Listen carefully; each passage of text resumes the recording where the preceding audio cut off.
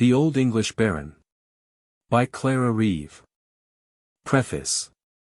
As this story is of a species which, though not new, is out of the common track, it has been thought necessary to point out some circumstances to the reader, which will elucidate the design, and, it is hoped, will induce him to form a favorable, as well as a right judgment of the work before him. This story is the literary offspring of the Castle of Otranto, written upon the same plan, with a design to unite the most attractive and interesting circumstances of the ancient romance and modern novel. At the same time it assumes a character and manner of its own, that differs from both. It is distinguished by the appellation of a Gothic story, being a picture of Gothic times and manners. Fictitious stories have been the delight of all times and all countries, by oral tradition in barbarous, by writing in more civilized ones. And although some persons of wit and learning have condemned them indiscriminately, I would venture to affirm, that even those who so much affect to despise them under one form, will receive and embrace them under another. Thus, for instance, a man shall admire and almost adore the epic poems of the ancients, and yet despise and execrate the ancient romances, which are only epics in prose. History represents human nature as it is in real life, alas, too often a melancholy retrospect. Romance displays only the amiable side of the picture. It shews the pleasing features, and throws a veil over the blemishes. Mankind are naturally pleased with what gratifies their vanity, and vanity, like all other passions of the human heart, may be rendered subservient to good and useful purposes. I confess that it may be abused, and become an instrument to corrupt the manners and morals of mankind, so may poetry, so may plays, so may every kind of composition. But that will prove nothing more than the old saying lately revived by the philosophers the most in fashion, that every earthly thing has two handles. The business of romance is, first, to excite the attention. And secondly, to direct it to some useful, or at least innocent, end. Happy the writer who attains both these points, like Richardson. And not unfortunate, or undeserving praise, he who gains only the latter, and furnishes out an entertainment for the reader. Having, in some degree, opened my design, I beg leave to conduct my reader back again, till he comes within view of the Castle of Otranto. A work which, as already has been observed, is an attempt to unite the various merits and graces of the ancient romance and modern novel. To attain this end, there is required a sufficient degree of the marvelous, to excite the attention. Enough of the manners of real life, to give an air of probability to the work, and enough of the pathetic, to engage the heart in its behalf. The book we have mentioned is excellent in the two last points, but has a redundancy in the first. The opening excites the attention very strongly, the conduct of the story is artful and judicious, the characters are admirably drawn and supported, the diction polished and elegant.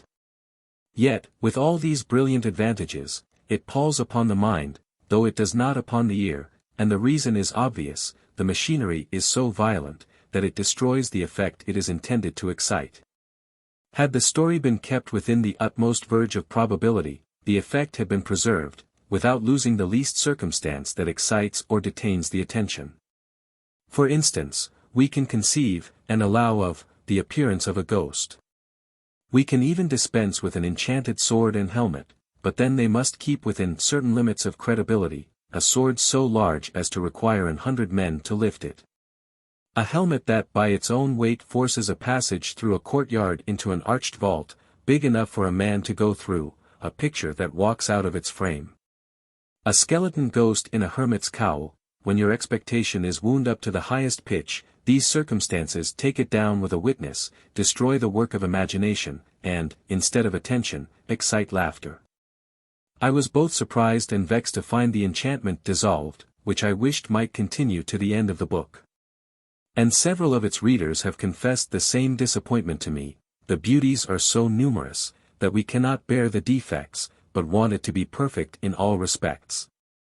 In the course of my observations upon this singular book, it seemed to me that it was possible to compose a work upon the same plan, wherein these defects might be avoided, and the keeping, as in painting, might be preserved. But then I began to fear it might happen to me as to certain translators, and imitators of Shakespeare, the unities may be preserved, while the spirit is evaporated. However, I ventured to attempt it. I read the beginning to a circle of friends of approved judgment, and by their approbation was encouraged to proceed, and to finish it. How do you find this book? Any thoughts about the book or the author? Any suggestion for improvement? Please take a moment to share your thoughts in a comment. If you like it, share it with your friends who might enjoy it as well. Subscribe to keep in touch. Visit CompleteAudiobooks.com for more quality content. Chapter 1. In the minority of Henry VI, King of England, when the renowned John, Duke of Bedford was Regent of France, and Humphrey, the good Duke of Gloucester, was Protector of England, a worthy knight, called Sir Philip Harclay, returned from his travels to England, his native country. He had served under the glorious King Henry V with distinguished valor, had acquired an honorable fame, and was no less esteemed for Christian virtues than for deeds of chivalry.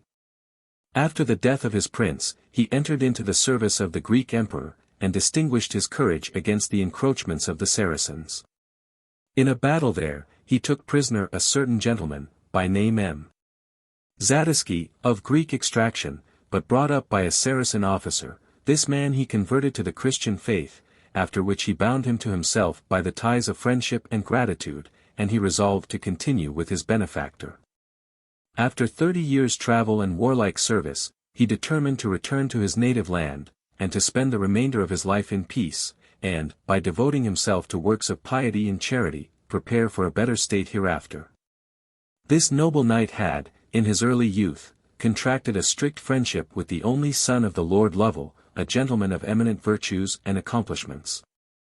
During Sir Philip's residence in foreign countries, he had frequently written to his friend, and had for a time received answers. The last informed him of the death of old Lord Lovel, and the marriage of the young one. But from that time he had heard no more from him.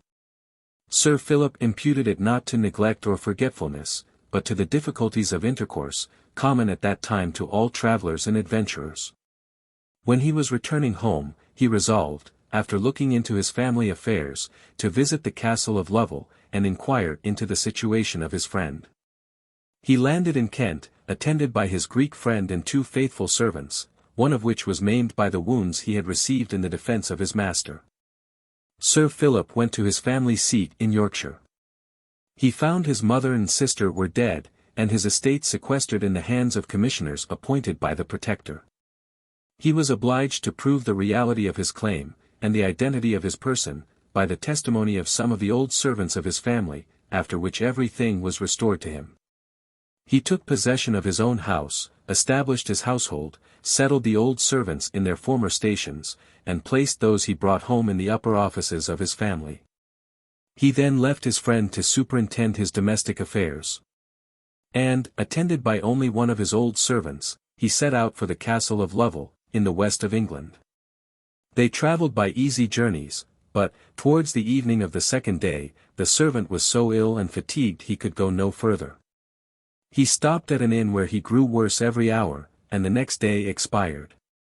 Sir Philip was under great concern for the loss of his servant, and some for himself, being alone in a strange place.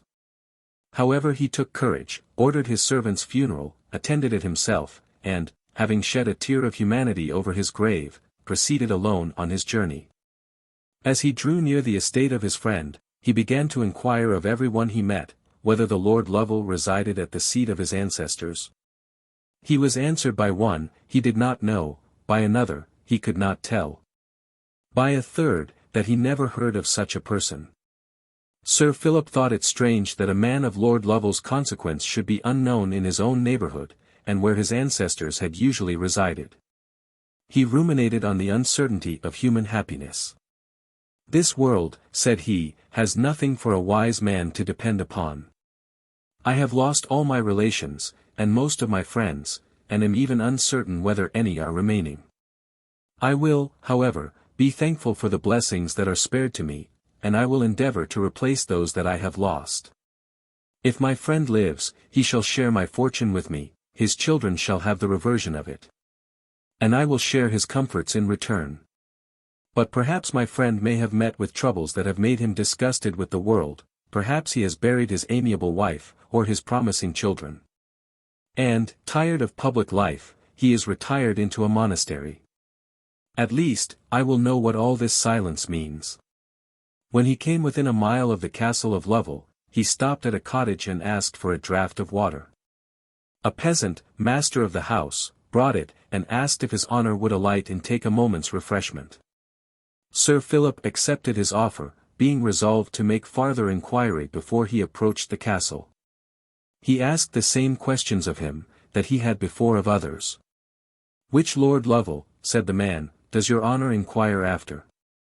"The man whom I knew was called Arthur," said Sir Philip. "Ay," said the peasant, "he was the only surviving son of Richard, Lord Lovel, as I think." "Very true, friend, he was so." "Alas, sir," said the man, "he is dead. He survived his father but a short time." "Dead? Say you? How long since?" "About 15 years, to the best of my remembrance." Sir Philip sighed deeply. "Alas," said he, "what do we, by living long, but survive all our friends?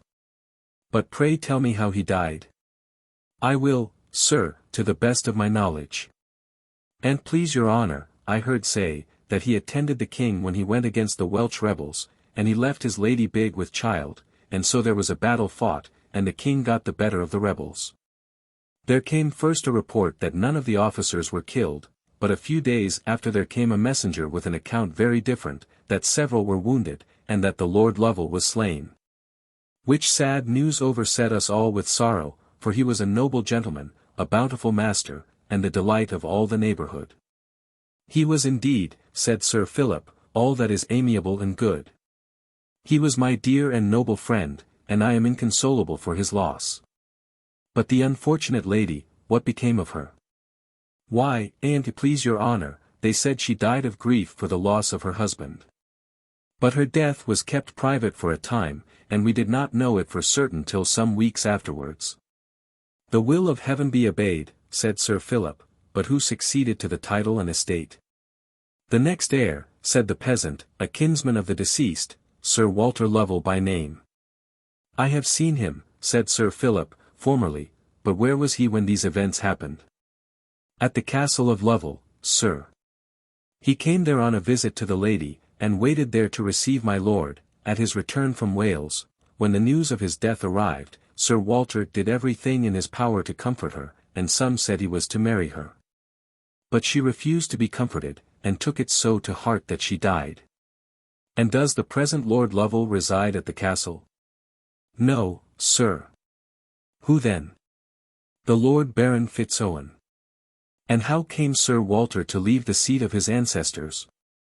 "Why, sir, he married his sister to this said lord, and so he sold the castle to him, and went away, and built himself a house in the north country, as far as Northumberland, I think they call it." "That is very strange," said Sir Philip. "So it is, please your honour, but this is all I know about it." "I thank you, friend, for your intelligence. I have taken a long journey to no purpose, and have met with nothing but cross accidents. This life is, indeed, a pilgrimage. Pray direct me the nearest way to the next monastery." "Noble sir," said the peasant, "it is full 5 miles off, the night is coming on, and the ways are bad. I am but a poor man, and cannot entertain your honour as you are used to. But if you will enter my poor cottage, that, and everything in it, are at your service." "My honest friend, I thank you heartily," said Sir Philip, "your kindness and hospitality might shame many of higher birth and breeding. I will accept your kind offer, but pray let me know the name of my host." "John Wyatt, sir, an honest man though a poor one, and a Christian man, though a sinful one." "Whose cottage is this?" "It belongs to the Lord Fitz-Owen." "What family have you?" "A wife, 2 sons and a daughter, who will all be proud to wait upon your honour. Let me hold your honour's stirrup whilst you alight."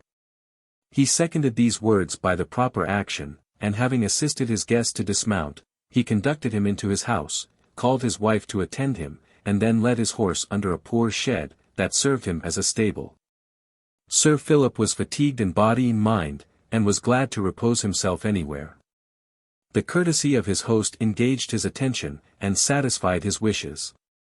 He soon after returned, followed by a youth of about 18 years. "Make haste, John," said the father, "and be sure you say neither more nor less than what I have told you." "I will, father," said the lad, and immediately set off, ran like a buck across the fields, and was out of sight in an instant. "I hope, friend," said Sir Philip, "you have not sent your son to provide for my entertainment. I am a soldier, used to lodge and fare hard, and, if it were otherwise, your courtesy and kindness would give a relish to the most ordinary food." "I wish heartily," said Wyatt, "it was in my power to entertain your honor as you ought to be, but, as I cannot do so, I will, when my son returns, acquaint you with the errand I sent him on." After this they conversed together on common subjects, like fellow creatures of the same natural form and endowments, though different kinds of education had given a conscious superiority to the one, a conscious inferiority to the other. And the due respect was paid by the latter, without being exacted by the former. In about half an hour young John returned. "Thou hast made haste," said the father. "Not more than good speed," quoth the son. "Tell us, then, how you speed." "Shall I tell all that passed?" said John. "All," said the father, "I don't want to hide anything." John stood with his cap in his hand, and thus told his tale. "I went straight to the castle as fast as I could run. It was my hap to light on young Master Edmund first, so I told him just as you had me, that a noble gentleman was come a long journey from foreign parts to see the Lord Lovel, his friend. And, having lived abroad many years, he did not know that he was dead, and that the castle was fallen into other hands. That upon hearing these tidings he was much grieved and disappointed, and wanting a night's lodging, to rest himself before he returned to his own home, he was fain to take up with one at our cottage. That my father thought my lord would be angry with him, if he were not told of the stranger's journey and intentions, especially to let such a man lie at our cottage, where he could neither be lodged nor entertained according to his quality." Here John stopped, and his father exclaimed, "A good lad! You did your errand very well, and tell us the answer." John proceeded. "Master Edmund ordered me some beer, and went to acquaint my lord of the message. He stayed a while, and then came back to me. 'John,' said he, 'tell the noble stranger that the Baron Fitz-Owen greets him well, and desires him to rest assured, that though Lord Lovel is dead, and the castle fallen into other hands, his friends will always find a welcome there. And my lord desires that he will accept of a lodging there, while he remains in this country.' So I came away directly, and made haste to deliver my errand." Sir Philip expressed some dissatisfaction at this mark of old Wyatt's respect. "I wish," said he, "that you had acquainted me with your intention before you sent to inform the Baron I was here. I choose rather to lodge with you, and I propose to make amends for the trouble I shall give you." "Pray, sir, don't mention it," said the peasant, "you are as welcome as myself, I hope no offence. The only reason of my sending was, because I am both unable and unworthy to entertain your honor." "I am sorry," said Sir Philip, "you should think me so dainty. I am a Christian soldier, and him I acknowledge for my prince and master, accepted the invitations of the poor, and washed the feet of his disciples. Let us say no more on this head. I am resolved to stay this night in your cottage. Tomorrow I will wait on the Baron, and thank him for his hospitable invitation." "That shall be as your honor pleases, since you will condescend to stay here. John, do you run back and acquaint my lord of it." "Not so," said Sir Philip, "it is now almost dark." "'Tis no matter," said John, "I can go it blindfold." Sir Philip then gave him a message to the Baron in his own name, acquainting him that he would pay his respects to him in the morning. John flew back the second time, and soon returned with new commendations from the Baron, and that he would expect him on the morrow. Sir Philip gave him an angel of gold, and praised his speed and abilities. He supped with Wyatt and his family upon new-laid eggs and rashers of bacon, with the highest relish. They praised the Creator for his gifts, and acknowledged they were unworthy of the least of his blessings. They gave the best of their 2 lofts up to Sir Philip, the rest of the family slept in the other, the old woman and her daughter in the bed, the father and his 2 sons upon clean straw. Sir Philip's bed was of a better kind, and yet much inferior to his usual accommodations, nevertheless the good knight slept as well in Wyatt's cottage, as he could have done in a palace. During his sleep, many strange and incoherent dreams arose to his imagination. He thought he received a message from his friend Lord Lovel, to come to him at the castle. That he stood at the gate and received him, that he strove to embrace him, but could not, but that he spoke to this effect: "Though I have been dead these 15 years, I still command here, and none can enter these gates without my permission. Know that it is I that invite, and bid you welcome, the hopes of my house rest upon you." Upon this he bid Sir Philip follow him.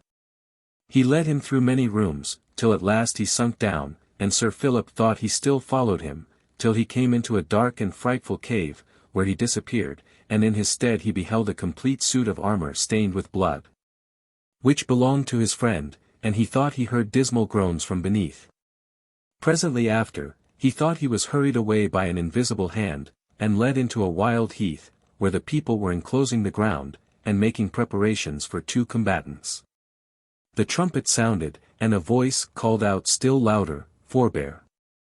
It is not permitted to be revealed till the time is ripe for the event, wait with patience on the decrees of heaven." He was then transported to his own house, where, going into an unfrequented room, he was again met by his friend, who was living, and in all the bloom of youth, as when he first knew him. He started at the sight, and awoke. The sun shone upon his curtains, and, perceiving it was day, he sat up, and recollected where he was. The images that impressed his sleeping fancy remained strongly on his mind waking, but his reason strove to disperse them. It was natural that the story he had heard should create these ideas, that they should wait on him in his sleep, and that every dream should bear some relation to his deceased friend. The sun dazzled his eyes, the birds serenaded him and diverted his attention, and a woodbine forced its way through the window, and regaled his sense of smelling with its fragrance. He arose, paid his devotions to heaven, and then carefully descended the narrow stairs, and went out at the door of the cottage. There he saw the industrious wife and daughter of old Wyatt at their morning work, the one milking her cow, the other feeding her poultry. He asked for a draught of milk, which, with a slice of rye bread, served to break his fast. He walked about the fields alone, for old Wyatt and his 2 sons were gone out to their daily labor. He was soon called back by the good woman, who told him that a servant from the Baron waited to conduct him to the castle. He took leave of Wyatt's wife, telling her he would see her again before he left the country. The daughter fetched his horse, which he mounted, and set forward with the servant, of whom he asked many questions concerning his master's family. "How long have you lived with the Baron?" 10 years. "Is he a good master?" "Yes, sir, and also a good husband and father." "What family has he?" 3 sons and a daughter." "What age are they of?"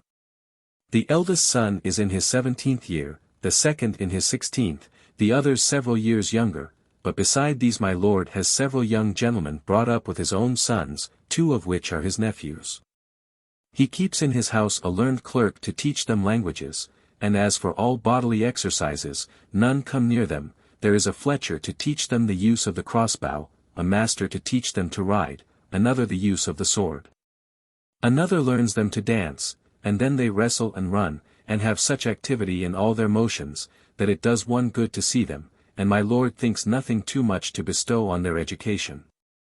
Truly, says Sir Philip, he does the part of a good parent, and I honor him greatly for it, but are the young gentlemen of a promising disposition? Yes indeed, sir, answered the servant. The young gentlemen, my lord's sons, are hopeful youths, but yet there is one who is thought to exceed them all, though he is the son of a poor labourer. And who is he? Said the knight. One Edmund Twyford, the son of a cottager in our village. He is to be sure as fine a youth as ever the sun shone upon, and of so sweet a disposition that nobody envies his good fortune. What good fortune does he enjoy? Why, sir, about 2 years ago, my lord, at his son's request, took him into his own family, and gives him the same education as his own children. The young lords dote upon him, especially Master William, who is about his own age, it is supposed that he will attend the young lords when they go to the wars, which my lord intends they shall by and by. What you tell me, said Sir Philip, increases every minute my respect for your lord. He is an excellent father and master, he seeks out merit in obscurity, he distinguishes and rewards it, I honor him with all my heart. In this manner they conversed together till they came within view of the castle. In a field near the house they saw a company of youths, with crossbows in their hands, shooting at a mark. There, said the servant, are our young gentlemen at their exercises. Sir Philip stopped his horse to observe them. He heard 2 or 3 of them cry out, Edmund is the victor. He wins the prize. I must, said Sir Philip, take a view of this Edmund. He jumped off his horse, gave the bridle to the servant, and walked into the field. The young gentlemen came up, and paid their respects to him. He apologized for intruding upon their sports, and asked which was the victor. Upon which the youth he spoke to beckoned to another, who immediately advanced, and made his obeisance. As he drew near, Sir Philip fixed his eyes upon him, with so much attention, that he seemed not to observe his courtesy and address. At length he recollected himself, and said, What is your name, young man? Edmund Twyford, replied the youth. And I have the honor to attend upon the Lord Fitz-Owen's sons. Pray, noble sir, said the youth who first addressed Sir Philip, are not you the stranger who is expected by my father?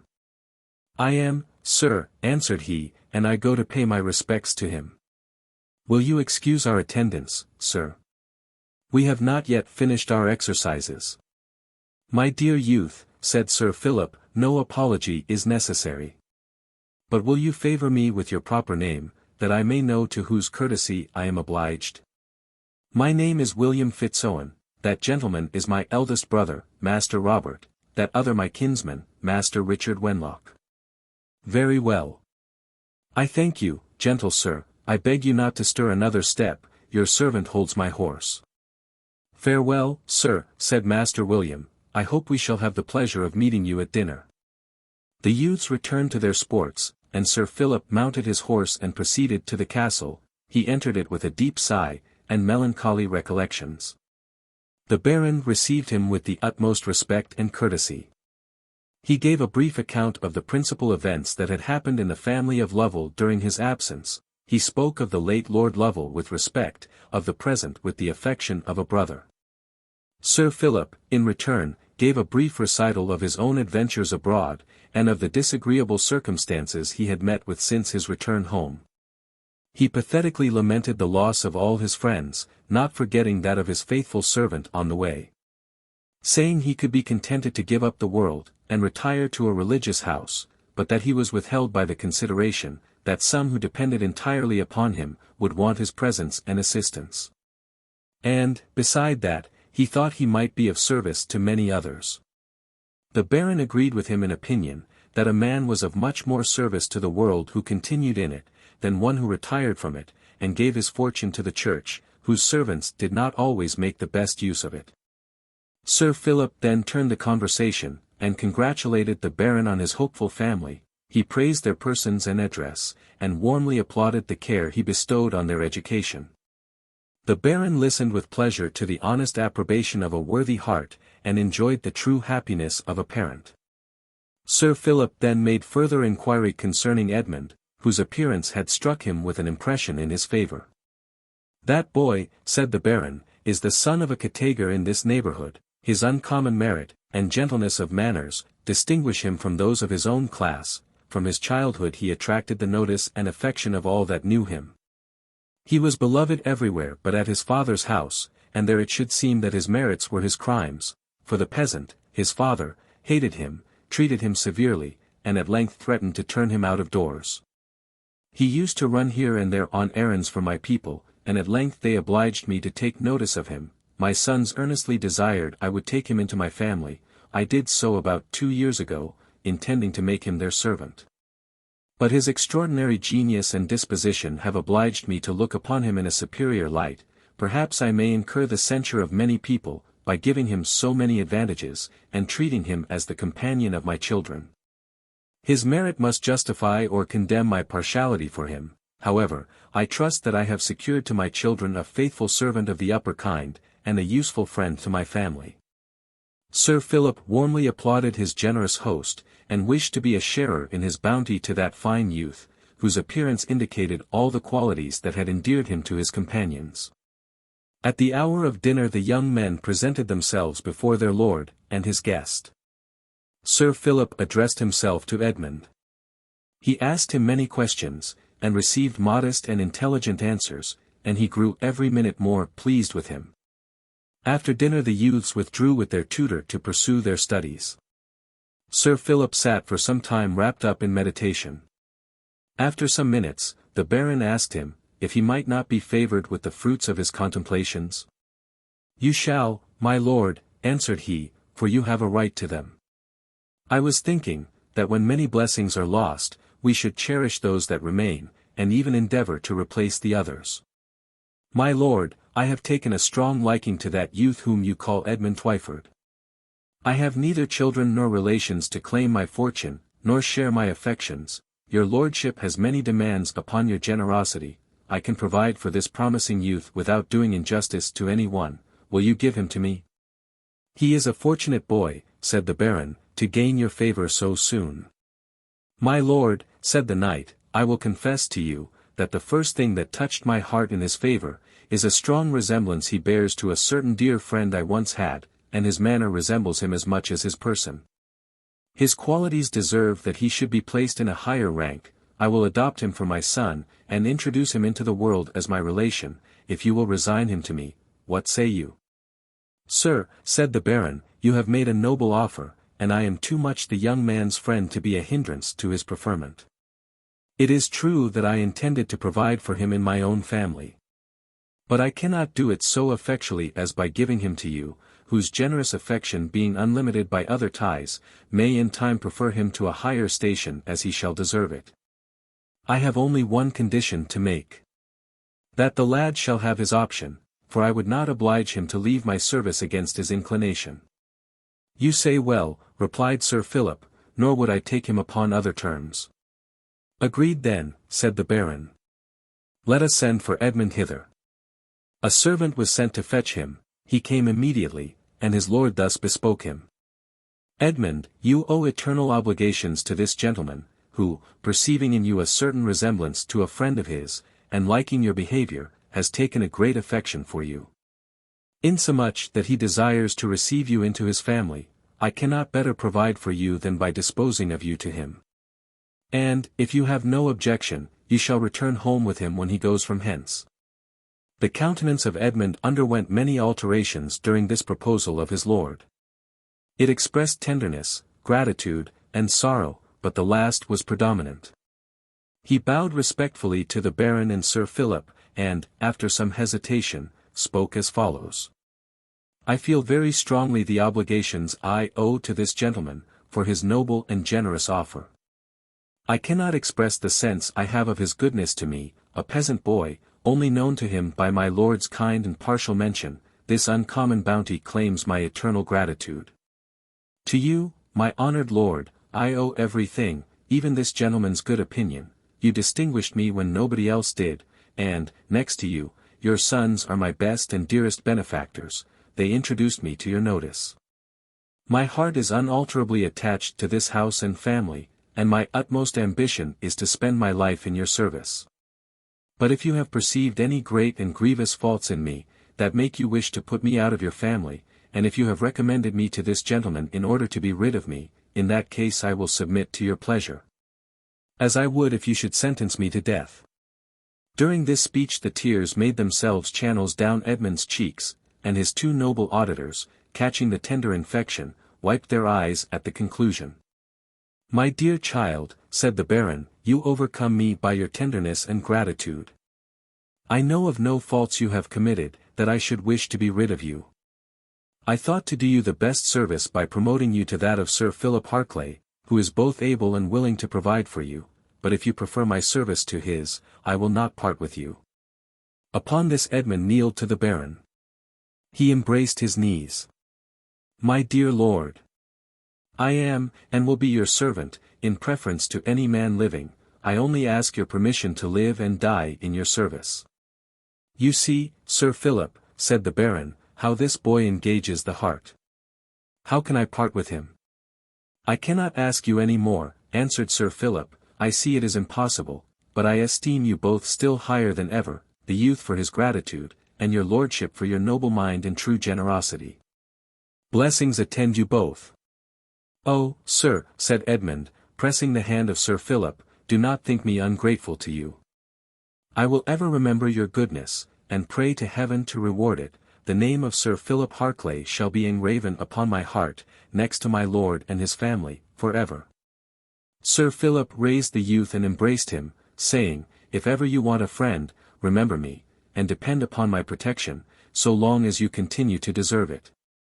Edmund bowed low, and withdrew, with his eyes full of tears of sensibility and gratitude. When he was gone, Sir Philip said, I am thinking, that though young Edmund wants not my assistance at present, he may hereafter stand in need of my friendship. I should not wonder if such rare qualities as he possesses, should one day create envy, and raise him enemies, in which case he might come to lose your favor, without any fault of yours or his own. I am obliged to you for the warning, said the Baron, I hope it will be unnecessary, but if ever I part with Edmund, you shall have the refusal of him. I thank your lordship for all your civilities to me, said the knight. I leave my best wishes with you and your hopeful family, and I humbly take my leave. Will you not stay one night in the castle, returned my lord, you shall be as welcome a guest as ever. I acknowledge your goodness and hospitality, but this house fills me with melancholy recollections. I came hither with a heavy heart, and it will not be lighter while I remain here. I shall always remember your lordship with the highest respect and esteem, and I pray God to preserve you, and increase your blessings. After some further ceremonies, Sir Philip departed, and returned to old Wyatt's, ruminating on the vicissitude of human affairs, and thinking on the changes he had seen. At his return to Wyatt's cottage, he found the family assembled together. He told them he would take another night's lodging there, which they heard with great pleasure, for he had familiarized himself to them in the last evening's conversation, insomuch that they began to enjoy his company. He told Wyatt of the misfortune he had sustained by losing his servant on the way, and wished he could get one to attend him home in his place. Young John looked earnestly at his father, who returned a look of approbation. I perceive one in this company, said he, that would be proud to serve your honor, but I fear he is not brought up well enough. John colored with impatience, he could not forbear speaking. Sir, I can answer for an honest heart, a willing mind, and a light pair of heels, and though I am somewhat awkward, I shall be proud to learn, to please my noble master, if he will but try me. You say well, said Sir Philip, I have observed your qualifications, and if you are desirous to serve me, I am equally pleased with you. If your father has no objection I will take you. Objection, sir, said the old man. It will be my pride to prefer him to such a noble gentleman. I will make no terms for him, but leave it to your honor to do for him as he shall deserve. Very well, said Sir Philip, you shall be no loser by that. I will charge myself with the care of the young man. The bargain was struck, and Sir Philip purchased a horse for John of the old man. The next morning they set out. The knight left marks of his bounty with the good couple, and departed, laden with their blessing and prayers. He stopped at the place where his faithful servant was buried, and caused masses to be said for the repose of his soul. Then, pursuing his way by easy journeys, arrived in safety at home. His family rejoiced at his return. He settled his new servant in attendance upon his person. He then looked round his neighborhood for objects of his charity. When he saw merit in distress, it was his delight to raise and support it. He spent his time in the service of his Creator, and glorified him in doing good to his creatures. He reflected frequently upon everything that had befallen him in his late journey to the West, and, at his leisure, took down all the particulars in writing. Here follows an interval of 4 years, as by the manuscript. And this omission seems intended by the writer. What follows is in a different hand, and the character is more modern. Chapter 2. About this time the prognostics of Sir Philip Harclay began to be verified, that Edmund's good qualities might one day excite envy and create him enemies. The sons and kinsmen of his patron began to seek occasion to find fault with him, and to depreciate him with others.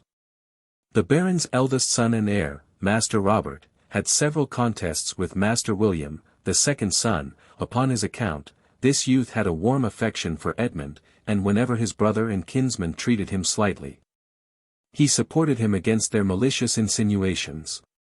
Mr. Richard Wenlock and Mr. John Markham were the sisters' sons of the Lord Fitz-Owen. And there were several other more distant relations, who, with them, secretly envied Edmund's fine qualities, and strove to lessen him in the esteem of the Baron and his family. By degrees they excited a dislike in Master Robert, that in time was fixed into habit, and fell little short of aversion. Young Wenlock's hatred was confirmed by an additional circumstance. He had a growing passion for the Lady Emma, the Baron's only daughter, and, as love is eagle-eyed, he saw, or fancied he saw her cast an eye of preference on Edmund. An accidental service that she received from him, had excited her grateful regards and attentions towards him. The incessant view of his fine person and qualities, had perhaps improved her esteem into a still foster sensation, though she was yet ignorant of it, and thought it only the tribute due to gratitude and friendship. One Christmas time, the Baron and all his family went to visit a family in Wales. Crossing a ford, the horse that carried the Lady Emma, who rode behind her cousin Wenlock, stumbled and fell down, and threw her off into the water. Edmund dismounted in a moment, and flew to her assistance.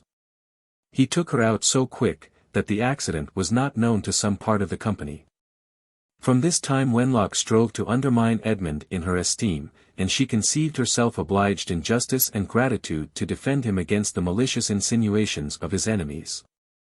She one day asked Wenlock, why he in particular should endeavour to recommend himself to her favour, by speaking against Edmund, to whom she was under great obligations. He made but little reply. But the impression sunk deep into his rancorous heart. Every word in Edmund's behalf was like a poisoned arrow that rankled in the wound, and grew every day more inflamed. Sometimes he would pretend to extenuate Edmund's supposed faults, in order to load him with the sin of ingratitude upon other occasions. Rancor works deepest in the heart that strives to conceal it, and, when covered by art, frequently puts on the appearance of candour. By these means did Wenlock and Markham impose upon the credulity of Master Robert and their other relations. Master William only stood proof against all their insinuations. The same autumn that Edmund completed his 18th year, the Baron declared his intention of sending the young men of his house to France the following spring, to learn the art of war, and signalize their courage and abilities. Their ill will towards Edmund was so well concealed, that his patron had not discovered it, but it was whispered among the servants, who are generally close observers of the manners of their principals. Edmund was a favourite with them all, which was a strong presumption that he deserved to be so, for they seldom shew much regard to dependents, or to superior domestics, who are generally objects of envy and dislike. Edmund was courteous, but not familiar with them, and, by this means, gained their affections without soliciting them. Among them was an old serving man, called Joseph Howell. This man had formerly served the old Lord Lovel, and his son. And when the young lord died, and Sir Walter sold the castle to his brother-in-law, the Lord Fitz-Owen, he only of all the old servants was left in the house, to take care of it, and to deliver it into the possession of the new proprietor, who retained him in his service. He was a man of few words, but much reflection, and, without troubling himself about other people's affairs, went silently and properly about his own business, more solicitous to discharge his duty, than to recommend himself to notice, and not seeming to aspire to any higher office than that of a serving man. This old man would fix his eyes upon Edmund, whenever he could do it without observation. Sometimes he would sigh deeply, and a tear would start from his eye, which he strove to conceal from observation. One day Edmund surprised him in this tender emotion, as he was wiping his eyes with the back of his hand. "Why," said he, "my good friend, do you look at me so earnestly and affectionately?" "Because I love you, Master Edmund," said he. "Because I wish you well." "I thank you kindly," answered Edmund. "I am unable to repay your love, otherwise than by returning it, which I do sincerely." "I thank you, sir," said the old man, "that is all I desire, and more than I deserve." "Do not say so," said Edmund. "If I had any better way to thank you, I would not say so much about it, but words are all my inheritance." Upon this he shook hands with Joseph, who withdrew hastily to conceal his emotion, saying, "God bless you, master, and make your fortune equal to your deserts. I cannot help thinking you were born to a higher station than what you now hold." "You know to the contrary," said Edmund, but Joseph was gone out of sight and hearing. The notice and observation of strangers, and the affection of individuals, together with that inward consciousness that always attends superior qualities, would sometimes kindle the flames of ambition in Edmund's heart. But he checked them presently by reflecting upon his low birth and dependent station.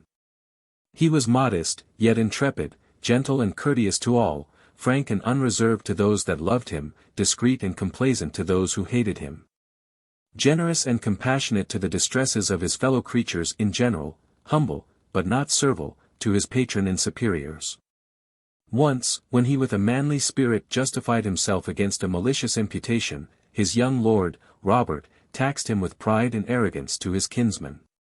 Edmund denied the charge against him with equal spirit and modesty. Master Robert answered him sharply, "How dare you contradict my cousins? Do you mean to give them the lie?" "Not in words, sir," said Edmund, "but I will behave so as that you shall not believe them." Master Robert haughtily bid him be silent and know himself, and not presume to contend with men so much his superiors in every respect. These heartburnings in some degree subsided by their preparations for going to France. Master Robert was to be presented at court before his departure, and it was expected that he should be knighted. The Baron designed Edmund to be his esquire. But this was frustrated by his old enemies, who persuaded Robert to make choice of one of his own domestics, called Thomas Hewson. Him did they set up as a rival to Edmund, and he took every occasion to affront him. All that Master Robert gained by this step was the contempt of those, who saw Edmund's merit, and thought it want of discernment in him not to distinguish and reward it. Edmund requested of his lord that he might be Master William's attendant. "And when," said he, "my patron shall be knighted, as I make no doubt he will one day be, he has promised that I shall be his esquire." The Baron granted Edmund's request. And, being freed from servitude to the rest, he was devoted to that of his beloved Master William, who treated him in public as his principal domestic, but in private as his chosen friend and brother. The whole cabal of his enemies consulted together in what manner they should vent their resentment against him, and it was agreed that they should treat him with indifference and neglect, till they should arrive in France. And when there, they should contrive to render his courage suspected, and by putting him upon some desperate enterprise, rid themselves of him for ever. About this time died the great Duke of Bedford, to the irreparable loss of the English nation. He was succeeded by Richard Plantagenet, Duke of York, as Regent of France, of which great part had revolted to Charles the Dauphin. Frequent actions ensued. Cities were lost and won. And continual occasions offered to exercise the courage and abilities of the youths of both nations. The young men of Baron Fitz-Owen's house were recommended particularly to the regent's notice. Master Robert was knighted, with several other young men of family, who distinguished themselves by their spirit and activity upon every occasion. The youth were daily employed in warlike exercises, and frequent actions, and made their first essay in arms in such a manner as to bring into notice all that deserved it. Various arts were used by Edmund's enemies to expose him to danger. But all their contrivances recoiled upon themselves, and brought increase of honor upon Edmund's head. He distinguished himself upon so many occasions, that Sir Robert himself began to pay him more than ordinary regard, to the infinite mortification of his kinsmen and relations. They laid many schemes against him, but none took effect. From this place the characters in the manuscript are effaced by time and damp. Here and there some sentences are legible, but not sufficient to pursue the thread of the story. Mention is made of several actions in which the young men were engaged, that Edmund distinguished himself by intrepidity in action, by gentleness, humanity, and modesty in the cessations, that he attracted the notice of every person of observation, and also that he received personal commendation from the regent. The following incidents are clear enough to be transcribed, but the beginning of the next succeeding pages is obliterated. However, we may guess at the beginning by what remains. As soon as the cabal met in Sir Robert's tent, Mr. Wenlock thus began, "You see, my friends, that every attempt we make to humble this upstart, turns into applause, and serves only to raise his pride still higher. Something must be done, or his praise will go home before us, at our own expense. And we shall seem only soils to set off his glories. Anything would I give to the man who should execute our vengeance upon him."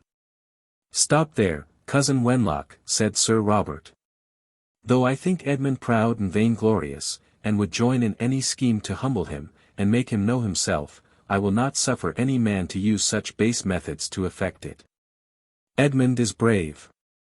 And it is beneath an Englishman to revenge himself by unworthy means. If any such are used, I will be the first man to bring the guilty to justice. And if I hear another word to this purpose, I will inform my brother William, who will acquaint Edmund with your mean intentions."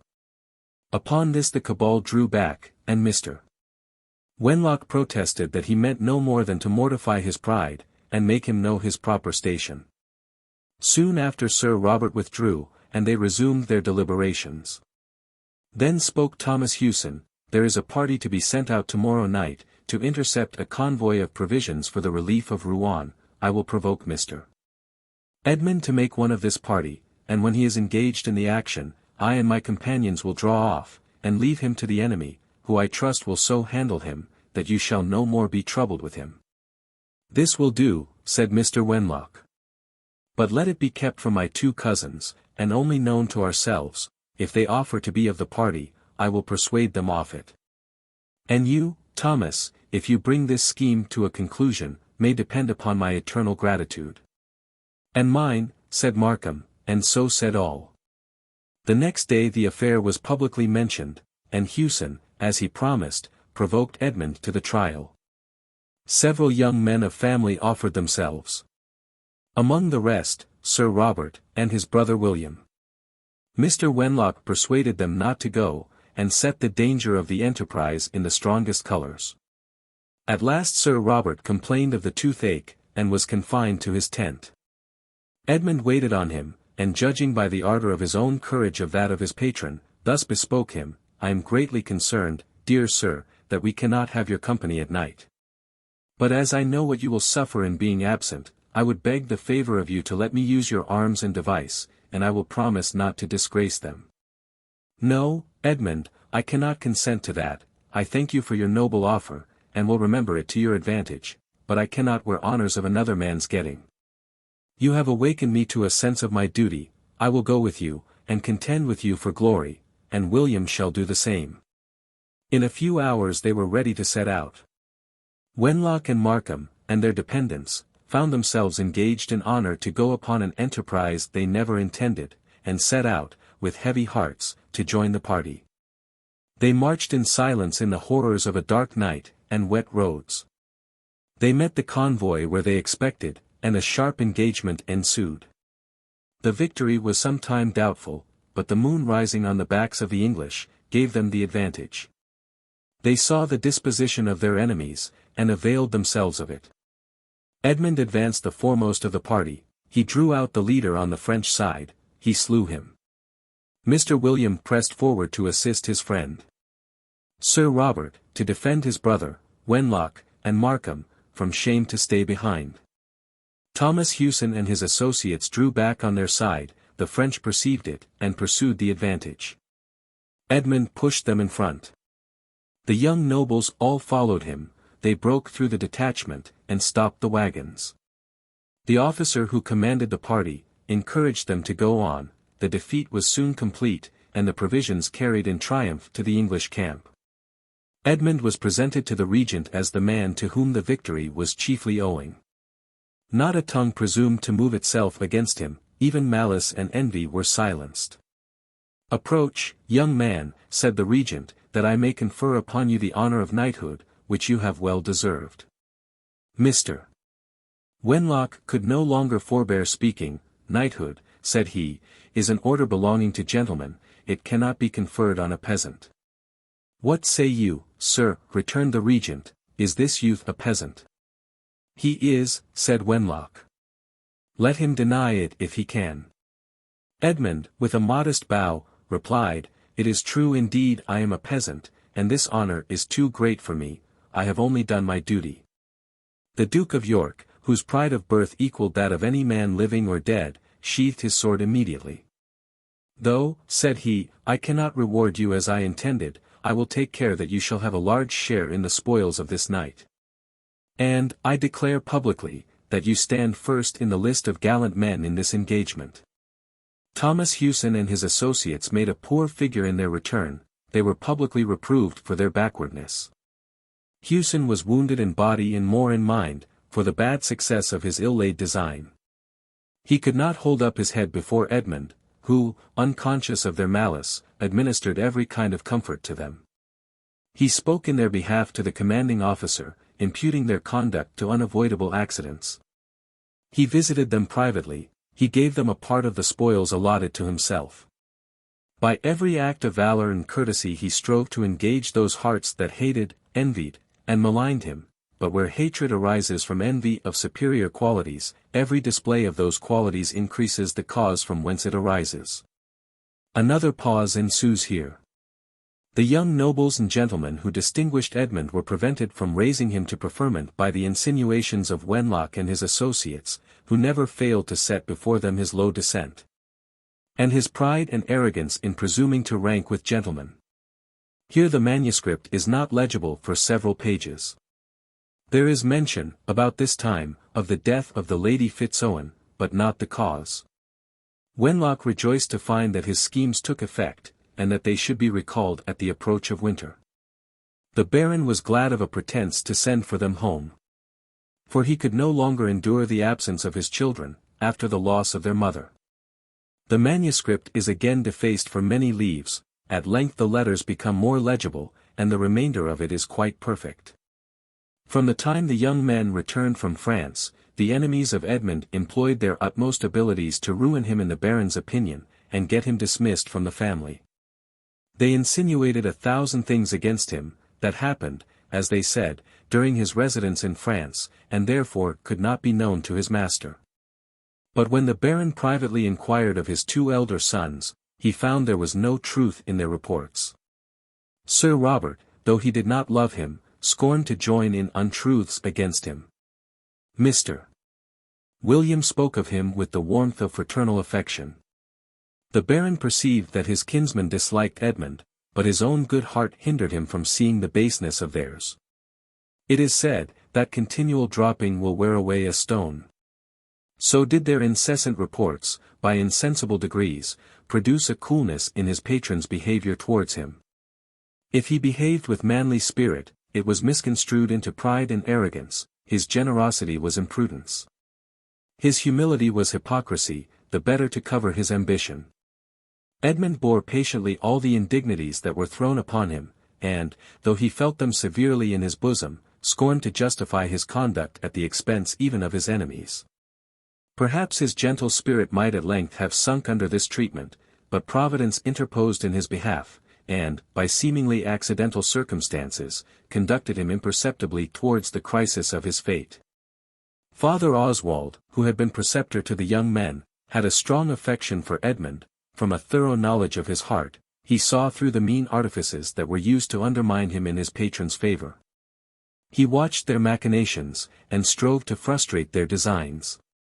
This good man used frequently to walk out with Edmund, they conversed upon various subjects. And the youth would lament to him the unhappiness of his situation, and the peculiar circumstances that attended him. The father, by his wholesome advice, comforted his drooping heart, and confirmed him in his resolution of bearing unavoidable evils with patience and fortitude, from the consciousness of his own innocence, and the assurance of a future and eternal reward. One day, as they were walking in a wood near the castle, Edmund asked the father, what meant those preparations for building, the cutting down trees, and burning of bricks. What, said Oswald, have you not heard that my lord is going to build a new apartment on the west side of the castle? And why, said Edmund, Should my lord be at that expense when there is one on the east side that is never occupied? That apartment, said the friar, you must have observed is always shut up. I have observed it often, said Edmund, but I never presumed to ask any questions about it. You had then, said Oswald, less curiosity, and more discretion, than is common at your age. You have raised my curiosity, said Edmund, and, if it be not improper, I beg of you to gratify it. We are alone, said Oswald, and I am so well assured of your prudence, that I will explain this mystery in some degree to you. You must know, that apartment was occupied by the last Lord Lovel when he was a bachelor.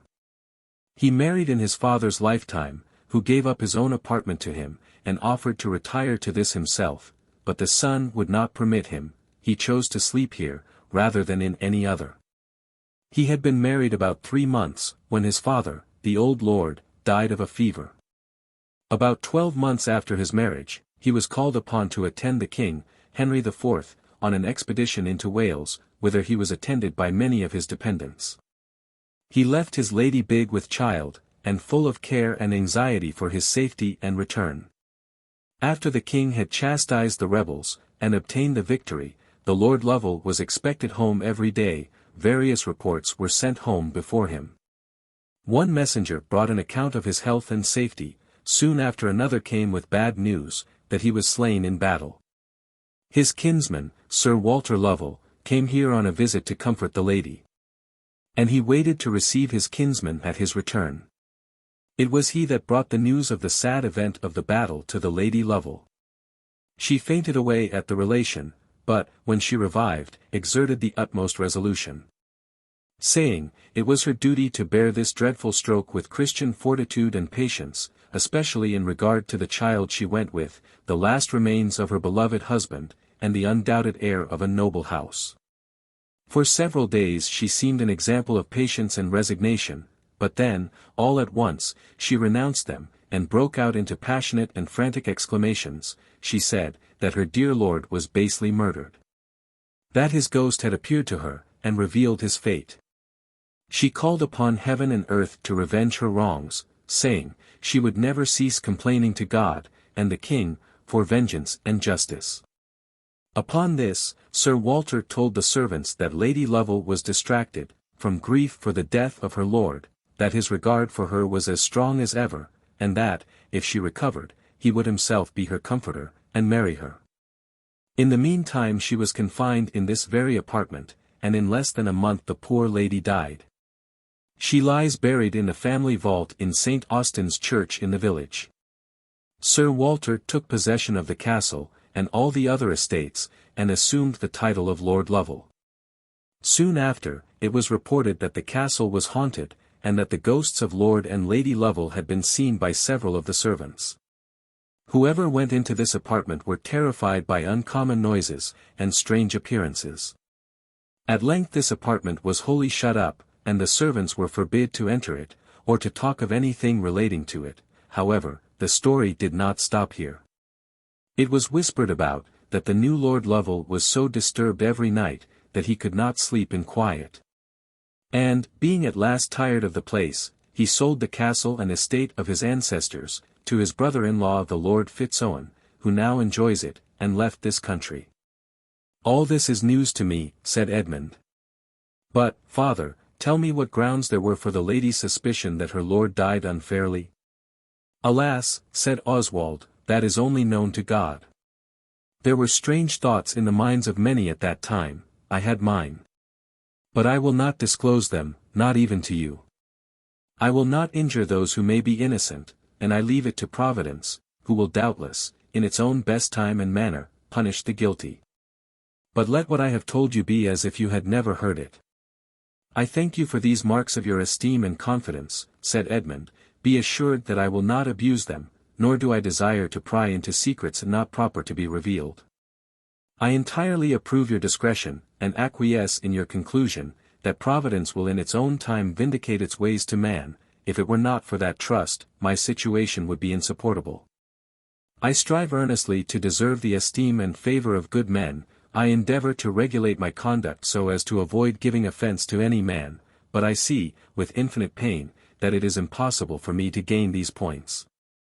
I see it too, with great concern, said Oswald, and everything that I can say and do in your favor is misconstrued, and, by seeking to do you service, I lose my own influence.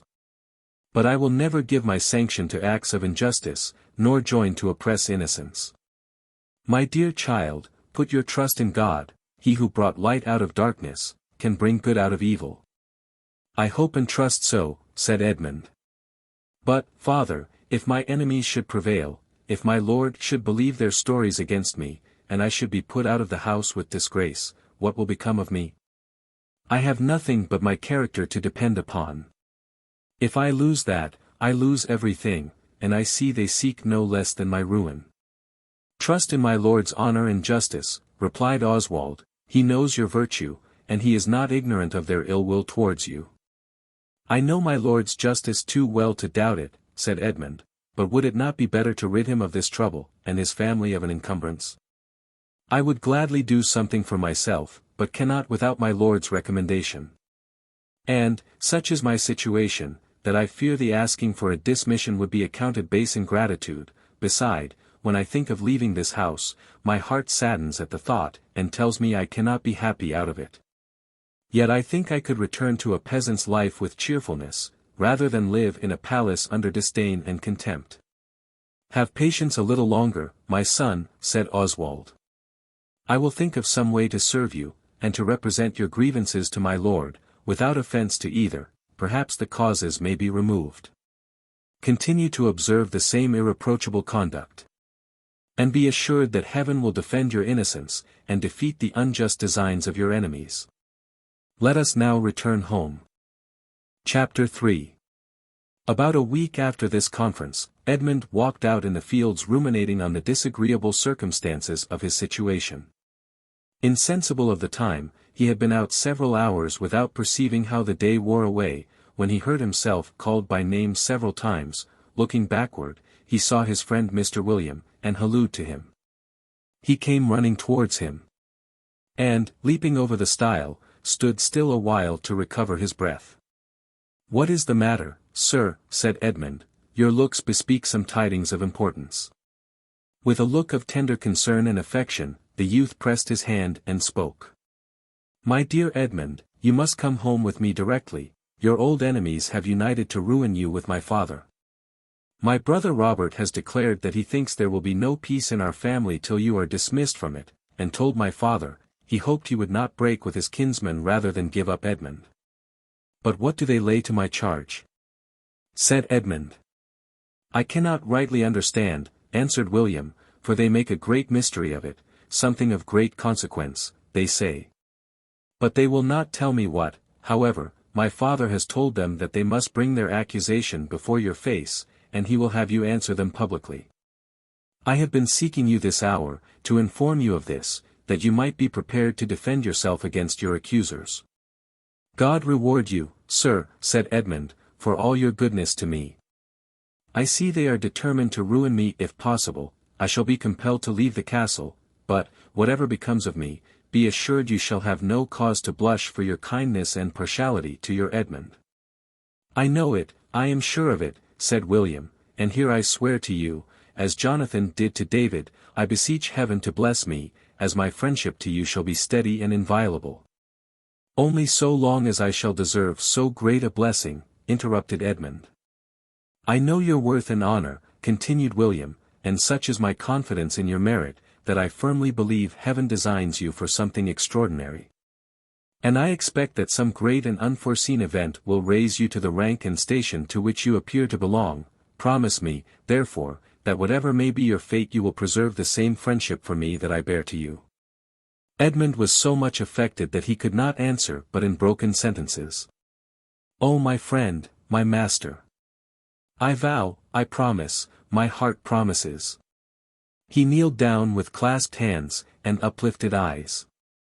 William kneeled by him, and they invoked the Supreme to witness to their friendship, and implored his blessing upon it.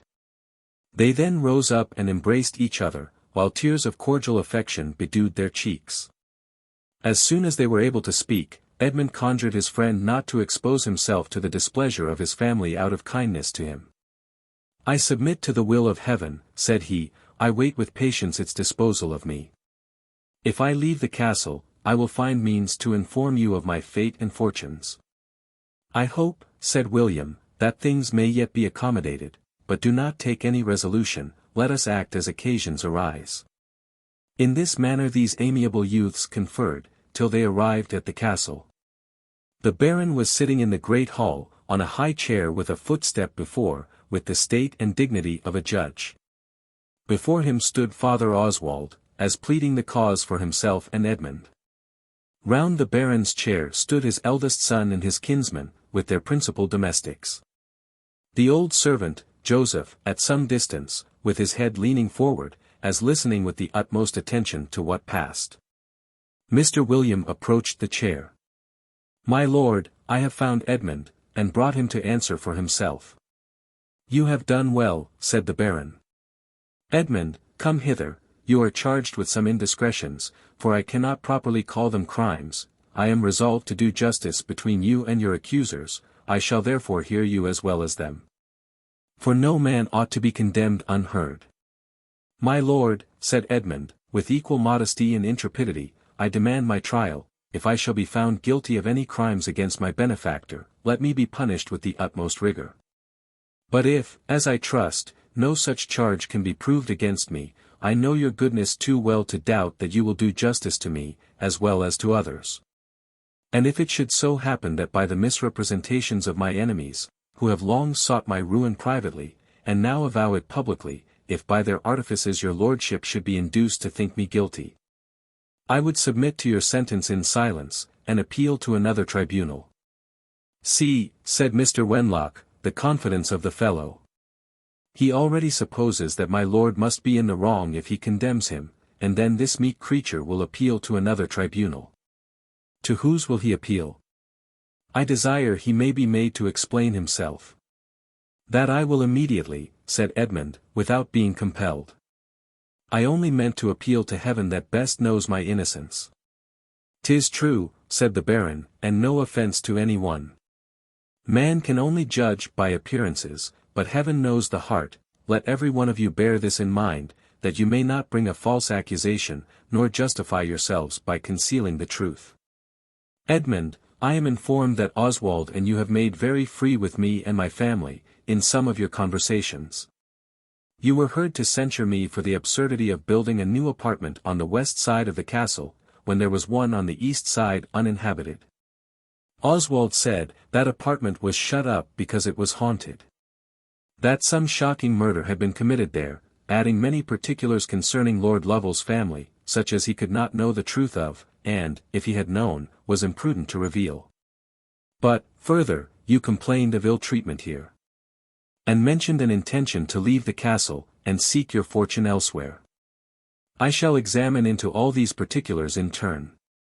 At present I desire you, Edmund, to relate all that you can remember of the conversation that passed between you and Oswald in the wood last Monday." "Good God!" said Edmund, "is it possible that any person could put such a construction upon so innocent a conversation?" "Tell me then," said the Baron, "the particulars of it." "I will, my lord, as nearly as my memory will allow me." Accordingly he related most of the conversation that passed in the wood, but, in the part that concerned the family of Lovel, he abbreviated as much as possible. Oswald's countenance cleared up, for he had done the same before Edmund came. The Baron called to his eldest son. "You hear, Sir Robert, what both parties say. I have questioned them separately, neither of them knew what the other would answer, yet their accounts agree almost to a word." "I confess they do so," answered Sir Robert, "but, sir, it is very bold and presuming for them to speak of our family affairs in such a manner. If my uncle, Lord Lovel, should come to know it, he would punish them severely. And, if his honour is reflected upon, it becomes us to resent and to punish it." Here Mr. Wenlock broke out into passion, and offered to swear to the truth of his accusation. "Be silent, Dick," said the Baron, "I shall judge for myself." "I protest," said he to Sir Robert, "I never heard so much as Oswald has now told me concerning the deaths of Lord and Lady Lovel. I think it is best to let such stories alone till they die away of themselves. I had, indeed, heard of an idle story of the east apartments being haunted, when first I came hither, and my brother advised me to shut it up till it should be forgotten. But what has now been said, has suggested a thought that may make that apartment useful in future. I have thought of a punishment for Edmund that will stop the mouth of his accusers for the present. And, as I hope, will establish his credit with every body. Edmund, will you undertake this adventure for me? What adventure, my lord, said Edmund. There is nothing I would not undertake to shew my gratitude and fidelity to you. As to my courage, I would shew that at the expense of my malicious accusers, if respect to my lord's blood did not tie up my hands. As I am situated, I beg it may be put to the proof in whatever way is most for my master's service. That is well said, cried the Baron. As to your enemies, I am thinking how to separate you from them effectually, of that I shall speak hereafter. I am going to try Edmund's courage. He shall sleep 3 nights in the east apartment, that he may testify to all whether it be haunted or not. Afterwards I will have that apartment set in order, and my eldest son shall take it for his own. It will spare me some expense, and answer my purpose as well, or better. Will you consent, Edmund? With all my heart, my lord, said Edmund. I have not wilfully offended God or man. I have, therefore, nothing to fear. Brave boy, said my lord, I am not deceived in you, nor shall you be deceived in your reliance on me. You shall sleep in that apartment tonight, and tomorrow I will have some private talk with you. Do you, Oswald, go with me. I want to have some conversation with you. The rest of you, retire to your studies and business. I will meet you at dinner. Edmund retired to his own chamber, and Oswald was shut up with the Baron. He defended Edmund's cause and his own, and laid open as much as he knew of the malice and designs of his enemies. The Baron expressed much concern at the untimely deaths of Lord and Lady Lovel, and desired Oswald to be circumspect in regard to what he had to say of the circumstances attending them. Adding, that though was both innocent and ignorant of any treachery towards either of them. Oswald excused himself for his communications to Edmund, saying, they fell undesignedly into the subject, and that he mentioned it in confidence to him only. The Baron sent orders to the young men to come to dinner, but they refused to meet Edmund at table. Accordingly he ate in the steward's apartment. After dinner, the Baron tried to reconcile his kinsmen to Edmund, but found it impossible. They saw their designs were laid open, and, judging of him by themselves, thought it impossible to forgive or be forgiven.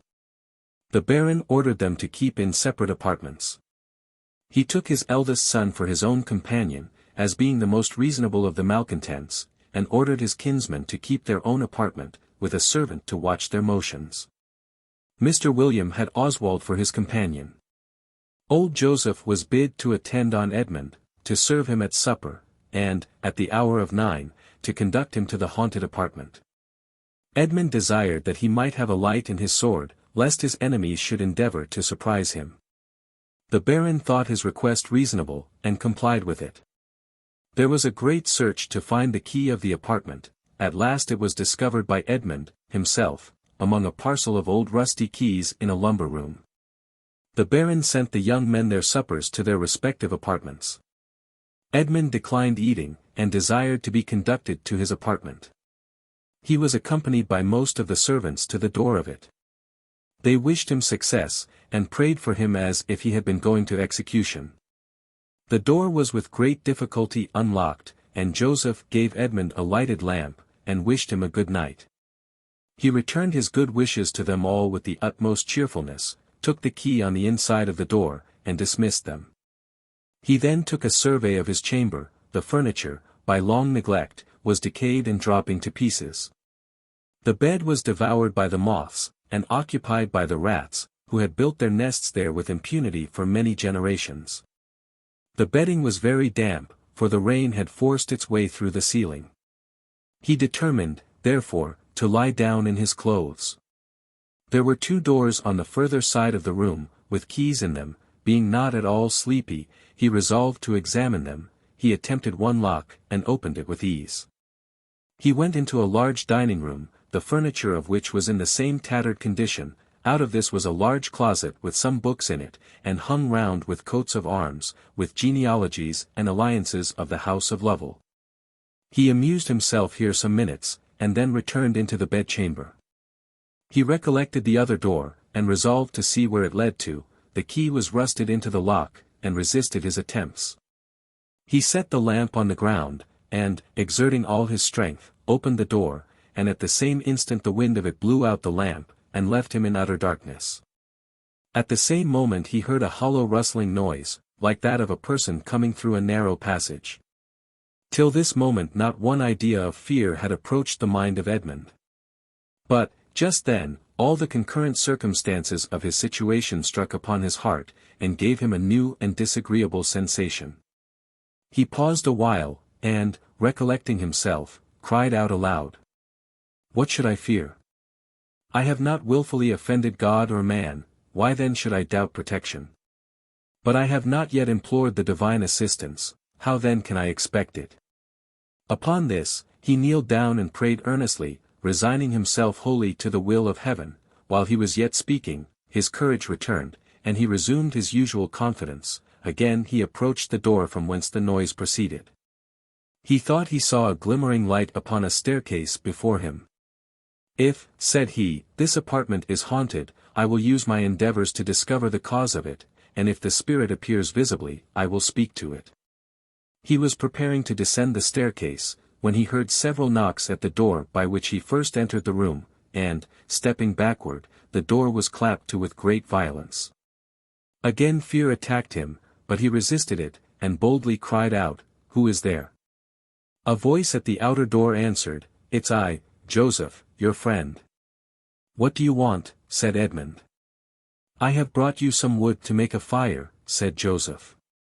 "I thank you kindly," said Edmund, "but my lamp is gone out. I will try to find the door, however." After some trouble he found, and opened it. And was not sorry to see his friend Joseph, with a light in one hand, a flagon of beer in the other, and a faggot upon his shoulder. "I come," said the good old man, "to bring you something to keep up your spirits. The evening is cold. I know this room wants airing, and beside that, my master, I think your present undertaking requires a little assistance." "My good friend," said Edmund, "I never shall be able to deserve or requite your kindness to me. My dear sir, you always deserved more than I could do for you, and I think I shall yet live to see you defeat the designs of your enemies, and acknowledge the services of your friends." "Alas," said Edmund, "I see little prospect of that." "I see," said Joseph, "something that persuades me you are designed for great things, and I perceive that things are working about to some great end. Have courage, my master, my heart beats strangely high upon your account." "You make me smile," said Edmund. "I am glad to see it, sir, may you smile all the rest of your life." "I thank your honest affection," returned Edmund, "though it is too partial to me. You had better go to bed, however. If it is known that you visit me here, it will be bad for us both. So I will presently, but, please God, I will come here again tomorrow night, when all the family are abed, and I will tell you some things that you never yet heard." "But pray tell me," said Edmund, "where does that door lead to?" "Upon a passage that ends in a staircase that leads to the lower rooms, and there is likewise a door out of that passage into the dining room." "And what rooms are there below stairs?" said Edmund. "The same as above," replied he. "Very well, then I wish you a good night, we will talk further tomorrow." "Aye, tomorrow night, and in this place, my dear master." "Why do you call me your master?" "I never was, nor ever can be, your master." "God only knows that," said the good old man. "Good night, and heaven bless you." "Good night, my worthy friend." Joseph withdrew, and Edmund returned to the other door, and attempted several times to open it in vain. His hands were benumbed and tired. At length he gave over. He made a fire in the chimney, placed the lamp on a table, and opened one of the window shutters to admit the daylight. He then recommended himself to the divine protection, and threw himself upon the bed. He presently fell asleep, and continued in that state, till the sun saluted him with his orient beams through the window he had opened. As soon as he was perfectly awake, he strove to recollect his dreams. He thought that he heard people coming up the staircase that he had a glimpse of, that the door opened, and there entered a warrior, leading a lady by the hand, who was young and beautiful, but pale and wan. The man was dressed in complete armor, and his helmet down. They approached the bed, they undrew the curtains. He thought the man said, "Is this our child?" The woman replied, "It is, and the hour approaches that he shall be known for such." They then separated, and one stood on each side of the bed, their hands met over his head, and they gave him a solemn benediction. He strove to rise and pay them his respects, but they forbade him, and the lady said, "Sleep in peace, O my Edmund. For those who are the true possessors of this apartment are employed in thy preservation, sleep on, sweet hope of a house that is thought past hope." Upon this, they withdrew, and went out at the same door by which they entered, and he heard them descend the stairs. After this, he followed a funeral as chief mourner, he saw the whole procession, and heard the ceremonies performed.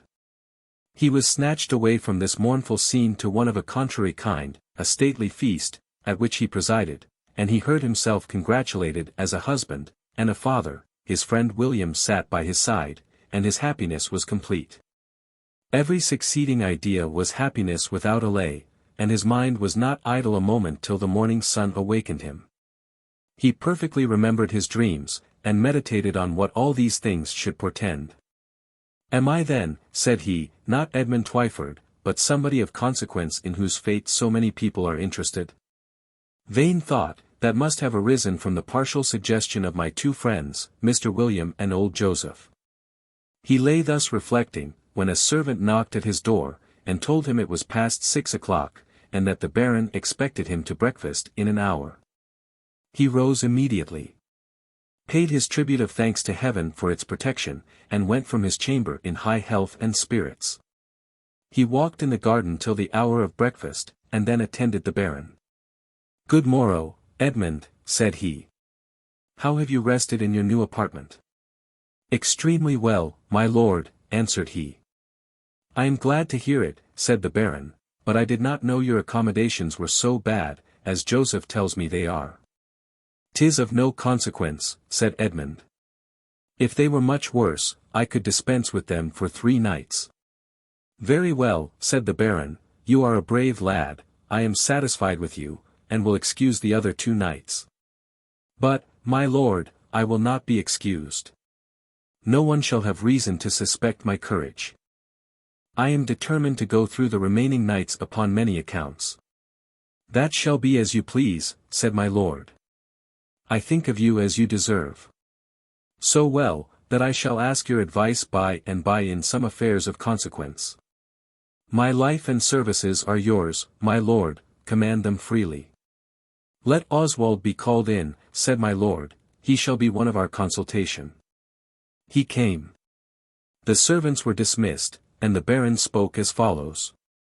"Edmund, when first I took you into my family, it was at the request of my sons and kinsmen.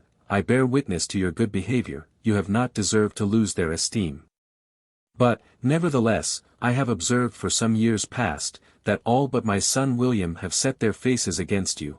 I see their meanness, and I perceive their motives, but they are, and must be, my relations. And I would rather govern them by love, than fear. I love and esteem your virtues, I cannot give you up to gratify their humors. My son William has lost the affections of the rest, for that he bears to you, but he has increased my regard for him. I think myself bound in honor to him and you to provide for you. I cannot do it, as I wished, under my own roof. If you stay here, I see nothing but confusion in my family, yet I cannot put you out of it disgracefully.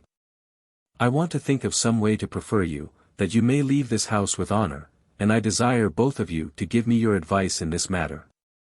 If Edmund will tell me in what way I can employ him to his own honor and my advantage, I am ready to do it, let him propose it, and Oswald shall moderate between us." Here he stopped. And Edmund, whose sighs almost choked him, threw himself at the Baron's feet, and wet his hand with his tears. "Oh, my noble, generous benefactor! Do you condescend to consult such a one as me upon the state of your family? Does your most amiable and beloved son incur the ill will of his brothers and kinsmen for my sake? What am I, that I should disturb the peace of this noble family? Oh, my lord, send me away directly. I should be unworthy to live, if I did not earnestly endeavor to restore your happiness.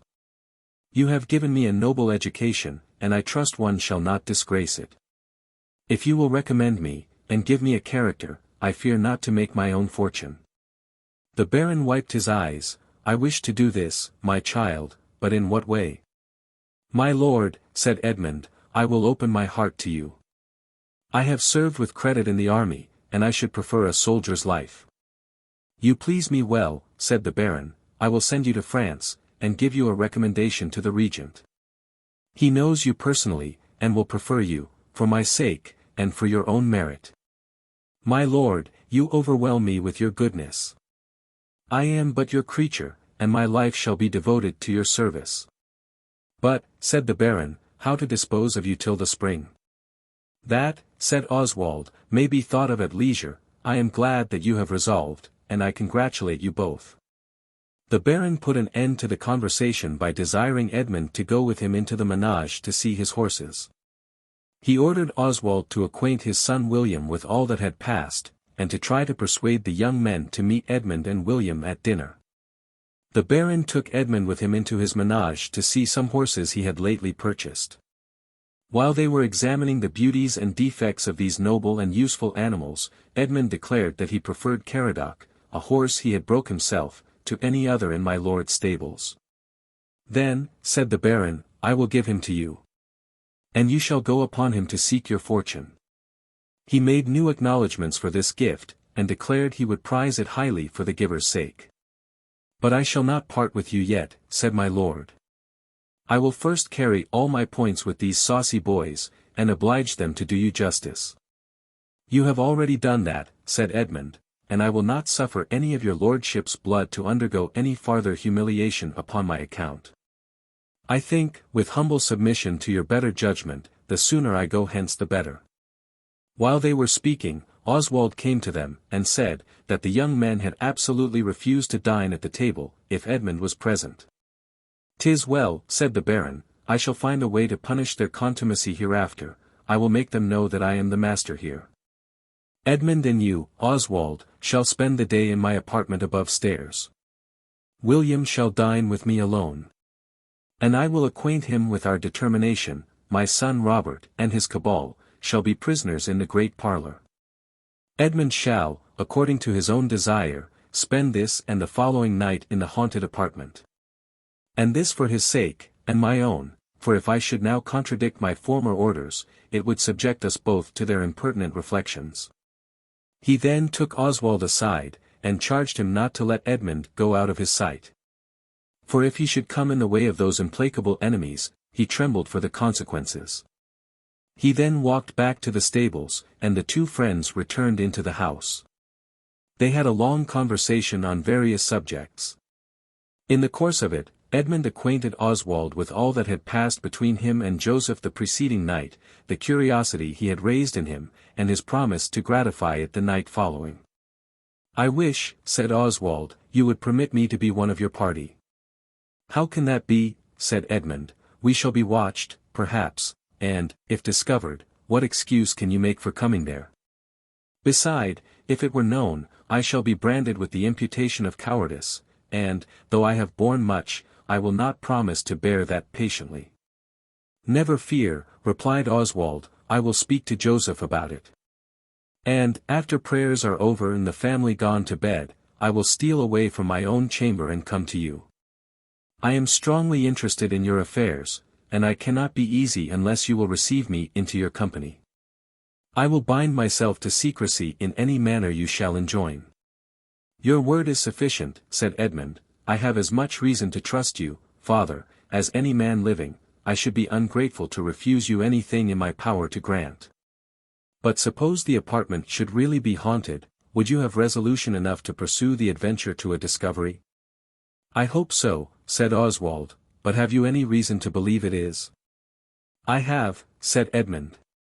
"But I have not opened my lips upon this subject to any creature but yourself. This night I purpose, if heaven permit, to go all over the rooms, and, though I had formed this design, I will confess that your company will strengthen my resolution. I will have no reserves to you in any respect, but I must put a seal upon your lips." Oswald swore secrecy till he should be permitted to disclose the mysteries of that apartment. And both of them waited, in solemn expectation, the event of the approaching night. Chapter 4. In the afternoon Mr. William was allowed to visit his friend. An affecting interview passed between them. He lamented the necessity of Edmund's departure. And they took a solemn leave of each other, as if they foreboded it would be long ere they should meet again. About the same hour as the preceding evening, Joseph came to conduct Edmund to his apartment. "You will find better accommodations than you had last night," said he, "and all by my lord's own order." "I every hour receive some new proof of his goodness," said Edmund. When they arrived, he found a good fire in the chamber, and a table covered with cold meats, and a flagon of strong beer. "Sit down and get your supper, my dear master," said Joseph, "I must attend my lord. But as soon as the family are gone to bed, I will visit you again." "Do so," said Edmund, "but first, see Father Oswald, he has something to say to you. You may trust him, for I have no reserves to him." "Well, sir, I will see him if you desire it, and I will come to you as soon as possible." So saying, he went his way, and Edmund sat down to supper. After a moderate refreshment, he kneeled down, and prayed with the greatest fervency. He resigned himself to the disposal of heaven. "I am nothing," said he, "I desire to be nothing but what thou, O Lord, pleasest to make me. If it is thy will that I should return to my former obscurity, be it obeyed with cheerfulness. And, if thou art pleased to exalt me, I will look up to thee, as the only fountain of honor and dignity." While he prayed, he felt an enlargement of heart beyond what he had ever experienced before. All idle fears were dispersed, and his heart glowed with divine love and affiance. He seemed raised above the world and all its pursuits. He continued wrapped up in mental devotion, till a knocking at the door obliged him to rise, and let in his two friends, who came without shoes, and on tiptoe, to visit him. "Save you, my son," said the friar, "you look cheerful and happy." "I am so, father," said Edmund, "I have resigned myself to the disposal of heaven, and I find my heart strengthened above what I can express." "Heaven be praised," said Oswald, "I believe you are designed for great things, my son." "What? Do you too encourage my ambition?" says Edmund, "strange concurrence of circumstances. Sit down, my friends, and do you, my good Joseph, tell me the particulars you promised last night." They drew their chairs round the fire, and Joseph began as follows. "You have heard of the untimely death of the late Lord Lovel, my noble and worthy master. Perhaps you may have also heard that, from that time, this apartment was haunted. What passed the other day, when my lord questioned you both on this head, brought all the circumstances fresh into my mind. You then said, there were suspicions that he came not fairly to his end. I trust you both, and will speak what I know of it. There was a person suspected of this murder, and whom do you think it was?" "You must speak out," said Oswald. "Why then," said Joseph, "it was the present Lord Lovel." "You speak my thoughts," said Oswald, "but proceed to the proofs." "I will," said Joseph. "From the time that my lord's death was reported, there were strange whisperings and consultations between the new lord and some of the servants. There was a deal of private business carried on in this apartment. Soon after, they gave out that my poor lady was distracted, but she threw out strong expressions that savored nothing of madness. She said, that the ghost of her departed lord had appeared to her, and revealed the circumstances of this murder. None of the servants, but one, were permitted to see her. At this very time, Sir Walter, the new lord, had the cruelty to offer love to her. He urged her to marry him. And one of her women overheard her say, she would sooner die than give her hand to the man who caused the death of her lord. Soon after this, we were told my lady was dead. The Lord Lovel made a public and sumptuous funeral for her." "That is true," said Oswald, "for I was a novice, and assisted at it." "Well," says Joseph, "now comes my part of the story. As I was coming home from the burial, I overtook Roger our ploughman. said he, what think you of this burying? What should I think, said I, but that we have lost the best master and lady that we shall ever know. God, he knows, quoth Roger, whether they be living or dead. But if ever I saw my lady in my life, I saw her alive the night they say she died. I tried to convince him that he was mistaken. But he offered to take his oath, that the very night they said she died, he saw her come out at the garden gate into the fields, that she often stopped, like a person in pain, and then went forward again until he lost sight of her. Now it is certain that her time was out, and she expected to lie down every day, and they did not pretend that she died in childbed. I thought upon what I heard, but nothing I said. Roger told the same story to another servant. So he was called to an account, the story was hushed up, and the foolish fellow said, he was verily persuaded it was her ghost that he saw. Now you must take notice that, from this time, they began to talk about, that this apartment was troubled. And not only this, but at last the new lord could not sleep in quiet in his own room, and this induced him to sell the castle to his brother-in-law, and get out of this country as fast as possible. He took most of the servants away with him, and Roger among the rest. As for me, they thought I knew nothing, and so they left me behind, but I was neither blind nor deaf, though I could hear, and see, and say nothing. This is a dark story, said Oswald. It is so, said Edmund, but why should Joseph seem to think it concerns me in particular? Ah, dear sir, said Joseph, I must tell you, though I never uttered it to mortal man before. The striking resemblance this young man bears to my dear lord, the strange dislike his reputed father took to him, his gentle manners, his generous heart, his noble qualities so uncommon in those of his birth and breeding. The sound of his voice, you may smile at the strength of my fancy, but I cannot put it out of my mind but that he is my own master's son. At these words Edmund changed colour and trembled, he clapped his hand upon his breast, and looked up to heaven in silence, his dream recurred to his memory, and struck upon his heart. He related it to his attentive auditors. The ways of Providence are wonderful, said Oswald. If this be so, heaven in its own time will make it appear. Here a silence of several minutes ensued. When, suddenly, they were awakened from their reverie by a violent noise in the rooms underneath them. It seemed like the clashing of arms, and something seemed to fall down with violence. They started, and Edmund rose up with a look full of resolution and intrepidity. I am called, said he, I obey the call. He took up a lamp, and went to the door that he had opened the night before. Oswald followed with his rosary in his hand, and Joseph last with trembling steps. The door opened with ease, and they descended the stairs in profound silence. The lower rooms answered exactly to those above. There were 2 parlours and a large closet. They saw nothing remarkable in these rooms, except 2 pictures, that were turned with their faces to the wall. Joseph took the courage to turn them. These, said he, are the portraits of my lord and lady. Father, look at this face, do you know who is like it? I should think, said Oswald, it was done for Edmund. I am, said Edmund, struck with the resemblance myself, but let us go on. I feel myself inspired with unusual courage. Let us open the closet door. Oswald stopped him short. Take heed, said he, lest the wind of the door put out the lamp. I will open this door. He attempted it without success. Joseph did the same, but to no purpose. Edmund gave the lamp to Joseph, he approached the door, tried the key, and it gave way to his hand in a moment. This adventure belongs, said he, to me only, that is plain, bring the lamp forward. Oswald repeated the paternoster, in which they all joined, and then entered the closet. The first thing that presented itself to their view, was a complete suit of armour, that seemed to have fallen down on an heap.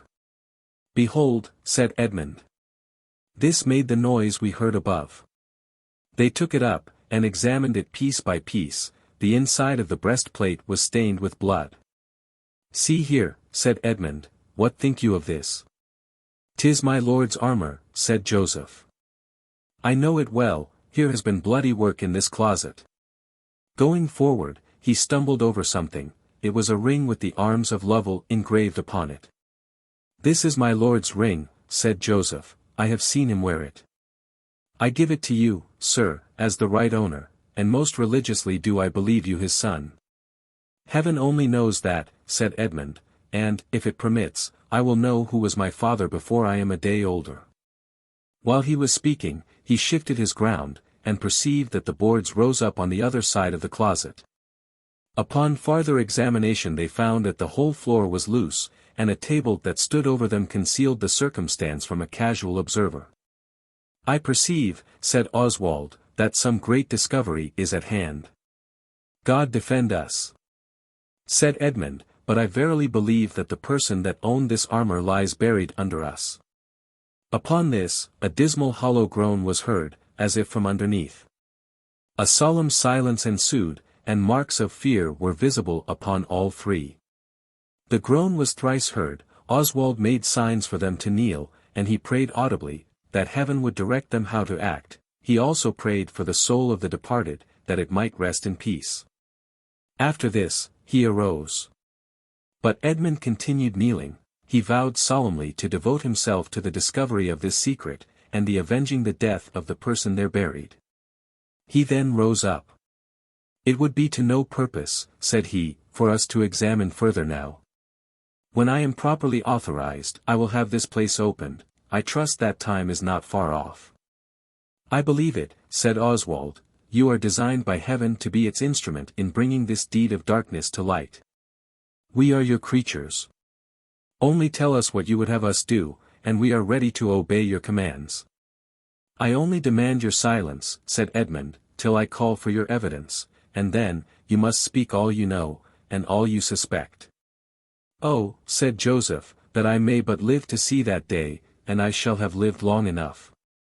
"Come," said Edmund, "let us return upstairs, and we will consult further how I shall proceed." So saying, he went out of the closet, and they followed him. He locked the door, and took the key out. "I will keep this," said he, "till I have power to use it to purpose, lest anyone should presume to pry into the secret of this closet. I will always carry it about me, to remind me of what I have undertaken." Upon this, they returned upstairs into the bedchamber. All was still, and they heard nothing more to disturb them. "How," said Edmund, "is it possible that I should be the son of Lord Lovel? For, however circumstances have seemed to encourage such a notion, what reason have I to believe it?"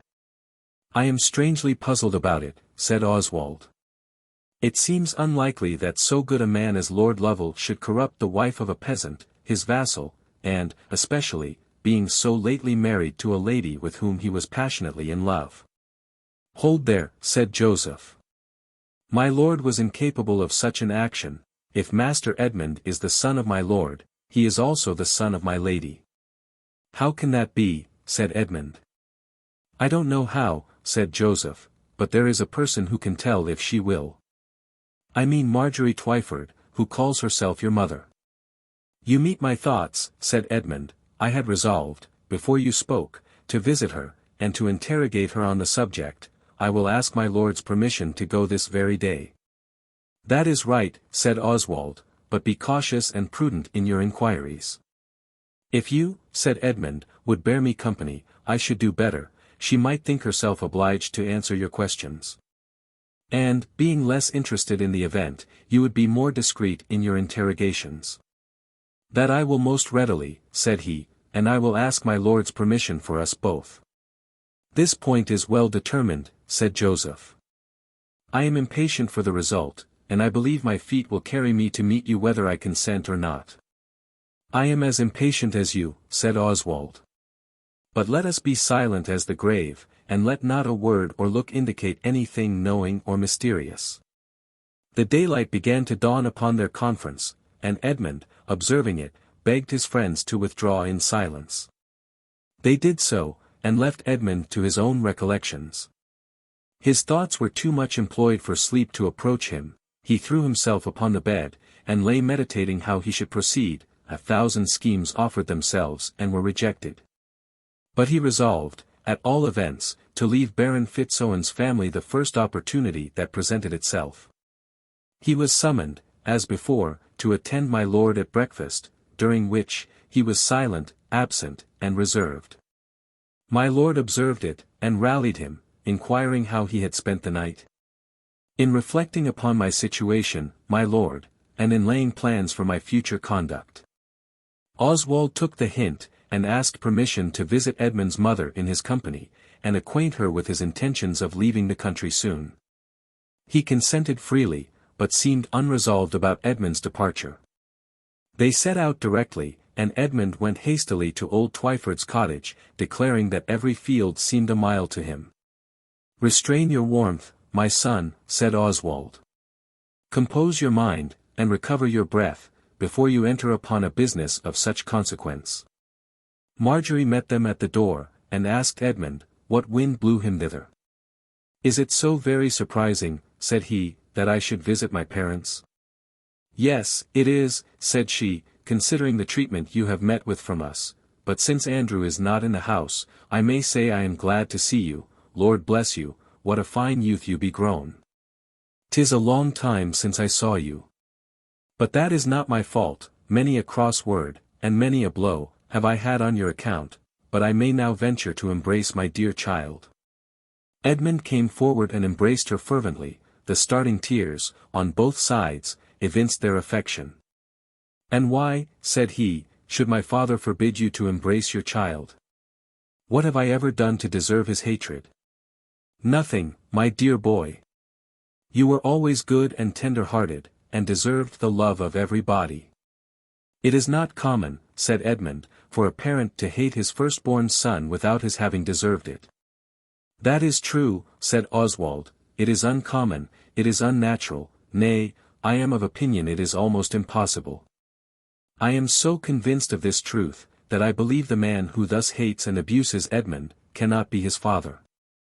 In saying this, he observed her countenance attentively. She changed colour apparently.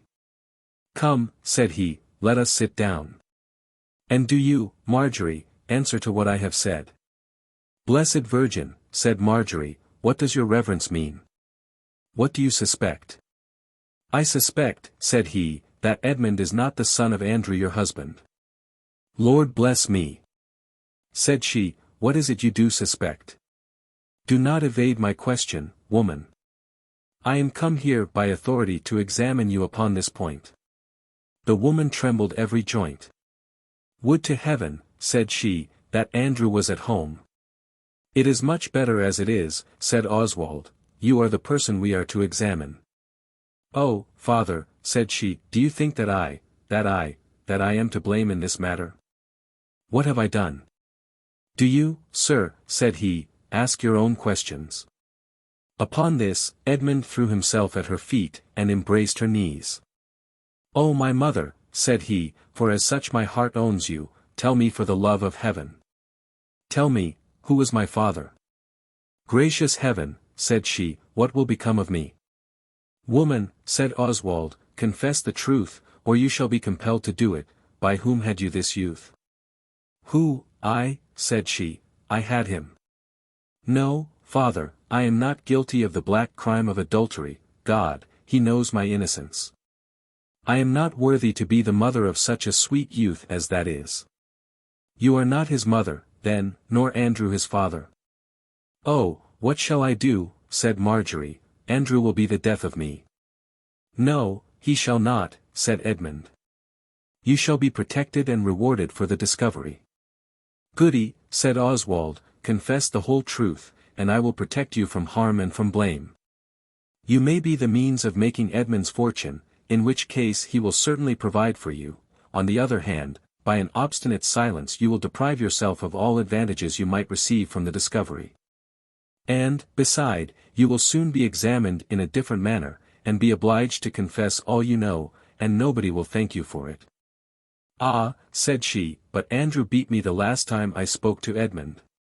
And told me he would break every bone in my skin, if ever I spoke to him again." "He knows it then," said Oswald. "He know it. Lord help you, it was all his own doing." "Tell us then," said Oswald. "For Andrew shall never know it, till it is out of his power to punish you." "'Tis a long story," said she, and cannot be told in a few words. It will never be told at this rate, said he. Sit down and begin it instantly. My fate depends upon your words, said Edmund, my soul is impatient of the suspense. If ever you loved me and cherished me, shew it now, and tell while I have breath to ask it. He sat in extreme agitation of mind. His words and actions were equally expressive of his inward emotions. I will, said she, but I must try to recollect all the circumstances. You must know, young man, that you are just 21 years of age. On what day was he born? Said Oswald. The day before yesterday, said she, the 21st of September. A remarkable era, said he. 'Tis so, indeed, said Edmund. Oh, that night. That apartment. Be silent, said Oswald. And do you, Marjorie, begin your story. I will, said she. Just 21 years ago, on that very day, I lost my firstborn son. I got a hurt by overreaching myself, when I was near my time, and so the poor child died. And so, as I was sitting all alone, and very melancholy, Andrew came home from work. See, Marjorie, said he, I have brought you a child instead of that you have lost.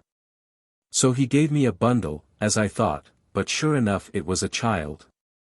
A poor helpless babe just born, and only rolled up in a fine handkerchief, and over that a rich velvet cloak, trimmed with gold lace. And where did you find this, says I. Upon the footbridge, says he, just below the clayfield. This child, said he, belongs to some great folk, and perhaps it may be inquired after one day, and may make our fortunes. Take care of it, said he, and bring it up as if it was your own. The poor infant was cold, and it cried, and looked up at me so pitifully, that I loved it. Beside, my milk was troublesome to me, and I was glad to be eased of it. So I gave it the breast, and from that hour I loved the child as if it were my own, and so I do still if I dared to own it.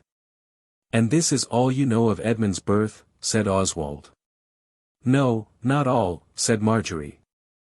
But pray look out and see whether Andrew is coming, for I am all over in a twitter. He is not, said Oswald. Go on, I beseech you. Chapter 5. This happened, said she, as I told you, on the 21st. On the morrow, my Andrew went out early to work, along with one Robin Rouse, our neighbour.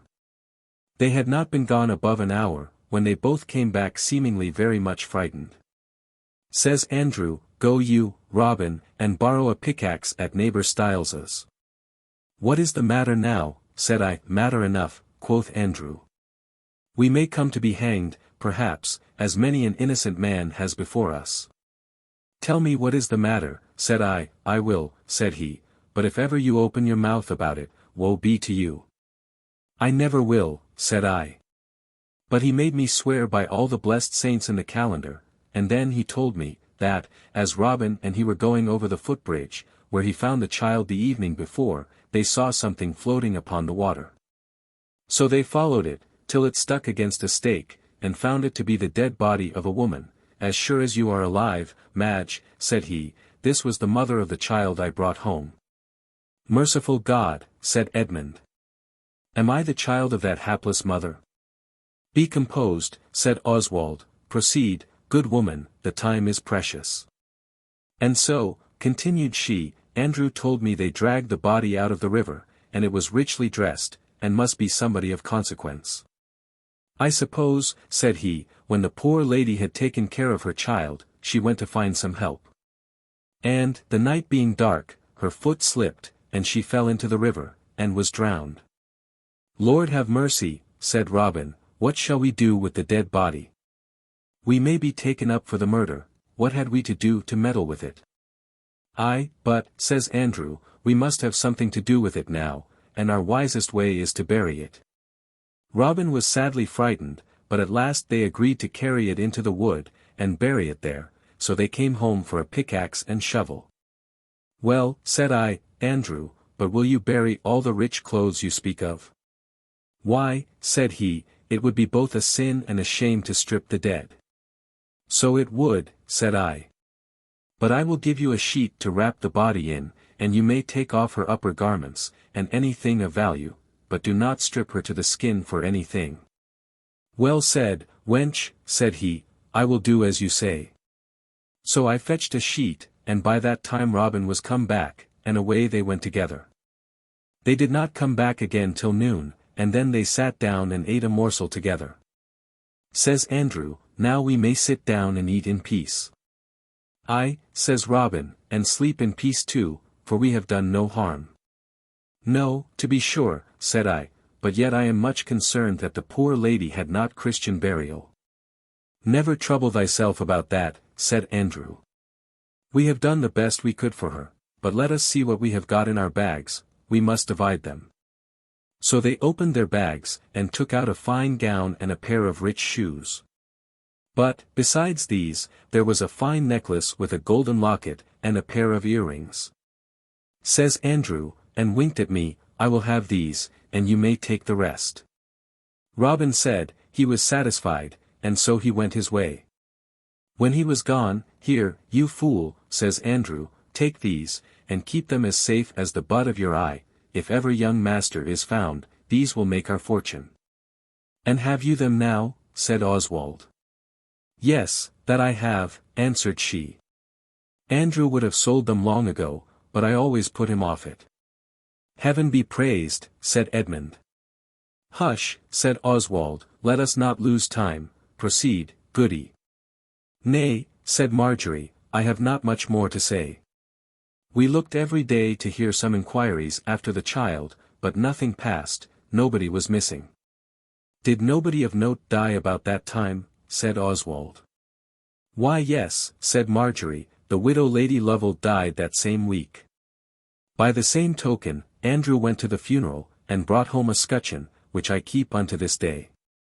Very well, go on. My husband behaved well enough to the boy, till such time as he had 2 or 3 children of his own. And then he began to grumble, and say, it was hard to maintain other folks' children, when he found it hard enough to keep his own. I loved the boy quite as well as my own. Often and often have I pacified Andrew, and made him to hope that he should one day or other be paid for his trouble, but at last he grew out of patience, and gave over all hopes of that kind. As Edmund grew up, he grew sickly and tender, and could not bear hard labor, and that was another reason why my husband could not bear with him. If, quoth he, the boy could earn his living, I did not care, but I must bear all the expense. There came an old pilgrim into our parts, he was a scholar, and had been a soldier, and he taught Edmund to read, then he told him histories of wars, and knights, and lords, and great men. And Edmund took such delight in hearing him, that he would not take to anything else. To be sure, Edwin was a pleasant companion, he would tell old stories, and sing old songs, that one could have sat all night to hear him. But, as I was a-saying, Edmund grew more and more fond of reading, and less of work. However, he would run of errands, and do many handy turns for the neighbors, and he was so courteous a lad, that people took notice of him. Andrew once catched him alone reading, and then told him, that if he did not find some way to earn his bread, he would turn him out of doors in a very short time. And so he would have done, sure enough, if my Lord Fitz-Owen had not taken him into his service just in the nick. Very well, goody, said Oswald, you have told your story very well, I am glad, for Edmund's sake, that you can do it so properly. But now, can you keep a secret? Why, an't please your reverence, I think I have shewed you that I can. But can you keep it from your husband? Ay, said she, surely I can, for I dare not tell it him. That is a good security, said he. But I must have a better. You must swear upon this book not to disclose anything that has passed between us 3, till we desire you to do it. Be assured you will soon be called upon for this purpose. Edmund's birth is near the discovery. He is the son of parents of high degree, and it will be in his power to make your fortune, when he takes possession of his own. Holy Virgin! What is it you tell me? How you rejoice me to hear, that what I have so long prayed for will come to pass. She took the oath required, saying it after Oswald. Now, said he, go and fetch the tokens you have mentioned. When she was gone, Edmund's passions, long suppressed, broke out in tears and exclamations. He kneeled down, and, with his hands clasped together, returned thanks to heaven for the discovery. Oswald begged him to be composed, lest Marjorie should perceive his agitation, and misconstrue the cause. She soon returned with the necklace and earrings. They were pearls of great value. And the necklace had a locket, on which the cipher of Lovel was engraved. "This," said Oswald, "is indeed a proof of consequence. Keep it, sir, for it belongs to you." "Must he take it away?" said she. "Certainly," returned Oswald. "We can do nothing without it, but if Andrew should ask for it, you must put him off for the present, and hereafter he will find his account in it." Marjorie consented reluctantly to part with the jewels. And, after some further conversation, they took leave of her. Edmund embraced her affectionately. "I thank you with my whole heart," said he, "for all your goodness to me. Though I confess, I never felt much regard for your husband, yet for you I had always the tender affection of a son. You will, I trust, give your evidence in my behalf when called upon. And I hope it will one day be in my power to reward your kindness. In that case, I will own you as my foster mother, and you shall always be treated as such." Marjorie wept. "The Lord grant it," said she. "And I pray him to have you in his holy keeping. Farewell, my dear child." Oswald desired them to separate for fear of intrusion, and they returned to the castle. Marjorie stood at the door of her cottage, looking every way to see if the coast was clear. "Now, sir," said Oswald, "I congratulate you as the son of Lord and Lady Lovel. The proofs are strong and indisputable." "To us they are so," said Edmund. "But how shall we make them so to others? And what are we to think of the funeral of Lady Lovel?" "As of a fiction," said Oswald, "the work of the present lord, to secure his title and fortune." "And what means can we use to dispossess him?" said Edmund. "He is not a man for a poor youth like me to contend with." "Doubt not," said Oswald, "but heaven, who has evidently conducted you by the hand thus far, will complete its own work. For my part, I can only wonder and adore." "Give me your advice then," said Edmund, "for heaven assists us by natural means." "It seems to me," said Oswald, "that your first step must be to make a friend of some great man, of consequence enough to espouse your cause, and to get this affair examined into by authority." Edmund started, and crossed himself. He suddenly exclaimed, "A friend! Yes, I have a friend. A powerful one too, one sent by heaven to be my protector, but whom I have too long neglected." "Who can that be?" said Oswald. "Who should it be," said Edmund, "but that good Sir Philip Harclay, the chosen friend of him, whom I shall from henceforward call my father." "'Tis true indeed," said Oswald. "And this is a fresh proof of what I before observed, that heaven assists you, and will complete its own work." "I think so myself," said Edmund, "and rely upon its direction. I have already determined on my future conduct, which I will communicate to you. My first step shall be to leave the castle. My lord has this day given me a horse, upon which I purpose to set out this very night, without the knowledge of any of the family. I will go to Sir Philip Harclay. I will throw myself at his feet, relate my strange story, and implore his protection. With him I will consult on the most proper way of bringing this murderer to public justice, and I will be guided by his advice and direction in everything." "Nothing can be better," said Oswald, "than what you propose, but give me leave to offer an addition to your scheme. You shall set off in the dead of night, as you intend. Joseph and I will favor your departure in such a manner as to throw a mystery over the circumstances of it. Your disappearing at such a time from the haunted apartment will terrify and confound all the family. They will puzzle themselves in vain to account for it, and they will be afraid to pry into the secrets of that place." "You say well, and I approve your addition," replied Edmund. "Suppose, likewise, there was a letter written in a mysterious manner, and dropped in my lord's way, or sent to him afterwards, it would forward our design, and frighten them away from that apartment." "That shall be my care," said Oswald. "And I will warrant you that they will not find themselves disposed to inhabit it presently. But how shall I leave my dear friend Mr. William, without a word of notice of this separation. "I have thought of that too," said Oswald. "And I will so manage, as to acquaint him with it in such a manner as he shall think out of the common course of things, and which shall make him wonder and be silent." "How will you do that?" said Edmund. "I will tell you hereafter," said Oswald. "For here comes old Joseph to meet us." He came, indeed, as fast as his age would permit him. As soon as he was within hearing, he asked them what news. They related all that had passed at Twyford's cottage. He heard them with the greatest eagerness of attention, and as soon as they came to the great event, "I knew it." "I knew it," exclaimed Joseph, "I was sure it would prove so. Thank God for it. But I will be the first to acknowledge my young lord, and I will live and die his faithful servant." Here Joseph attempted to kneel to him, but Edmund prevented him with a warm embrace. "My friend! My dear friend!" said he, "I cannot suffer a man of your age to kneel to me. Are you not one of my best and truest friends? I will ever remember your disinterested affection for me. And if heaven restores me to my rights, it shall be one of my first cares to render your old age easy and happy." Joseph wept over him, and it was some time before he could utter a word. Oswald gave them both time to recover their emotion, by acquainting Joseph with Edmund's scheme for his departure. Joseph wiped his eyes and spoke. "I have thought," said he, "of something that will be both agree and useful to my dear master. John Wyatt, Sir Philip Harclay's servant, is now upon a visit at his father's. I have heard that he goes home soon. Now he would be both a guide and companion, on the way." "That is, indeed, a happy circumstance," said Edmund. "But how shall we know certainly the time of his departure?"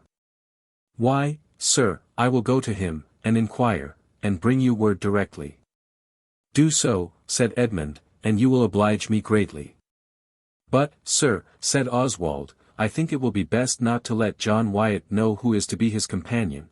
Only let Joseph tell him that a gentleman is going to visit his master, and, if possible, prevail upon him to set out this night." "Do so, my good friend," said Edmund, "and tell him, further, that this person has business of great consequence to communicate to his master, and cannot delay his journey on any account." "I will do this, you may depend," said Joseph, "and acquaint you with my success as soon as possible, but, sir, you must not go without a guide, at any rate." "I trust one shall not," said Edmund, "though I go alone. He that has received such a call as I have, can want no other, nor fear any danger." They conversed on these points till they drew near the castle, when Joseph left them to go on his errand, and Edmund attended his lord at dinner. The baron observed that he was silent and reserved. The conversation languished on both sides. As soon as dinner was ended, Edmund asked permission to go up into his own apartment, where he packed up some necessaries, and made a hasty preparation for his departure. Afterwards he walked into the garden, revolving in his mind the peculiarity of his situation, and the uncertainty of his future prospects. Lost in thought, he walked to and fro in a covered walk, with his arms crossed and his eyes cast down, without perceiving that he was observed by two females who stood at a distance watching his motions. It was the Lady Emma, and her attendant, who were thus engaged. At length, he lifted up his eyes and saw them. He stood still, and was irresolute whether to advance or retire. They approached him, and, as they drew near, fair Emma spoke. "You have been so wrapped in meditation, Edmund, that I am apprehensive of some new vexation that I am yet a stranger to.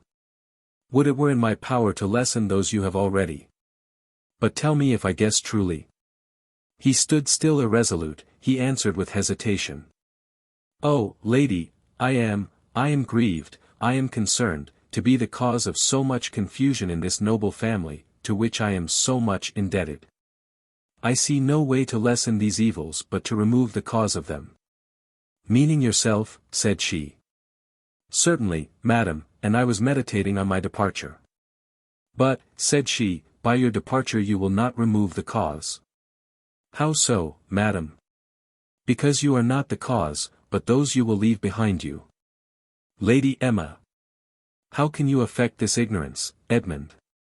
You know well enough it is that odious Wenlock, your enemy, and my aversion, that has caused all this mischief among us, and will much more, if he is not removed. This, madam, is a subject that it becomes me to be silent upon. Mr. Wenlock is your kinsman, he is not my friend, and for that reason I ought not to speak against him, nor you to hear it from me. If he has used me ill, I am recompensed by the generous treatment of my lord your father, who is all that is great and good. He has allowed me to justify myself to him, and he has restored me to his good opinion, which I prize among the best gifts of heaven. Your amiable brother William thinks well of me, and his esteem is infinitely dear to me. And you, excellent lady, permit me to hope that you honor me with your good opinion. Are not these ample amends for the ill will Mr. Wenlock bears me? My opinion of you, Edmund, said she, is fixed and settled. It is not founded upon events of yesterday, but upon long knowledge and experience, upon your whole conduct and character. You honor me, lady. Continue to think well of me, it will excite me to deserve it. When I am far distant from this place, the remembrance of your goodness will be a cordial to my heart. But why will you leave us, Edmund? Stay and defeat the designs of your enemy, you shall have my wishes and assistance. Pardon me, madam, that is among the things I cannot do, even if it were in my power, which it is not. Mr. Wenlock loves you, lady, and if he is so unhappy as to be your aversion, that is a punishment severe enough. For the rest, I may be unfortunate by the wickedness of others, but if I am unworthy, it must be by my own fault. So then you think it is an unworthy action to oppose Mr. Wenlock? Very well, sir. Then I suppose you wish him success. You wish that I may be married to him? I, madam, said Edmund, confused, what am I that I should give my opinion on an affair of so much consequence? You distress me by the question. May you be happy. May you enjoy your own wishes. He sighed, he turned away. She called him back, he trembled, and kept silence. She seemed to enjoy his confusion, she was cruel enough to repeat the question. Tell me, Edmund, and truly, do you wish to see me give my hand to Wenlock? I insist upon your answer. All on a sudden he recovered both his voice and courage, he stepped forward, his person erect, his countenance assured, his voice resolute and intrepid. Since Lady Emma insists upon my answer, since she avows a dislike to Wenlock, since she condescends to ask my opinion, I will tell her my thoughts, my wishes. The fair Emma now trembled in her turn. She blushed, looked down, and was ashamed to have spoken so freely. Edmund went on. My most ardent wishes are, that the fair Emma may reserve her heart and hand till a certain person, a friend of mine, is at liberty to solicit them. Whose utmost ambition is, first to deserve, and then to obtain them. Your friend, sir, said Lady Emma. Her brow clouded, her eye disdainful. Edmund proceeded. My friend is so particularly circumstanced that he cannot at present with propriety ask for Lady Emma's favour. But as soon as he has gained a cause that is yet in suspense, he will openly declare his pretensions, and if he is unsuccessful, he will then condemn himself to eternal silence. Lady Emma knew not what to think of this declaration. She hoped, she feared, she meditated, but her attention was too strongly excited to be satisfied without some gratification. After a pause, she pursued the subject. And this friend of yours, sir, of what degree in fortune is he? Edmund smiled. But, commanding his emotion, he replied, his birth is noble, his degree and fortune uncertain. Her countenance fell, she sighed, he proceeded. It is utterly impossible, said he, for any man of inferior degree to aspire to Lady Emma's favour. Her noble birth, the dignity of her beauty and virtues, must awe and keep at their proper distance all men of inferior degree in merit. They may admire, they may revere. But they must not presume to approach too near, lest their presumption should meet with its punishment. Well, sir, said she, suddenly, and so this friend of yours has commissioned you to speak in his behalf? He has, madam. Then I must tell you, that I think his assurance is very great, and yours not much less. I am sorry for that, madam. Tell him, that I shall reserve my heart and hand for the man to whom my father shall bid me give them. Very well, lady. I am certain my lord loves you too well to dispose of them against your inclination. How do you know that, sir? But tell him, that the man that hopes for my favor must apply to my lord for his. That is my friend's intention, his resolution, I should say, as soon as he can do it with propriety, and I accept your permission for him to do so. My permission, did you say? I am astonished at your assurance. Tell me no more of your friend. But perhaps you are pleading for Wenlock all this time, it is all one to me, only, say no more. Are you offended with me, madam? No matter, sir. Yes, it is. I am surprised at you, Edmund. I am surprised at my own temerity. But, forgive me. It does not signify, goodbye tie, sir. Don't leave me in anger, madam, I cannot bear that. Perhaps I may not see you again for a long time. He looked afflicted, she turned back. I do forgive you, Edmund. I was concerned for you, but, it seems, you are more concerned for everybody than for yourself. She sighed. Farewell, said she. Edmund gazed on her with tenderness, he approached her, he just touched her hand. His heart was rising to his lips, but he recollected his situation, he checked himself immediately, he retired back, he sighed deeply, bowed low, and hastily quitted her. The lady turning into another walk, he reached the house first, and went up again to his chamber, he threw himself upon his knees. Prayed for 1,000 blessings upon every one of the family of his benefactor, and involuntarily wept at mentioning the name of the charming Emma, whom he was about to leave abruptly, and perhaps for ever. He then endeavored to compose himself, and once more attended the Baron, wished him a good night, and withdrew to his chamber, till he was called upon to go again to the haunted apartment. Chapter 6. He came down equipped for his journey, and went hastily for fear of observation. He paid his customary devotions, and soon after Oswald tapped at the door. They conferred together upon the interesting subject that engrossed their attention, until Joseph came to them, who brought the rest of Edmund's baggage, and some refreshment for him before he set out. Edmund promised to give them the earliest information of his situation and success. At the hour of 12 they heard the same groans as the night before in the lower apartment. But, being somewhat familiarized to it, they were not so strongly affected. Oswald crossed himself, and prayed for the departed soul, he also prayed for Edmund, and recommended him to the divine protection. He then arose, and embraced that young man, who, also, took a tender leave of his friend Joseph. They then went, with silence and caution, through a long gallery, they descended the stairs in the same manner. They crossed the hall in profound silence, and hardly dared to breathe, lest they should be overheard. They found some difficulty in opening one of the folding doors, which at last they accomplished. They were again in jeopardy at the outward gate. At length they conveyed him safely into the stables, there they again embraced him, and prayed for his prosperity.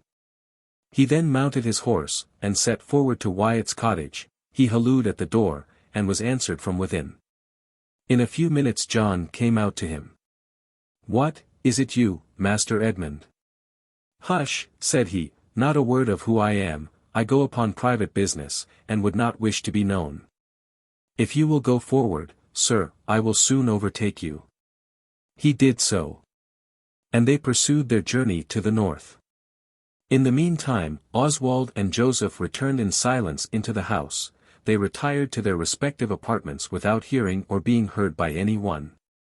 About the dawn of day Oswald intended to lay his packets in the way of those to whom they were addressed. After much contrivance he determined to take a bold step, and, if he were discovered, to frame some excuse. Encouraged by his late success, he went on tiptoe into Master William's chamber, placed a letter upon his pillow, and withdrew unheard. Exulting in his heart, he attempted the Baron's apartment, but found it fastened within. Finding this scheme frustrated, he waited till the hour the Baron was expected down to breakfast, and laid the letter and the key of the haunted apartment upon the table. Soon after, he saw the Baron enter the breakfast room. He got out of sight, but stayed within call, preparing himself for a summons. The Baron sat down to breakfast. He saw a letter directed to himself, he opened it, and to his great surprise, read as follows. The guardian of the haunted apartment to Baron Fitz-Owen. To thee I remit the key of my charge, until the right owner shall come, who will both discover and avenge my wrongs, then, woe be to the guilty. But let the innocent rest in peace. In the meantime, let none presume to explore the secrets of my apartment, lest they suffer for their temerity. The Baron was struck with amazement at the letter. He took up the key, examined it, then laid it down, and took up the letter. He was in such confusion of thought, he knew not what to do or say for several minutes. At length he called his servants about him. The first question he asked was, "Where is Edmund?"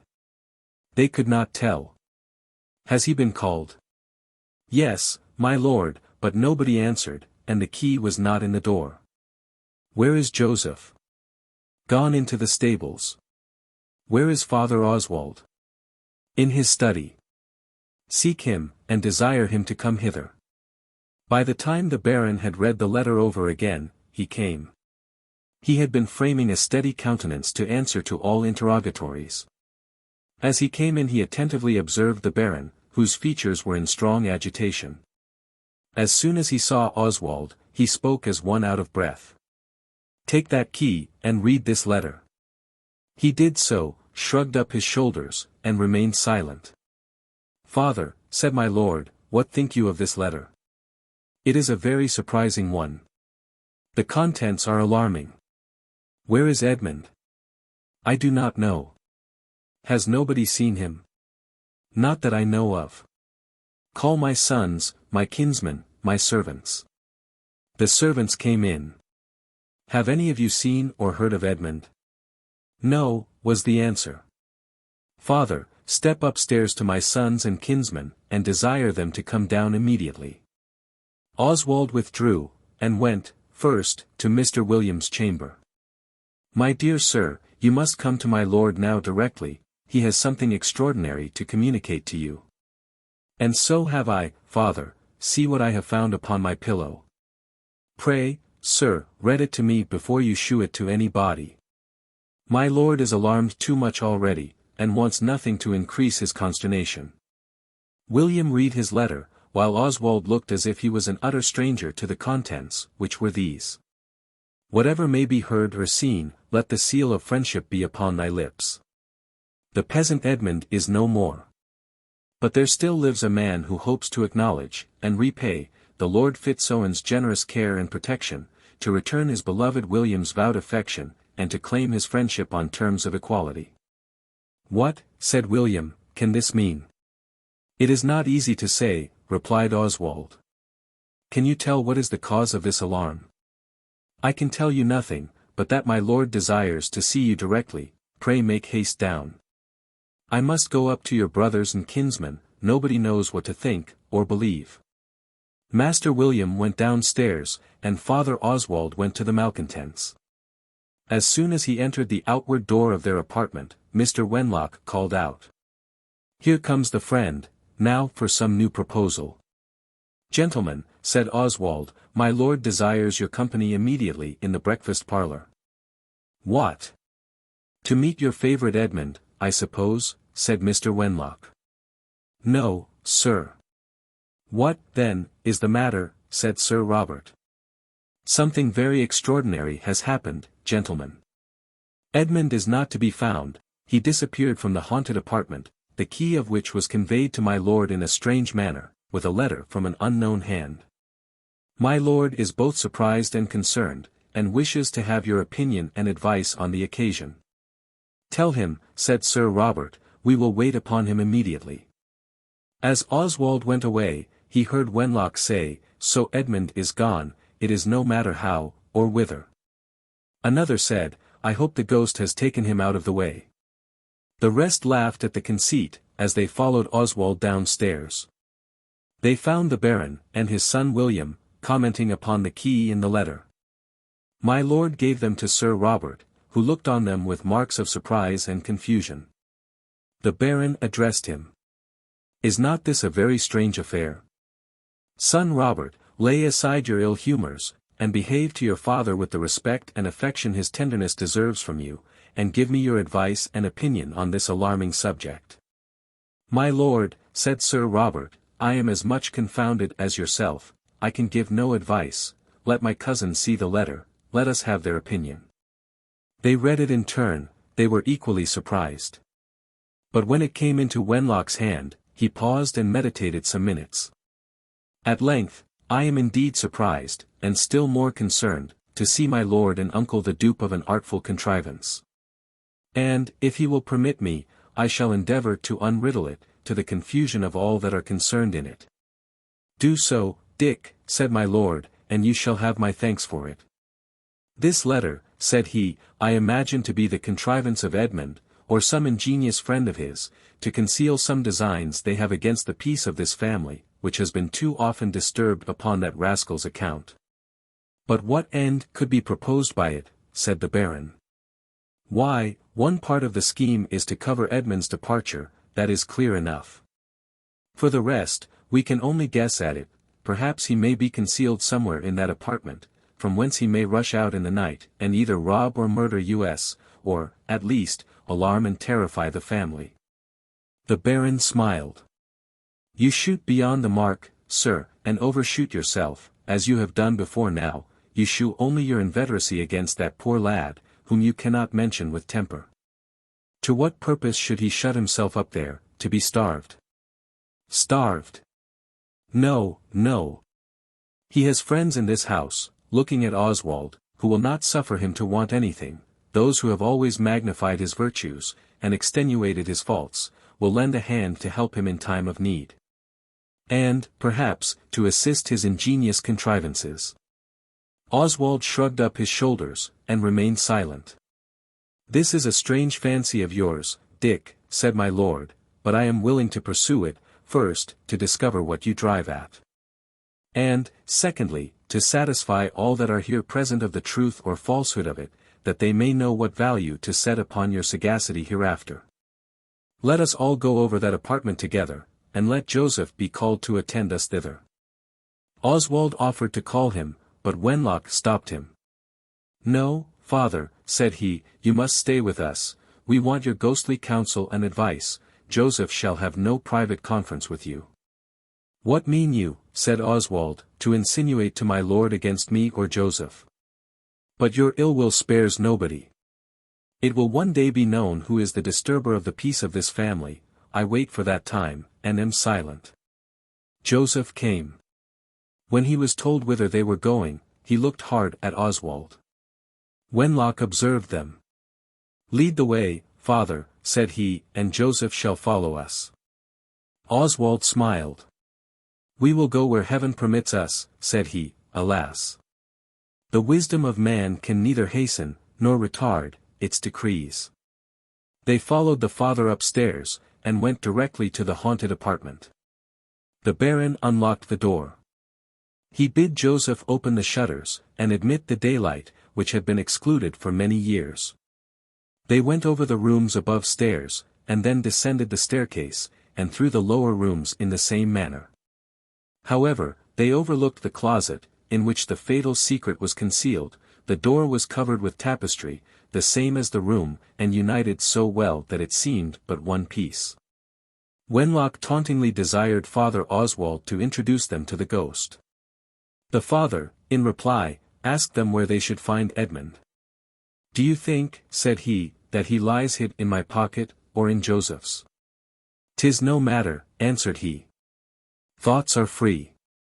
My opinion of you, sir, said Oswald, is not founded upon thoughts, I judge of men by their actions, a rule, I believe, it will not suit you to be tried by. None of your insolent admonitions, father, returned Wenlock. This is neither the time nor the place for them. That is truer than you are aware of, sir, I meant not to enter into the subject just now. Be silent, said my lord. I shall enter into this subject with you hereafter, then look you be prepared for it. In the meantime, do you, Dick Wenlock, answer to my questions, do you think Edmund is concealed in this apartment? No, sir. Do you think there is any mystery in it? No, my lord. Is it haunted, think you? No, I think not. Should you be afraid to try? In what manner, my lord? Why, you have shown your wit upon the subject, and I mean to show your courage. You, and Jack Markham your confidant, shall sleep here 3 nights, as Edmund has done before. Sir, said Sir Robert, for what purpose? I should be glad to understand why. I have my reasons, sir, as well as your kinsman there. No reply, sirs. I insist upon being obeyed in this point. Joseph, let the beds be well aired, and everything made agreeable to the gentlemen. If there is any contrivance to impose upon me, they, I am sure, will have pleasure in detecting it, and, if not, I shall obtain my end in making these rooms habitable. Oswald, come with me, and the rest may go where they list till dinner time. The Baron went with Oswald into the parlour. Now tell me, father, said he, do you disapprove what I have done? Quite the contrary, my lord, said he, I entirely approve it. But you do not know all my reasons for it. Yesterday Edmund's behaviour was different from what I have ever seen it. He is naturally frank and open in all his ways, but he was then silent, thoughtful, absent, he sighed deeply, and once I saw tears stand in his eyes. Now, I do suspect there is something uncommon in that apartment, that Edmund has discovered the secret, and, fearing to disclose it, he is fled away from the house. As to this letter, perhaps he may have written it to hint that there is more than he dares reveal. I tremble at the hints contained in it, though I shall appear to make light of it. But I and mine are innocent. And if heaven discloses the guilt of others, I ought to adore and submit to its decrees. That is prudently and piously resolved, my lord, let us do our duty, and leave events to heaven. But, father, I have a further view in obliging my kinsmen to sleep there. If any thing should appear to them, it is better that it should only be known to my own family. If there is nothing in it, I shall put to the proof the courage and veracity of my 2 kinsmen, of whom I think very indifferently. I mean shortly to inquire into many things I have heard lately to their disadvantage. And, if I find them guilty, they shall not escape with impunity. My lord, said Oswald, you judge like yourself. I wish you to make inquiry concerning them, and believe the result will be to their confusion, and your lordship will be enabled to re-establish the peace of your family. During this conversation, Oswald was upon his guard, lest anything should escape that might create suspicion. He withdrew as soon as he could with decency, and left the Baron meditating what all these things should mean. He feared there was some misfortune impending over his house, though he knew not from what cause. He dined with his children and kinsmen, and strove to appear cheerful, but a gloom was perceivable through his deportment. Sir Robert was reserved and respectful, Mr. William was silent and attentive, the rest of the family dutifully assiduous to my lord, only Wenlock and Markham were sullen and chagrined. The Baron detained the young men the whole afternoon. He strove to amuse and to be amused, he shewed the greatest affection and parental regard to his children, and endeavoured to conciliate their affections, and engage their gratitude by kindness. Wenlock and Markham felt their courage abate as the night approached. At the hour of 9, old Joseph came to conduct them to the haunted apartment. They took leave of their kinsman, and went upstairs with heavy hearts. They found the chamber set in order for them, and a table spread with provision and good liquor to keep up their spirits. It seems, said Wenlock, that your friend Edmund was obliged to you for his accommodations here. Sir, said Joseph, his accommodations were bad enough the first night, but, afterwards, they were bettered by my lord's orders. Owing to your officious cares, said Wenlock. I own it, said Joseph, and I am not ashamed of it. Are you not anxious to know what is become of him, said Markham. Not at all, sir, I trust he is in the best protection, so good a young man as he is safe everywhere. You see, cousin Jack, said Wenlock, how this villain has stole the hearts of my uncle's servants. I suppose this canting old fellow knows where he is, if the truth were known. Have you any further commands for me, gentlemen? Said the old man. No, not we. Then I am ordered to attend my lord, when you have done with me. Go, then, about your business. Joseph went away, glad to be dismissed. "What shall we do, cousin Jack," said Wenlock, "to pass away the time? It is plaguey dull sitting here."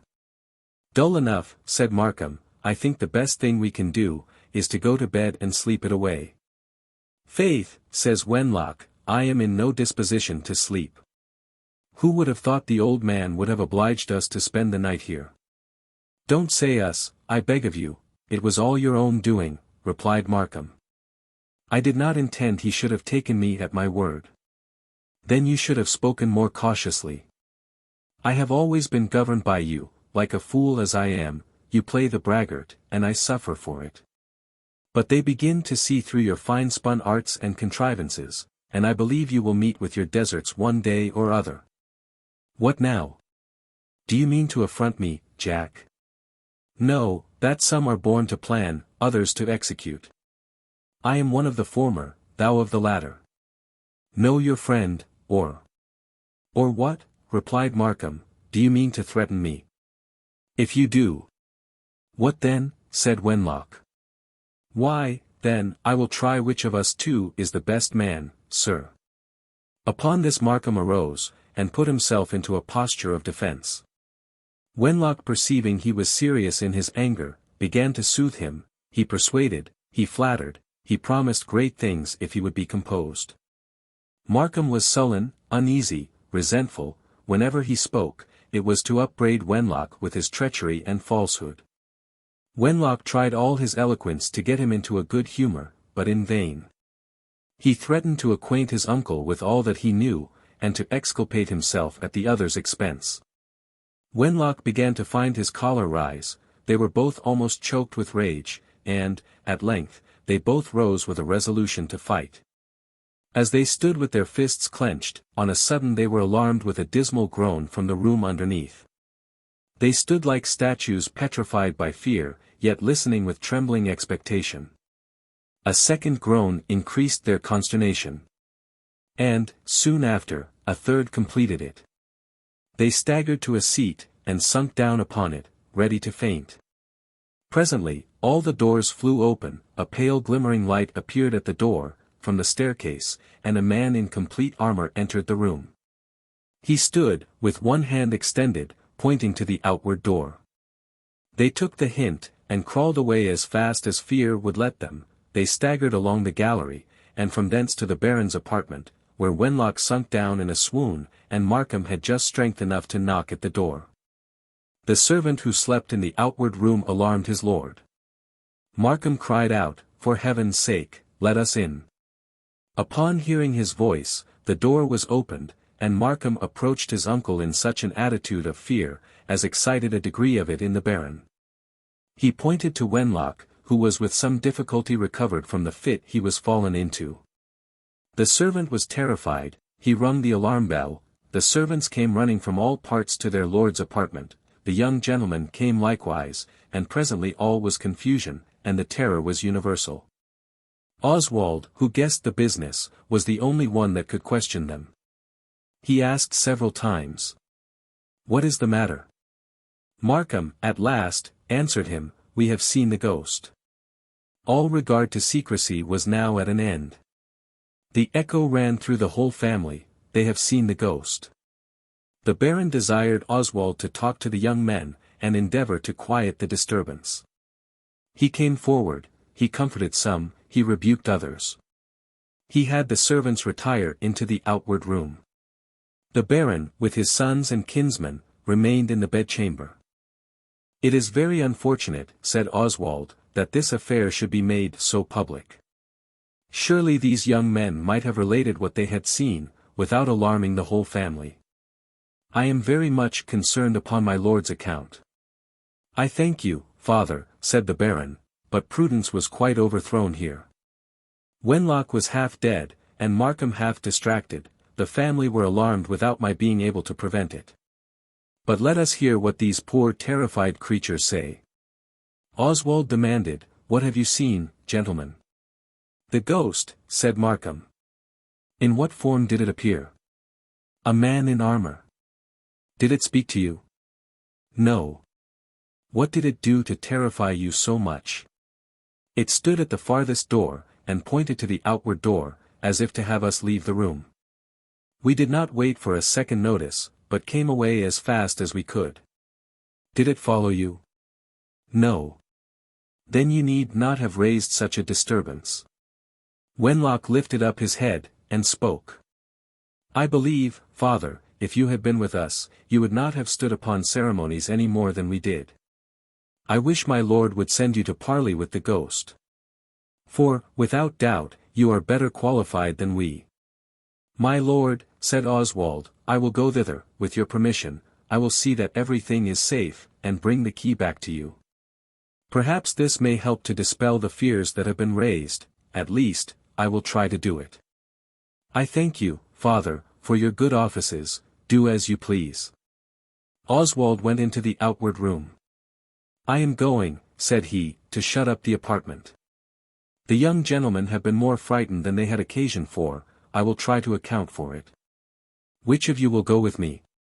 They all drew back, except Joseph, who offered to bear him company. They went into the bedroom in the haunted apartment, and found everything quiet there. They put out the fire, extinguished the lights, locked the door, and brought away the key. As they returned, I thought how it would be, said Joseph. Hush! Not a word, said Oswald, you find we are suspected of something, though they know not what. Wait till you are called upon, and then we will both speak to purpose. They carried the key to the Baron. All is quiet in the apartment, said Oswald, as we can testify. Did you ask Joseph to go with you, said the Baron, or did he offer himself? My lord, I asked if any body would go with me, and they all declined it but he. I thought proper to have a witness beside myself, for whatever might be seen or heard. Joseph, you were servant to the late Lord Lovel, what kind of man was he? A very comely man, please your lordship. Should you know him if you were to see him? I cannot say, my lord. Would you have any objection to sleep a night in that apartment? I beg, I hope, I beseech your lordship not to command me to do it. You are then afraid. Why did you offer yourself to go thither? Because I was not so much frightened as the rest. I wish you would lie a night there, but I do not insist upon it. My lord, I am a poor ignorant old man, not fit for such an undertaking. Beside, if I should see the ghost, and if it should be the person of my master, and if it should tell me anything, and bid me keep it secret, I should not dare to disclose it, and then, what service should I do your lordship? That is true, indeed, said the Baron. This speech, said Sir Robert, is both a simple and an artful one. You see, however, that Joseph is not a man for us to depend upon. He regards the Lord Lovel, though dead, more than Lord Fitz-Owen, living, he calls him his master, and promises to keep his secrets. What say you, father, is the ghost your master, or your friend? Are you under any obligation to keep his secrets? Sir, said Oswald, I answer as Joseph does, I would sooner die than discover a secret revealed in that manner. I thought as much, said Sir Robert, there is a mystery in Father Oswald's behaviour, that I cannot comprehend. Do not reflect upon the father, said the Baron, I have no cause to complain of him, perhaps the mystery may be too soon explained, but let us not anticipate evils. Oswald and Joseph have spoken like good men, I am satisfied with their answers. Let us, who are innocent, rest in peace, and let us endeavour to restore peace in the family, and do you, father, assist us. With my best services, said Oswald. He called the servants in. Let nothing be mentioned out of doors, said he, of what has lately passed within, especially in the east apartment. The young gentlemen had not so much reason to be frightened as they apprehended. A piece of furniture fell down in the rooms underneath, which made the noise that alarmed them so much, but I can certify that all things in the rooms are in quiet, and there is nothing to fear. All of you attend me in the chapel in an hour.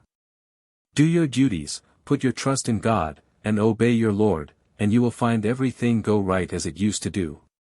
They dispersed, the sun rose, the day came on, and everything went on in the usual course.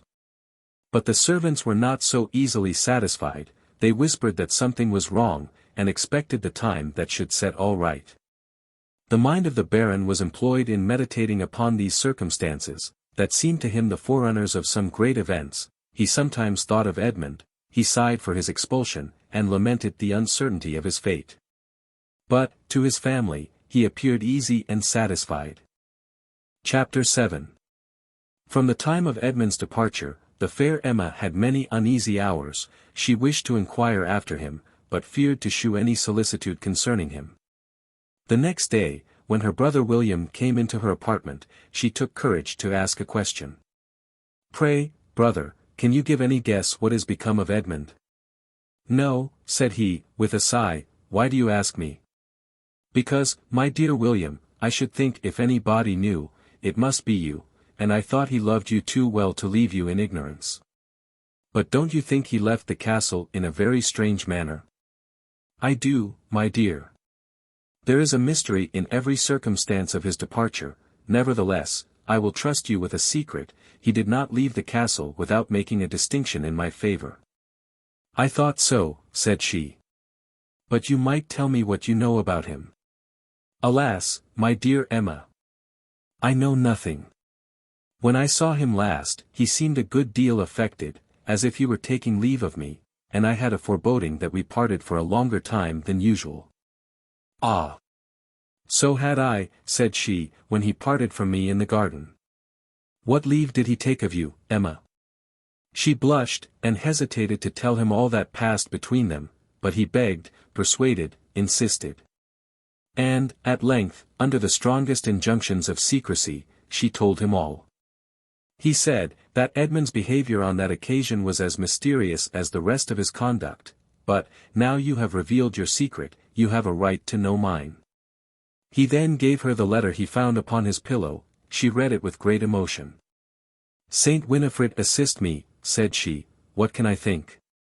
The peasant Edmund is no more, but there lives one, that is to my thinking, Edmund lives, but is no peasant."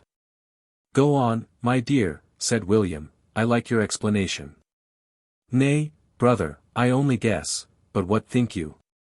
"I believe we think alike in more than one respect, that he meant to recommend no other person than himself to your favor, and, if he were indeed of noble birth, I would prefer him to a prince for a husband to my Emma."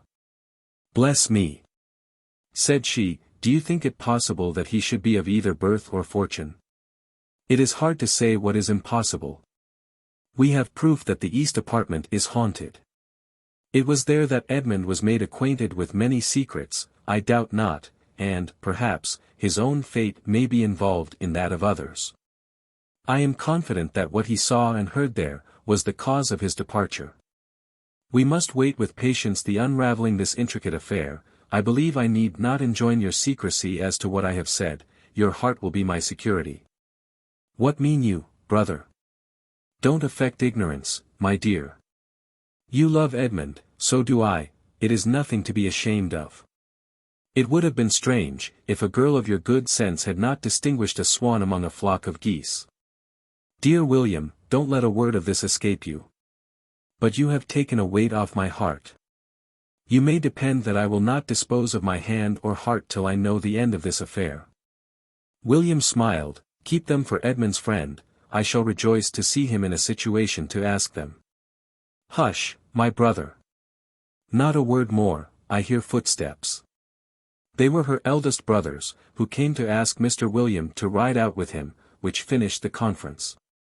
The fair Emma from this time assumed an air of satisfaction. And William frequently stole away from his companions to talk with his sister upon their favorite subject. While these things passed at the castle of Lovel, Edmund and his companion John Wyatt proceeded on their journey to Sir Philip Harclay's seat. They conversed together on the way, and Edmund found him a man of understanding, though not improved by education. He also discovered that John loved his master, and respected him even to veneration. From him he learned many particulars concerning that worthy knight. Wyatt told him, that Sir Philip maintained 12 old soldiers who had been maimed and disabled in the wars, and had no provision made for them. Also 6 old officers, who had been unfortunate, and were grown grey without preferment. He likewise mentioned the Greek gentleman, his master's captive and friend, as a man eminent for valor and piety. But, beside these, said Wyatt, there are many others who eat of my master's bread and drink of his cup, and who join in blessings and prayers to heaven for their noble benefactor. His ears are ever open to distress, his hand to relieve it, and he shares in every good man's joys and blessings. Oh, what a glorious character, said Edmund, how my heart throbs with wishes to imitate such a man. Oh, that I might resemble him, though at ever so great a distance. Edmund was never weary of hearing the actions of this truly great man, nor Wyatt with relating them. And, during 3 days' journey, there were but few pauses in their conversation. The 4th day, when they came within view of the house, Edmund's heart began to raise doubts of his reception.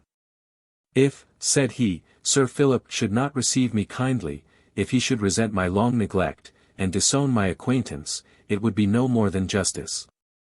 He sent Wyatt before, to notify his arrival to Sir Philip, while he waited at the gate, full of doubts and anxieties concerning his reception. Wyatt was met and congratulated on his return by most of his fellow servants. He asked, "Where is my master?" "In the parlour." "Are any strangers with him?" "No, only his own family." "Then I will shew myself to him." He presented himself before Sir Philip. "So, John," said he, "you are welcome home. I hope you left your parents and relations well." "All well, thank God.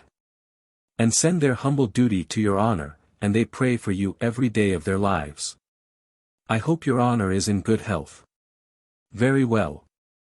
Thank God for that. But, sir, I have something further to tell you. I have had a companion all the way home, a person who comes to wait on your honor, on business of great consequence, as he says." "Who is that, John?" "It is Master Edmund Twyford, from the castle of Lovel." "Young Edmund," says Sir Philip, surprised, "where is he?" "At the gate, sir." "Why did you leave him there?" "Because he bade me come before, and acquaint your honor, that he waits your pleasure." "Bring him hither," said Sir Philip, "tell him I shall be glad to see him." John made haste to deliver his message, and Edmund followed him in silence into Sir Philip's presence. He bowed low, and kept at a distance. Sir Philip held out his hand, and bade him approach. As he drew near, he was seized with an universal trembling. He kneeled down, took his hand, kissed it, and pressed it to his heart in silence. "You are welcome, young man," said Sir Philip, "take courage, and speak for yourself." Edmund sighed deeply. He at length broke silence with difficulty. "I am come thus far, noble sir, to throw myself at your feet and implore your protection. You are, under God, my only reliance." "I receive you," said Sir Philip, "with all my heart. Your person is greatly improved since I saw you last, and I hope your mind is equally so.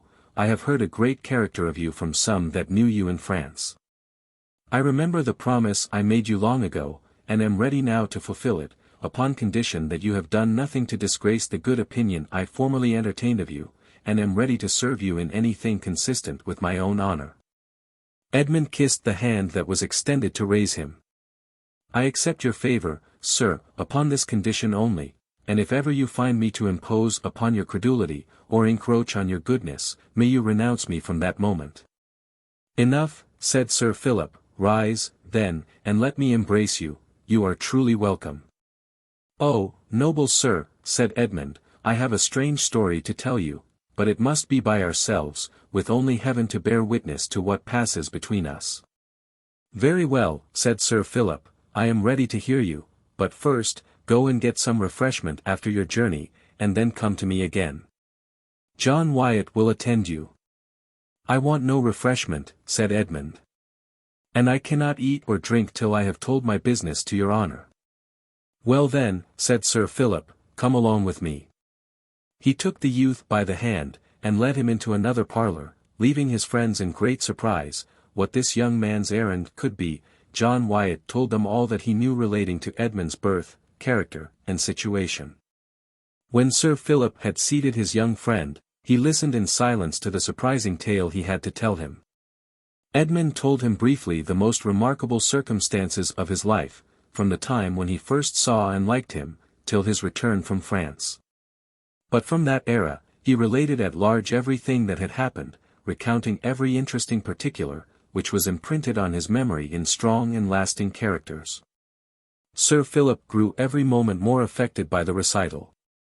Sometimes he clasped his hands together, he lifted them up to heaven, he smote his breast, he sighed, he exclaimed aloud. When Edmund related his dream, he breathed short and seemed to devour him with attention. When he described the fatal closet, he trembled, sighed, sobbed, and was almost suffocated with his agitation. But when he related all that passed between his supposed mother and himself, and finally produced the jewels, the proofs of his birth, and the death of his unfortunate mother, he flew to him, he pressed him to his bosom, he strove to speak. But speech was for some minutes denied. He wept aloud, and, at length, his words found their way in broken exclamations. Son of my dearest friend! Dear and precious relic of a noble house! Child of Providence! The beloved of heaven! Welcome! Thrice welcome to my arms! To my heart! I will be thy parent from henceforward, and thou shalt be indeed my child, my heir. My mind told me from the first moment I beheld thee, that thou wert the image of my friend. My heart then opened itself to receive thee, as his offspring. I had a strange foreboding that I was to be thy protector. I would then have made thee my own, but heaven orders things for the best, it made thee the instrument of this discovery, and in its own time and manner conducted thee to my arms. Praise be to God for his wonderful doings towards the children of men. Everything that has befallen thee is by his direction, and he will not leave his work unfinished. I trust that I shall be his instrument to do justice on the guilty, and to restore the orphan of my friend to his rights and title. I devote myself to this service, and will make it the business of my life to effect it. Edmund gave vent to his emotions, in raptures of joy and gratitude. They spent several hours in this way, without thinking of the time that passed, the one inquiring, the other explaining, and repeating, every particular of the interesting story. At length they were interrupted by the careful John Wyatt, who was anxious to know if anything was likely to give trouble to his master. "Sir," said John, "it grows dark, do you want a light?" "We want no light but what heaven gives us," said Sir Philip. I knew not whether it was dark or light. "I hope," said John, "nothing has happened. I hope your honor has heard no bad tidings." I hope no offense." "None at all," said the good knight. "I am obliged to your solicitude for me. I have heard some things that grieve me, and others that give me great pleasure, but the sorrows are past, and the joys remain." "Thank God," said John. "I was afraid something was the matter to give your honor trouble." "I thank you, my good servant. You see this young gentleman, I would have you, John, devote yourself to his service. I give you to him for an attendant on his person, and would have you show your affection to me by your attachment to him." "Oh, sir," said John in a melancholy voice, "what have I done to be turned out of your service?" "No such matter, John," said Sir Philip, "you will not leave my service." "Sir," said John, "I would rather die than leave you. And, my lad, I like you too well to part with you, but in serving my friend you will serve me. Know, that this young man is my son." "Your son, sir," said John. "Not my natural son, but my relation, my son by adoption, my heir." "And will he live with you, sir?" "Yes, John, and I hope to die with him." "Oh, then, I will serve him with all my heart and soul, and I will do my best to please you both." "I thank you, John, and I will not forget your honest love and duty. I have so good an opinion of you, that I will tell you of some things concerning this gentleman that will entitle him to your respect." "'Tis enough for me," said John, "to know that your honor respects him, to make me pay him as much duty as yourself. But, John, when you know him better, you will respect him still more. At present, I shall only tell you what he is not. For you think him only the son of Andrew Twyford." "And is he not?" said John. "No, but his wife nursed him, and he passed for her son." "And does old Twyford know it, sir?" "He does, and will bear witness to it. But he is the son of a near friend of mine, of quality superior to my own, and as such you must serve and respect him. I shall, to be sure, sir, but what name shall I call him? You shall know that hereafter. In the meantime bring a light, and wait on us to the other parlour.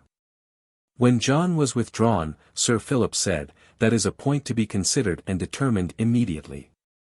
It is proper that you should assume a name till you can take that of your father, for I choose you should drop that of your foster father, and I would have you be called by one that is respectable. In that, and every other point, I will be wholly governed by you, sir, said Edmund. Well then, I will give you the name of Seagrave. I shall say that you are a relation of my own, and my mother was really of that family. John soon returned, and attended them into the other parlour. Sir Philip entered, with Edmund in his hand. My friends, said he, this gentleman is Mr. Edward Seagrave, the son of a dear friend and relation of mine.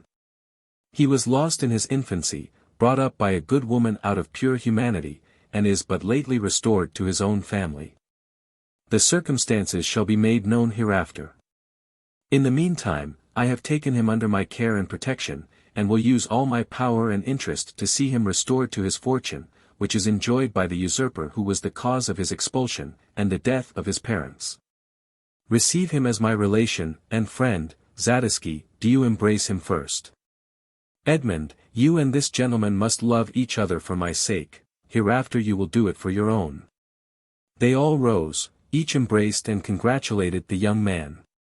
Zadisky said, Sir, whatever griefs and misfortunes you may have endured, you may reckon them at an end, from the hour you are beloved and protected by Sir Philip Harclay. I firmly believe it, sir, replied Edmund. And my heart enjoys, already, more happiness than I ever yet felt, and promises me all that I can wish in future. His friendship is the earnest heaven gives me of its blessings hereafter. They sat down to supper with mutual cheerfulness. And Edmund enjoyed the repast with more satisfaction than he had felt a long time. Sir Philip saw his countenance brighten up, and looked on him with heartfelt pleasure. Every time I look on you, said he, reminds me of your father. You are the same person I loved 23 years ago. I rejoice to see you under my roof. Go to your repose early, and tomorrow we will consult farther. Edmund withdrew, and enjoyed a night of sweet undisturbed repose. The next morning Edmund arose in perfect health and spirits. He waited on his benefactor. They were soon after joined by Zadisky, who shewed great attention and respect to the youth, and offered him his best services without reserve. Edmund accepted them with equal respect and modesty, and finding himself at ease, began to display his amiable qualities. They breakfasted together. Afterwards, Sir Philip desired Edmund to walk out with him. As soon as they were out of hearing, Sir Philip said, I could not sleep last night for thinking of your affairs. I laid schemes for you, and rejected them again. We must lay our plan before we begin to act.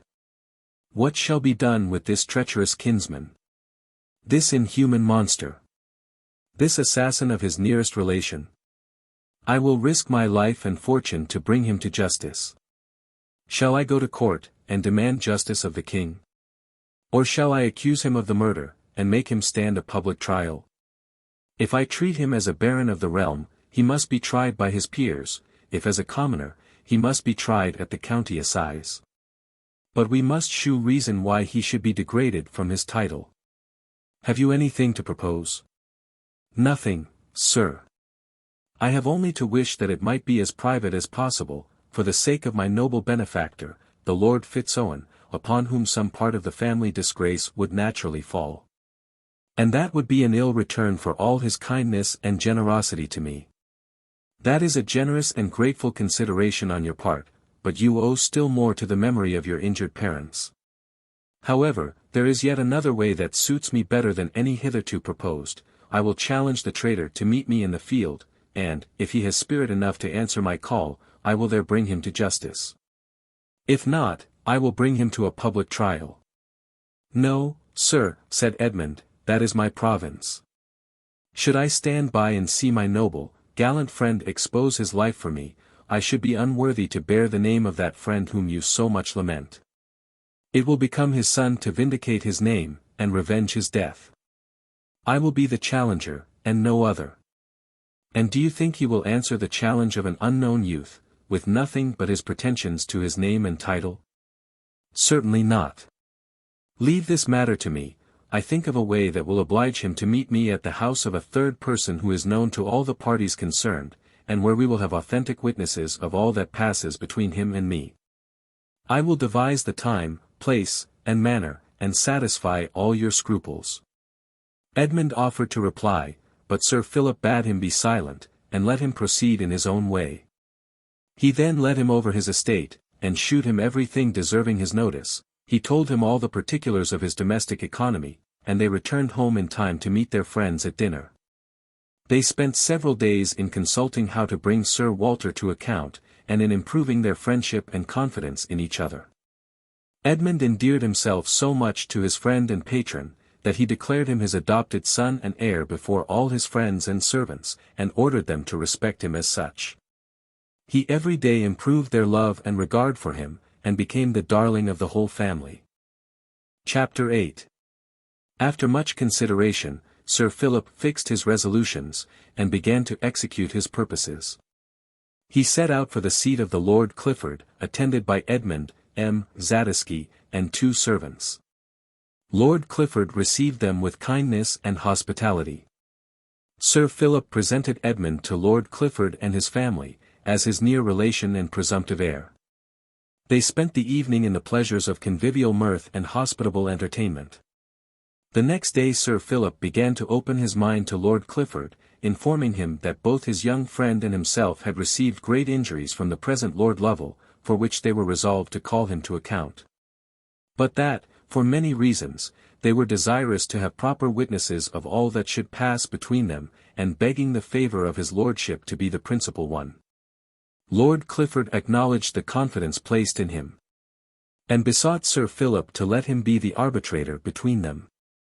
Sir Philip assured him, that their wrongs would not admit of arbitration, as he should hereafter judge. But that he was unwilling to explain them further till he knew certainly whether or not the Lord Lovel would meet him, for, if he refused, he must take another method with him. Lord Clifford was desirous to know the grounds of the quarrel. But Sir Philip declined entering into particulars at present, assuring him of a full information hereafter. He then sent Zadisky, attended by John Wyatt, and a servant of Lord Clifford, with a letter to Lord Lovel. The contents were as follow. My Lord Lovel, Sir Philip Harclay earnestly desires to see you at the house of Lord Clifford, where he waits to call you to account for the injuries done by you to the late Arthur Lord Lovel, your kinsman. If you accept his demand, he will make the Lord Clifford a witness and a judge of the cause; if not, he will expose you publicly as a traitor and a coward. Please to answer this letter, and he will acquaint you with the time, place, and manner of the meeting. Philip Harclay. Zadisky presented the letter to Lord Lovel, informing him that he was the friend of Sir Philip Harclay. He seemed surprised and confounded at the contents, but, putting on an haughty air, I know nothing, said he, of the business this letter hints at, but wait a few hours, and I will give you an answer. He gave orders to treat Zadisky as a gentleman in every respect, except in avoiding his company, for the Greek had a shrewd and penetrating aspect, and he observed every turn of his countenance. The next day he came and apologized for his absence, and gave him the answer, sending his respects to the Lord Clifford. The messengers returned with all speed, and Sir Philip read the answer before all present. Lord Lovel knows not of any injuries done by him to the late Arthur Lord Lovel, whom he succeeded by just right of inheritance. Nor of any right Sir Philip Harclay has, to call to account a man to whom he is barely known, having seen him only once, many years ago, at the house of his uncle, the old Lord Lovel. Nevertheless, Lord Lovel will not suffer any man to call his name and honour into question with impunity. For which reason he will meet Sir Philip Harclay at any time, place, and in what manner he shall appoint, bringing the same number of friends and dependents, that justice may be done to all parties. Lovel. 'Tis well, said Sir Philip. I am glad to find he has the spirit to meet me. He is an enemy worthy of my sword. Lord Clifford then proposed that both parties should pass the borders, and obtain leave of the Warden of the Scottish Marches to decide the quarrel in his jurisdiction, with a select number of friends on both sides. Sir Philip agreed to the proposal, and Lord Clifford wrote in his own name to ask permission of the Lord Graham, that his friends might come there. And obtained it, on condition that neither party should exceed a limited number of friends and followers. Lord Clifford sent chosen messengers to Lord Lovel, acquainting him with the conditions, and appointing the time, place, and manner of their meeting, and that he had been desired to accept the office of Judge of the Field. Lord Lovel accepted the conditions, and promised to be there without fail. Lord Clifford notified the same to Lord Graham, Warden of the Marches, who caused a piece of ground to be enclosed for the lists, and made preparations against the day appointed. In the interim, Sir Philip Harclay thought proper to settle his worldly affairs. He made Zadisky acquainted with every circumstance of Edmund's history, and the obligation that lay upon him to revenge the death of his friend, and see justice done to his heir. Zadisky entered into the cause with an ardor that spoke the affection he bore to his friend. "Why," said he, "would you not suffer me to engage this traitor? Your life is of too much consequence to be staked against his. But though I trust that the justice of your cause must succeed, yet, if it should happen otherwise, I vow to revenge you. He shall never go back from us both. However, my hope and trust is, to see your arm the minister of justice." Sir Philip then sent for a lawyer and made his will, by which he appointed Edmund his chief heir, by the name of Lovel, alias Seagrave, alias Twyford. He ordered that all his old friends, soldiers, and servants, should be maintained in the same manner during their lives. He left to Zadisky an annuity of £100 a year, and a legacy of £200. £100 to a certain monastery, the same sum to be distributed among disbanded soldiers, and the same to the poor and needy in his neighbourhood. He appointed Lord Clifford joint executor with Edmund, and gave his will into that nobleman's care, recommending Edmund to his favour and protection. "If I live," said he, "I will make him appear to be worthy of it. If I die, he will want a friend. I am desirous your lordship, as a judge of the field, should be unprejudiced on either side, that you may judge impartially. If I die, Edmund's pretensions die with me. But my friend Zadisky will acquaint you with the foundation of them. I take these precautions, because I ought to be prepared for everything. But my heart is warm with better hopes, and I trust one shall live to justify my own cause, as well as that of my friend, who is a person of more consequence than he appears to be." Lord Clifford accepted the trust, and expressed the greatest reliance upon Sir Philip's honour and veracity. While these preparations were making for the great event that was to decide the pretensions of Edmund, his enemies at the castle of Lovel were brought to shame for their behaviour to him. The disagreement between Wenlock and Markham had by degrees brought on an explanation of some parts of their conduct.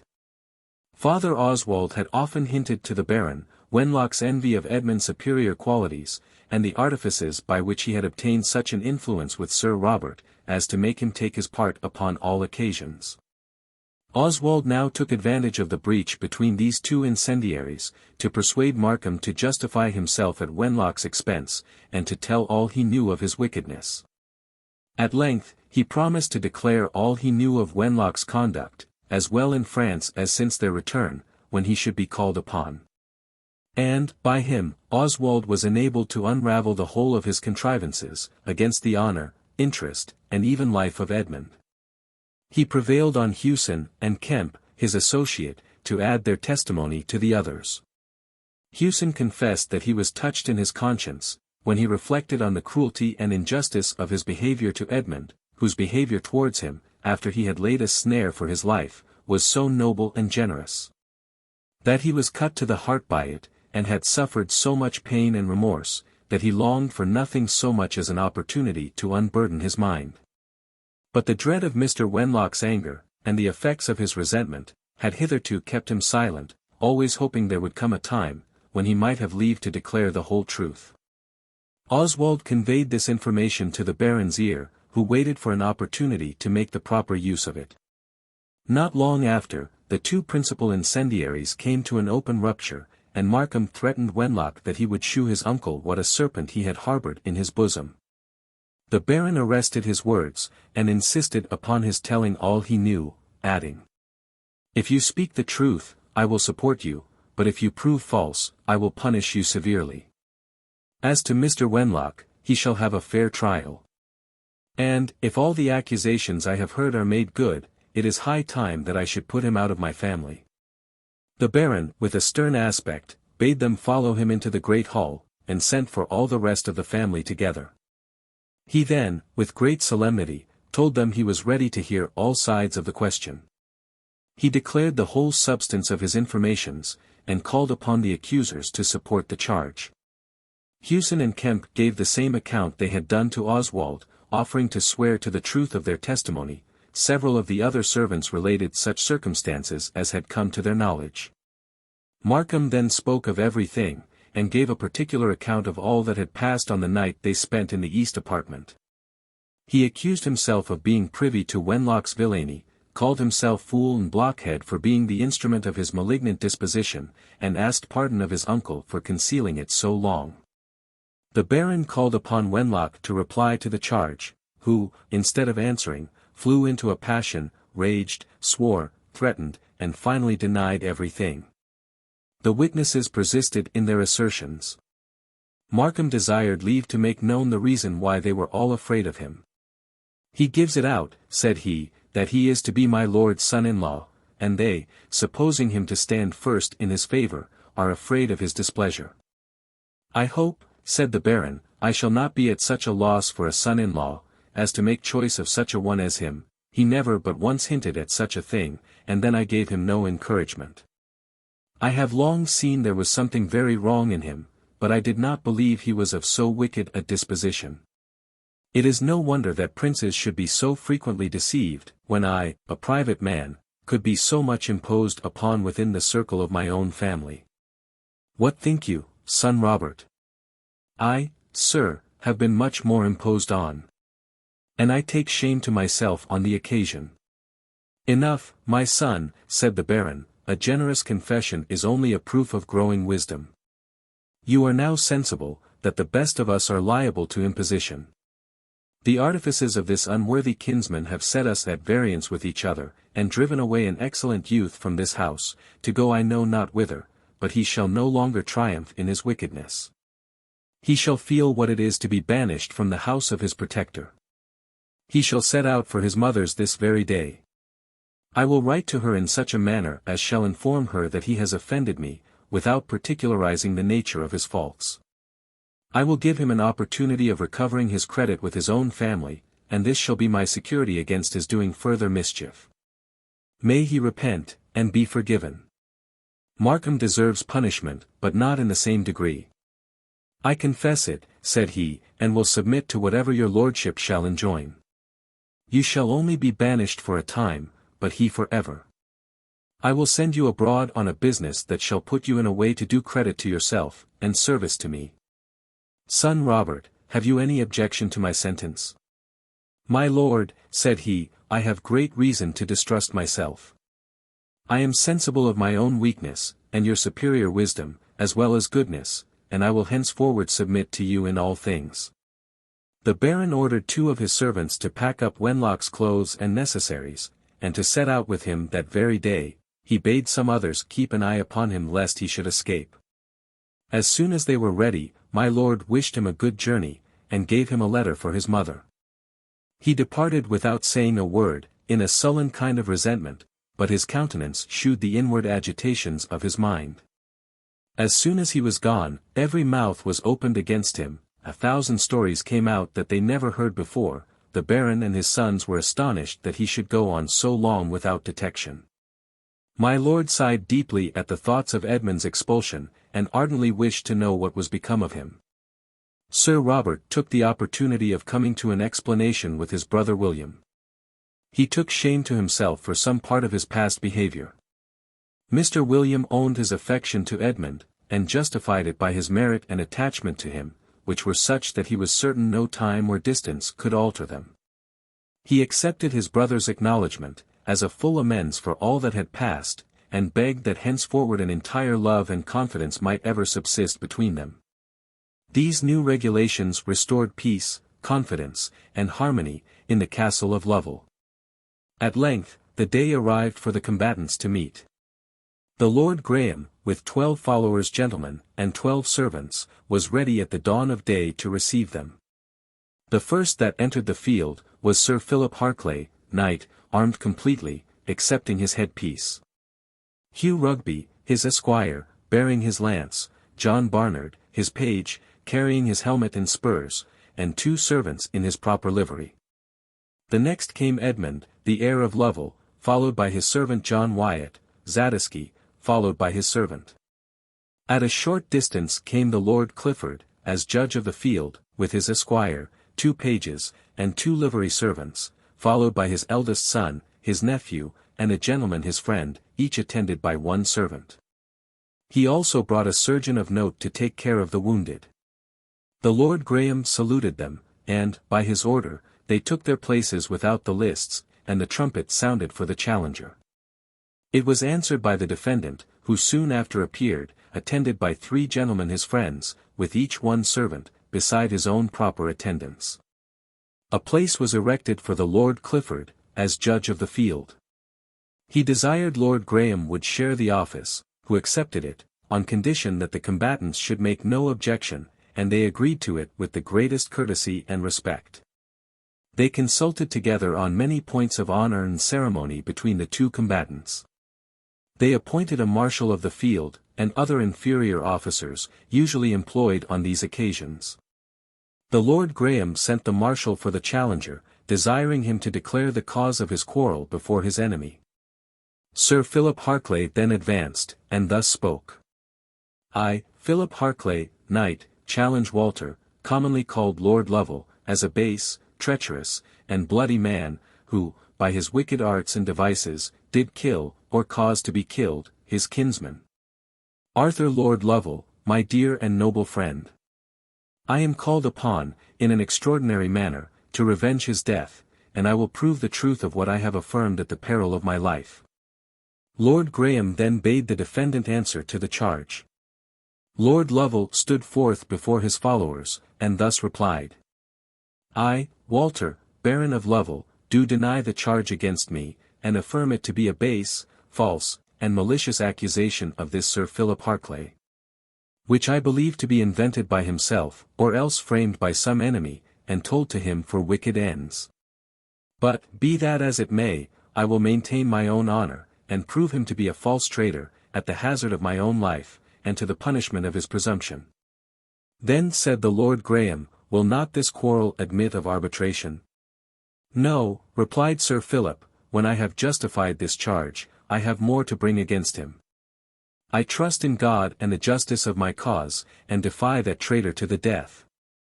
Lord Clifford then spoke a few words to Lord Graham, who immediately called to the marshal, and bade him open the lists, and deliver their weapons to the combatants. While the marshal was arranging the combatants and their followers, Edmund approached his friend and patron. He put 1 knee to the ground, he embraced his knees with the strongest emotions of grief and anxiety. He was dressed in complete armor, with his visor down, his device was a hawthorn, with a graft of the rose upon it, the motto, "This is not my true parent," but Sir Philip bade him take these words, "E fructu arbor cognoscitur." Sir Philip embraced the youth with strong marks of affection. "Be composed, my child," said he, "I have neither guilt, fear, nor doubt in me, I am so certain of success, that I bid you be prepared for the consequence." Zadisky embraced his friend, he comforted Edmund, he suggested everything that could confirm his hopes of success. The marshal waited to deliver the spear to Sir Philip, he now presented it with the usual form. "Sir, receive your lance, and God defend the right." Sir Philip answered, "Amen," in a voice that was heard by all present. He next presented his weapon to Lord Lovel with the same sentence, who likewise answered "Amen," with a good courage. Immediately the lists were cleared, and the combatants began to fight. They contended a long time with equal skill and courage. At length Sir Philip unhorsed his antagonist.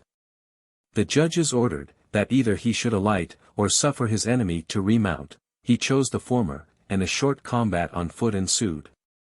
The sweat ran off their bodies with the violence of the exercise. Sir Philip watched every motion of his enemy, and strove to weary him out, intending to wound, but not to kill him, unless obliged for his own safety. He thrust his sword through his left arm, and demanded, whether he would confess the fact. Lord Lovel, enraged, answered, he would die sooner.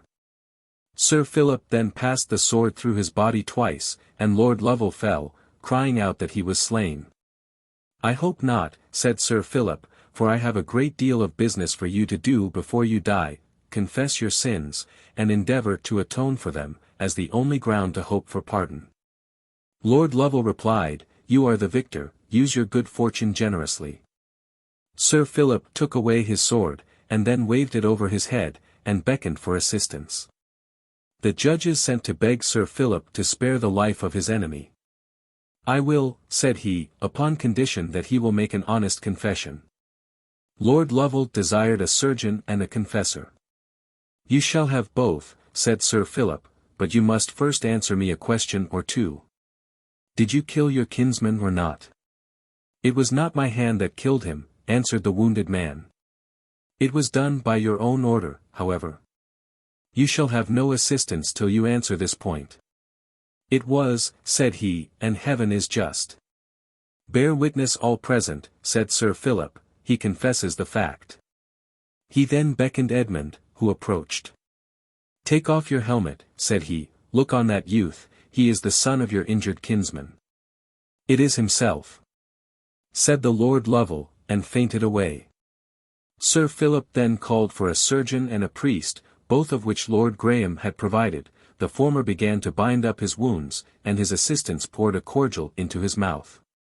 Preserve his life, if it be possible, said Sir Philip, for much depends upon it. He then took Edmund by the hand, and presented him to all the company. In this young man, said he, you see the true heir of the house of Lovel. Heaven has in its own way made him the instrument to discover the death of his parents. His father was assassinated by order of that wicked man, who now receives his punishment. His mother was, by his cruel treatment, compelled to leave her own house. She was delivered in the fields, and perished herself in seeking a shelter for her infant. I have sufficient proofs of everything I say, which I am ready to communicate to every person who desires to know the particulars. Heaven, by my hand, has chastised him. He has confessed the fact I accuse him of, and it remains that he make restitution of the fortune and honours he hath usurped so long. Edmund kneeled, and with uplifted hands returned thanks to heaven, that his noble friend and champion was crowned with victory. The lords and gentlemen gathered round them, they congratulated them both. While Lord Lovel's friends and followers were employed in taking care of him, Lord Clifford took Sir Philip's hand. You have acted with so much honour and prudence, that it is presumptuous to offer you advice. But what mean you to do with the wounded man? I have not determined, said he. I thank you for the hint, and beg your advice how to proceed. Let us consult Lord Graham, replied he. Lord Graham insisted upon their going all to his castle. There, said he, you will have impartial witnesses of all that passes. Sir Philip was unwilling to give so much trouble. The Lord Graham protested he should be proud to do any service to so noble a gentleman. Lord Clifford enforced his request, saying, it was better upon all accounts to keep their prisoner on this side the borders till they saw what turn his health would take, and to keep him safely till he had settled his worldly affairs. This resolution being taken, Lord Graham invited the wounded man and his friends to his castle, as being the nearest place where he could be lodged and taken proper care of, it being dangerous to carry him further. They accepted the proposal with many acknowledgments. And, having made a kind of litter of boughs, they all proceeded to Lord Graham's castle, where they put Lord Lovel to bed, and the surgeon dressed his wounds, and desired he might be kept quiet, not knowing at present whether they were dangerous or not. Chapter 9. About an hour after, the wounded man complained of thirst. He asked for the surgeon, and inquired if his life was in danger. The surgeon answered him doubtfully. He asked, where is Sir Philip Harclay? In the castle. Where is that young man whom he calls the heir of Lovel? He is here, too. Then I am surrounded with my enemies. I want to speak to one of my own servants, without witnesses, let one be sent to me. The surgeon withdrew, and acquainted the gentleman below. He shall not speak to any man, said Sir Philip, but in my presence. He went with him into the sick man's room. Upon the sight of Sir Philip, he seemed in great agitation. Am I not allowed to speak with my own servant, said he. Yes, sir, you may, but not without witnesses. Then I am a prisoner, it seems. No, not so, sir, but some caution is necessary at present. But compose yourself, I do not wish for your death. Then why did you seek it? I never injured you. Yes, you have, in the person of my friend, and I am only the instrument of justice in the hand of heaven. Endeavor to make atonement while life is spared to you. Shall I send the priest to you? Perhaps he may convince you of the necessity of restitution, in order to obtain forgiveness of your sins. Sir Philip sent for the priest and the surgeon, and obliged the servant to retire with him. I leave you, sir, to the care of these gentlemen, and whenever a third person is admitted, I will be his attendant. I will visit you again within an hour. He then retired, and consulted his friends below. They were of opinion that no time should be lost. You will then, said he, accompany me into the sick man's apartment in an hour's time. Within the hour, Sir Philip, attended by Lord Clifford and Lord Graham, entered the chamber. Lord Lovel was in great emotion. The priest stood on one side of the bed, the surgeon on the other. The former exhorted him to confess his sins, the other desired he might be left to his repose. Lord Lovel seemed in great anguish of mind, he trembled, and was in the utmost confusion. Sir Philip entreated him, with the piety of a confessor, to consider his soul's health before that of his body. He then asked Sir Philip, by what means he knew that he was concerned in the death of his kinsman. Sir, replied he, it was not merely by human means this fact was discovered. There is a certain apartment in the castle of Lovel, that has been shut up these 21 years, but has lately been opened and examined into. O heaven! Exclaimed he, then Geoffrey must have betrayed me. No, sir, he has not, it was revealed in a very extraordinary manner to that youth whom it most concerns. How can he be the heir of Lovel? By being the son of that unfortunate woman, whom you cruelly obliged to leave her own house, to avoid being compelled to wed the murderer of her husband. We are not ignorant, moreover, of the fictitious funeral you made for her. All is discovered, and you will not tell us any more than we know already, but we desire to have it confirmed by your confession. The judgments of heaven are fallen upon me, said Lord Lovel. I am childless, and one is arisen from the grave to claim my inheritance. Nothing, then, hinders you to do justice and make restitution, it is for the ease of your conscience. And you have no other way of making atonement for all the mischief you have done. You know too much, said the criminal, and I will relate what you do not know. You may remember, proceeded he, that I saw you once at my uncle's house. I well remember it. At that time my mind was disturbed by the baleful passion of envy, it was from that root all my bad actions sprung. Praise be to God, said the good priest. He hath touched your heart with true contrition, and you shew the effect of his mercies, you will do justice, and you will be rewarded by the gift of repentance unto salvation. Sir Philip desired the penitent to proceed. My kinsman excelled me in every kind of merit, in the graces of person and mind, in all his exercises, and in every accomplishment. I was totally eclipsed by him, and I hated to be in his company. But what finished my aversion, was his addressing the lady upon whom I had fixed my affections. I strove to rival him there, but she gave him the preference that, indeed, was only his due, but I could not bear to see, or acknowledge, it. The most bitter hatred took possession of my breast, and I vowed to revenge the supposed injury as soon as opportunity should offer. I buried my resentment deep in my heart, and outwardly appeared to rejoice at his success. I made a merit of resigning my pretensions to him, but I could not bear to be present at his nuptials, I retired to my father's seat and brooded over my revenge in secret. My father died this year, and soon after my uncle followed him. Within another year my kinsman was summoned to attend the king on his Welsh expedition. As soon as I heard he was gone from home, I resolved to prevent his return, exulting in the prospect of possessing his title, fortune, and his lady. I hired messengers, who were constantly going and coming to give me intelligence of all that passed at the castle. I went there soon after, under pretence of visiting my kinsman. My spies brought me an account of all that happened. One informed me of the event of the battle, but could not tell whether my rival was living or dead. I hoped the latter, that I might avoid the crime I meditated. I reported his death to his lady, who took it very heavily. Soon after a messenger arrived with tidings that he was alive and well, and had obtained leave to return home immediately. I instantly dispatched my 2 emissaries to intercept him on the way.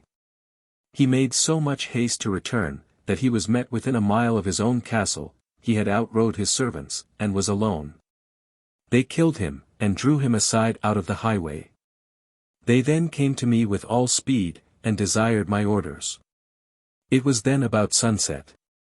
I sent them back to fetch the dead body, which they brought privately into the castle. They tied it neck and heels, and put it into a trunk, which they buried under the floor in the closet you mentioned. The sight of the body stung me to the heart. I then felt the pangs of remorse, but it was too late. I took every precaution that prudence suggested to prevent the discovery, but nothing can be concealed from the eye of heaven.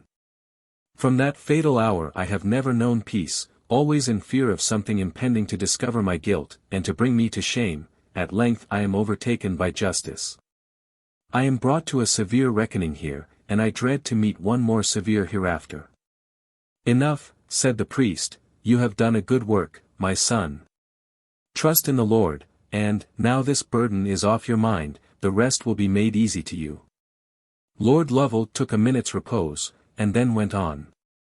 I hope by the hint you gave, Sir Philip, the poor lady is yet alive. No, sir, she is not. But she died not till after she brought forth a son, whom heaven made its instrument to discover and avenge the death of both his parents. They are well avenged, said he. I have no children to lament for me. All mine have been taken from me in the bloom of youth. Only one daughter lived to be 12 years old. I intended her for a wife for one of my nephews, but within 3 months I have buried her. He sighed, wept, and was silent. The gentlemen present lifted up their hands and eyes to heaven in silence. The will of heaven be obeyed, said the priest. My penitent hath confessed all. What more would you require? That he make atonement, said Sir Philip. That he surrender the title and estate to the right heir, and dispose of his own proper fortune to his nearest relations, and resign himself to penitence and preparation for a future state. For this time I leave him with you, father, and will join my prayers with yours for his repentance. So saying, he left the room, and was followed by the barons and the surgeon, the priest alone remaining with him.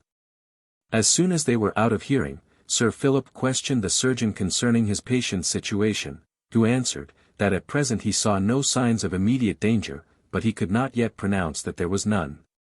If he were mortally wounded, said he could not be so well, nor speak so long without faintness, and it is my opinion that he will soon recover, if nothing happens to retard the cure. Then, said Sir Philip, keep this opinion from him. For I would suffer the fear of death to operate on him until he hath performed some necessary acts of justice. Let it only be known to these noblemen, upon whose honor I can rely, and I trust they will approve my request to you, sir. I join in it, said Lord Clifford, from the same motives. I insist upon it, said Lord Graham, and I can answer for my surgeon's discretion. My lords, said the surgeon, you may depend on my fidelity. And, after what I have just heard, my conscience is engaged in this noble gentleman's behalf, and I will do everything in my power to second your intentions. I thank you, sir, said Sir Philip, and you may depend on my gratitude in return.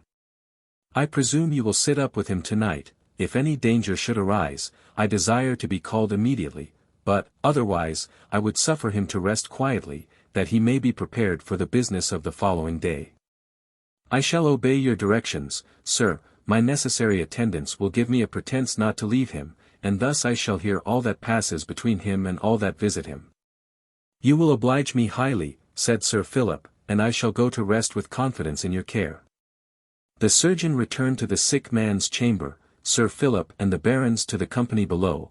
They supped in the great hall, with all the gentlemen that were present at the combat. Sir Philip and his Edmund retired to their repose, being heartily fatigued.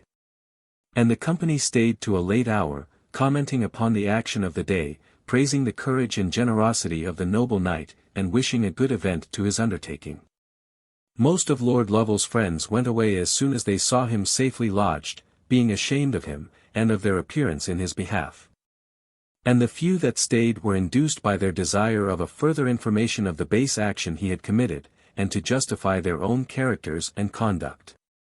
The next morning Sir Philip entered into consultation with the two barons, on the methods he should take to get Edmund received, and acknowledged, as heir of the house of Lovel.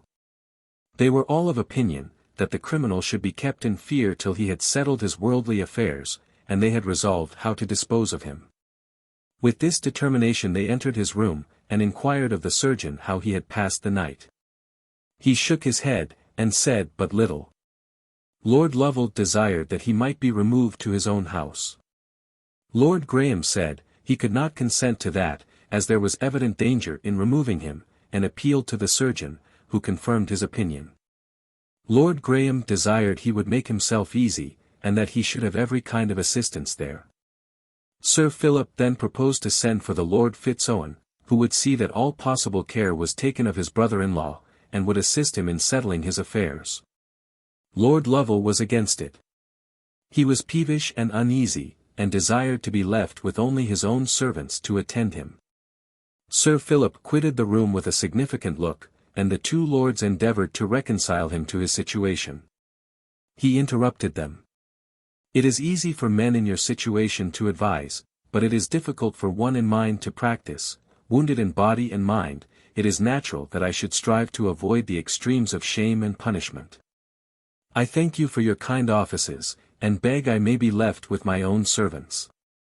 With them, and the surgeon, you shall, said Lord Graham, and they both retired. Sir Philip met them below. My lords, said he, I am desirous that my Lord Fitz-Owen should be sent for, and that he may hear his brother's confession, for I suspect that he may hereafter deny, what only the fear of death has extorted from him.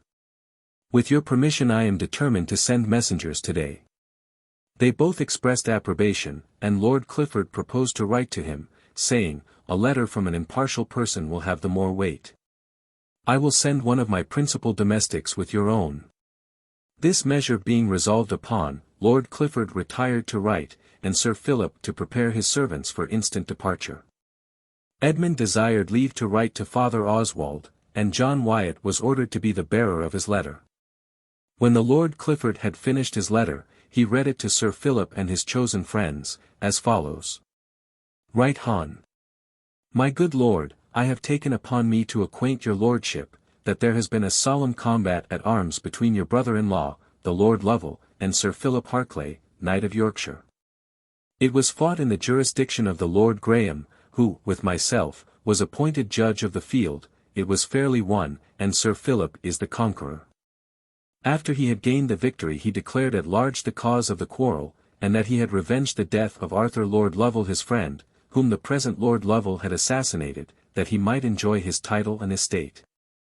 The wounded man confessed the fact, and Sir Philip gave him his life, and only carried off his sword as a trophy of his victory.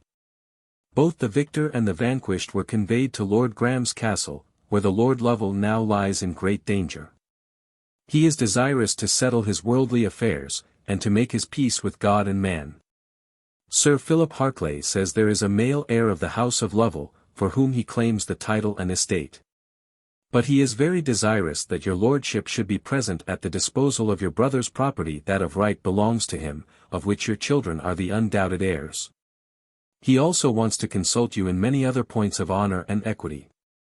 Let me entreat you, on the receipt of this letter, to set out immediately for Lord Graham's castle, where you will be received with the utmost respect and hospitality. You will hear things that will surprise you as much as they do me, you will judge of them with that justice and honor that speaks your character.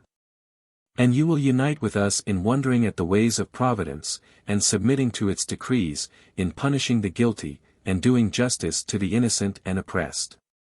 My best wishes and prayers attend you and your hopeful family. My lord, I remain your humble servant. Clifford. Every one present expressed the highest approbation of this letter. Sir Philip gave orders to John Wyatt to be very circumspect in his behaviour, to give Edmund's letter privately to Father Oswald, and to make no mention of him, or his pretensions to Lovel Castle. Lord Clifford gave his servant the requisite precautions. Lord Graham added a note of invitation, and sent it by a servant of his own. As soon as all things were ready, the messengers set out with all speed for the castle of Lovel. They stayed no longer by the way than to take some refreshment, but rode night and day till they arrived there. Lord Fitz-Owen was in the parlour with his children. Father Oswald was walking in the avenue before the house, when he saw 3 messengers whose horses seemed jaded, and the riders fatigued, like men come a long journey. He came up, just as the first had delivered his message to the porter. John Wyatt knew him, he dismounted, and made signs that he had something to say to him. He retired back a few steps, and John, with great dexterity, slipped a letter into his hand. The father gave him his blessing, and a welcome. "Who do you come from?" said he aloud. "From the Lords Graham and Clifford to the Lord Fitz-Owen, and we bring letters of consequence to the Baron." Oswald followed the messengers into the hall, a servant announced their arrival. Lord Fitz-Owen received them in the parlour, Lord Clifford's servant delivered his master's letter, Lord Graham's his, and they said they would retire and wait his lordship's answer. The Baron ordered them some refreshment. They retired, and he opened his letters. He read them with great agitations, he struck his hand upon his heart, he exclaimed, "My fears are all verified. The blow is struck, and it has fallen upon the guilty." Oswald came in a minute after.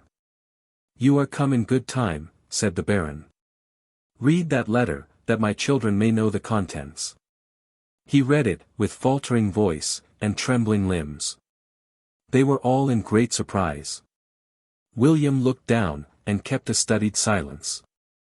Sir Robert exclaimed, "Is it possible? Can my uncle be guilty of such an action?" "You hear," said the Baron, "he has confessed it." "But to whom?" said Sir Robert. His father replied, "Lord Clifford's honour is unquestionable, and I cannot doubt what he affirms." Sir Robert leaned his head upon his hand, as one lost in thought. At length he seemed to awake. "My lord, I have no doubt that Edmund is at the bottom of this business. Do you not remember that Sir Philip Harclay long ago promised him his friendship? Edmund disappears, and, soon after, this man challenges my uncle. You know what passed here before his departure. He has suggested this affair to Sir Philip, and instigated him to this action. This is the return he has made for the favours he has received from our family, to which he owes everything." "Softly, my son," said the Baron, "let us be cautious of reflecting upon Edmund, there is a greater hand in this business. My conjecture was too true. It was in that fatal apartment that he was made acquainted with the circumstances of Lord Lovel's death. He was, perhaps, enjoined to reveal them to Sir Philip Harclay, the bosom friend of the deceased. The mystery of that apartment is disclosed, the woe to the guilty is accomplished. There is no reflection upon any one, heaven effects its purposes in its own time and manner. I and mine are innocent, let us worship, and be silent." "But what do you propose to do?" said Sir Robert. "To return with the messengers," answered the Baron. "I think it highly proper that I should see your uncle, and hear what he has to say. My children are his heirs. In justice to them, I ought to be acquainted with everything that concerns the disposal of his fortune." "Your lordship is in the right," answered Sir Robert, "it concerns us all. I have only to ask your permission to bear you company."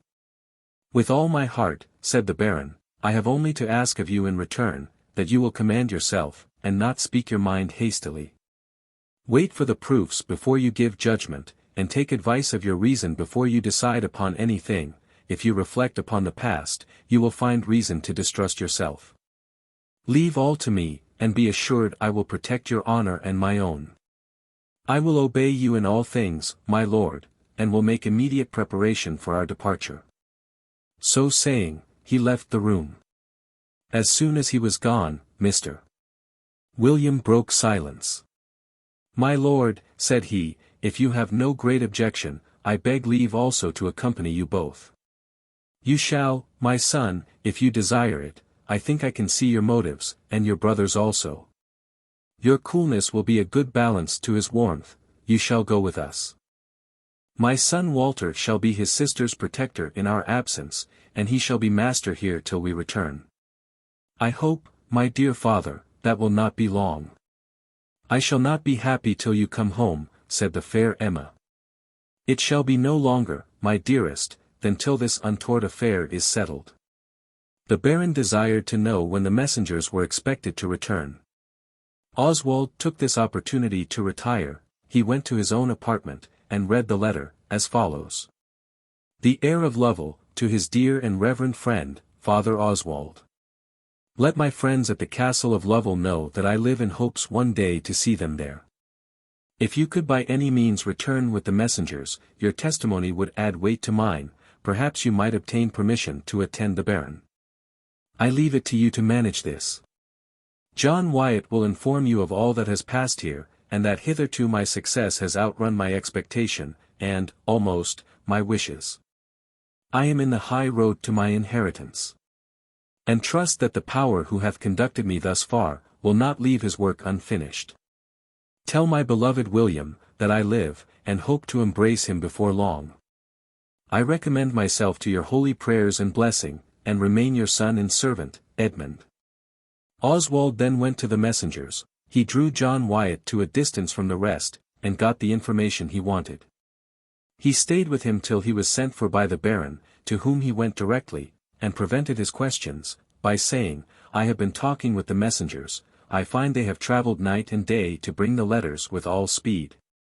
They only require one night's rest, and will be ready to set out with you tomorrow." "'Tis well," said the Baron, "we will set out as soon as they are ready." "My lord," said Oswald, "I have a favour to beg of you. It is, that I may attend you. I have seen the progress of this wonderful discovery, and I have a great desire to see the conclusion of it. Perhaps my presence may be of service in the course of your business." "Perhaps it may," said the Baron. "I have no objection, if you desire to go." They then separated, and went to prepare for their journey. Oswald had a private interview with Joseph, whom he informed of all that he knew, and his resolution to attend the Baron in his journey to the north. "I go," said he, "to bear witness in behalf of injured innocence. If it be needful, I shall call upon you, therefore hold yourself in readiness in case you should be sent for." "That I will," said Joseph, "and spend my last remains of life and strength, to help my young lord to his right and title." "But do they not begin to suspect who is the heir of Lovel?" "Not in the least," said Oswald. "They think him concerned in the discovery, but have no idea of his being interested in the event." "Oh, father," said Joseph, "I shall think every day a week till your return, but I will no longer keep you from your repose." "Good night," said Oswald, "but I have another visit to pay before I go to rest." He left Joseph, and went on tiptoe to Mr. William's room, and tapped at his door. He came and opened it. "What news, father?" "Not much. I have only orders to tell you that Edmund is well, and as much your friend as ever." "I guessed," said William, "that we should hear something of him." "I have still another guess." "What is that, my child?" "That we shall see or hear of him where we are going." "It is very likely," said Oswald, "and I would have you be prepared for it. I am confident we shall hear nothing to his discredit." "I am certain of that," said William, "and I shall rejoice to see him. I conclude that he is under the protection of Sir Philip Harclay." "He is so," said Oswald. "I had my information from Sir Philip's servant, who is one of the messengers, and was guide to the others in their way hither." After some farther conversation they separated, and each went to his repose. Chapter 10. The next morning the whole party set out on their journey. They travelled by easy stages on account of the Baron's health, which began to be impaired, and arrived in health and spirits at the castle of Lord Graham, where they were received with the utmost respect and kindness by the noble master. The Lord Lovel had recovered his health and strength as much as possible in the time, and was impatient to be gone from thence to his own house. He was surprised to hear of the arrival of his brother and nephews, and expressed no pleasure at the thoughts of seeing them. When Sir Philip Harclay came to pay his respects to Baron Fitz-Owen, the latter received him with civility, but with a coldness that was apparent. Sir Robert left the room, doubting his resolution. Sir Philip advanced, and took the Baron by the hand. "My lord," said he, "I rejoice to see you here. I cannot be satisfied with the bare civilities of such a man as you. I aspire to your esteem, to your friendship, and I shall not be happy till I obtain them. I will make you the judge of every part of my conduct, and where you shall condemn me, I will condemn myself." The Baron was softened, his noble heart felt its alliance with its counterpart, but he thought the situation of his brother demanded some reserve towards the man who sought his life, but, in spite of himself, it wore off every moment. Lord Clifford related all that had passed, with the due regard to Sir Philip's honour. He remarked how nobly he concealed the cause of his resentment against the Lord Lovel till the day of combat, that he might not prepossess the judges against him. He enlarged on his humanity to the vanquished, on the desire he expressed to have justice done to his heirs. Finally, he mentioned his great respect for the Lord Fitz-Owen, and the solicitude he shewed to have him come to settle the estate of the sick man in favour of his children. Lord Clifford also employed his son to soften Sir Robert, and to explain to him every doubtful part of Sir Philip's behaviour. After the travellers had taken some rest, the Lord Graham proposed that they should make a visit to the sick man's chamber. The Lord sent to acquaint him they were coming to visit him, and they followed the messenger. The Lord Fitz-Owen went up to the bedside. He embraced his brother with strong emotions of concern. Sir Robert followed him, then Mr. William. Lord Lovel embraced them, but said nothing. His countenance shewed his inward agitations. Lord Fitz-Owen first broke silence. "I hope," said he, "I see my brother better than I expected." Lord Lovel bit his fingers, he pulled the bedclothes, he seemed almost distracted. At length he broke out. "I owe no thanks to those who sent for my relations. Sir Philip Harclay, you have used ungenerously the advantage you have gained over me. You spared my life, only to take away my reputation. You have exposed me to strangers, and, what is worse, to my dearest friends. When I lay in a state of danger, you obliged me to say anything, and now you take advantage of it, to ruin me in my friends' affection. But, if I recover, you may repent it." Sir Philip then came forward. "My lords, I shall take no notice of what this unhappy man has just now said. I shall appeal to you, as to the honourable witnesses of all that has passed. You see it was no more than necessary. I appeal to you for the motives of my treatment of him, before, at, and after our meeting. I did not take his life, as I might have done. I wished him to repent of his sins, and to make restitution of what he unjustly possesses. I was called out to do an act of justice. I had taken the heir of Lovel under my protection. My chief view was to see justice done to him. What regarded this man was but a secondary motive. This was my end, and I will never, never lose sight of it." Lord Lovel seemed almost choked with passion, to see every one giving some mark of approbation and respect to Sir Philip. He called out, "I demand to know who is this pretended heir, whom he brings out to claim my title and fortune." "My noble auditors," said Sir Philip, "I shall appeal to your judgment, in regard to the proofs of my ward's birth and family. Every circumstance shall be laid before you, and you shall decide upon them. Here is a young man, suppose the son of a peasant, who, by a train of circumstances that could not have happened by human contrivance, discovers not only who were his real parents, but that they came to untimely deaths. He even discovers the different places where their bones are buried, both out of consecrated ground, and appeals to their ashes for the truth of his pretensions. He has also living proofs to offer, that will convince the most incredulous. I have deferred entering into particulars, till the arrival of Baron Fitz-Owen. I know his noble heart and honourable character, from one that has long been an eyewitness of his goodness. Such is the opinion I have of his justice, that I will accept him as one of the judges in his brother's cause. I and my ward will bring our proofs before him, and the company here present. In the course of them, it will appear that he is the best qualified of any to judge of them, because he can ascertain many of the facts we shall have occasion to mention. I will rest our cause upon their decision. Lord Graham applauded Sir Philip's appeal, affirming his own impartiality, and calling upon Lord Clifford and his son, and also his own nephews who were present. Lord Clifford said, Sir Philip offers fairly, and like himself.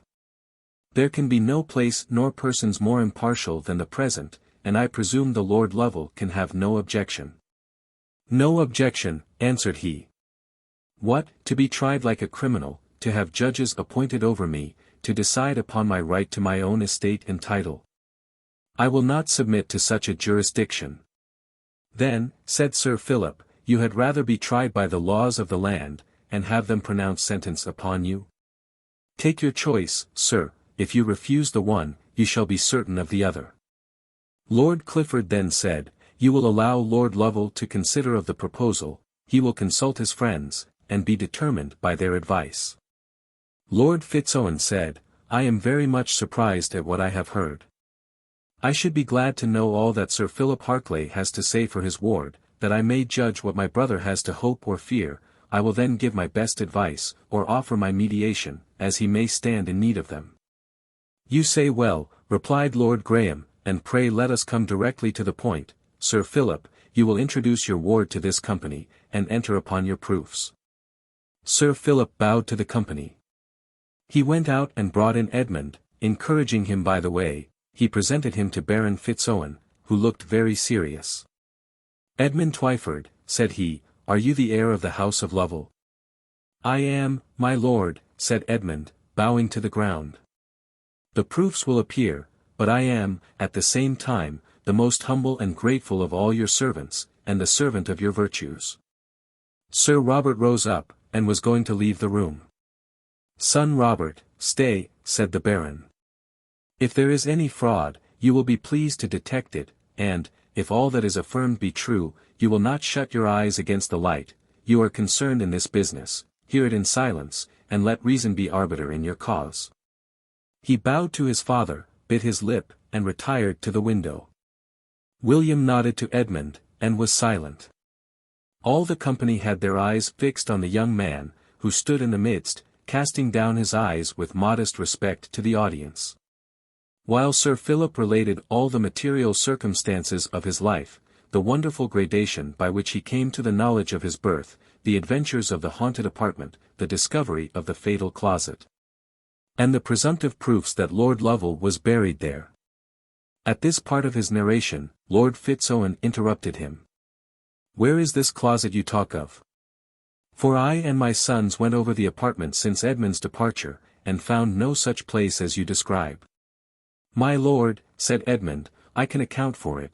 The door is covered with tapestry, the same as the room, and you might easily overlook it, but I have a witness here, said he, and putting his hand into his bosom, he drew out the key. If this is not the key of that closet, let me be deemed an impostor, and all I say a falsehood. I will risk my pretensions upon this proof. And for what purpose did you take it away? Said the Baron. To prevent any person from going into it, replied Edmund.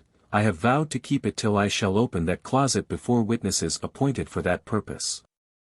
Proceed, sir, said the Baron Fitz-Owen. Sir Philip then related the conversation between Edmund and Marjorie Twyford, his supposed mother. Lord Fitz-Owen seemed in the utmost surprise. He exclaimed, can this be true? Strange discovery. Unfortunate child. Edmund's tears bore witness to his veracity. He was obliged to hide his face, he lifted up his clasped hands to heaven, and was in great emotions during all this part of the relation, while Lord Lovel groaned, and seemed in great agitation. Sir Philip then addressed himself to Lord Fitz-Owen. My lord, there was another person present at the conversation between Edmund and his foster mother, who can witness to all that passed. Perhaps your lordship can tell who that was?" "It was Father Oswald," replied the Baron. "I well remember that he went with him at his request. Let him be called in." He was sent for, and came immediately. The Baron desired him to relate all that passed between Edmund and his mother. Oswald then began. "Since I am now properly called upon to testify what I know concerning this young man, I will speak the truth, without fear or favor of any one. And I will swear, by the rules of my holy order, to the truth of what I shall relate."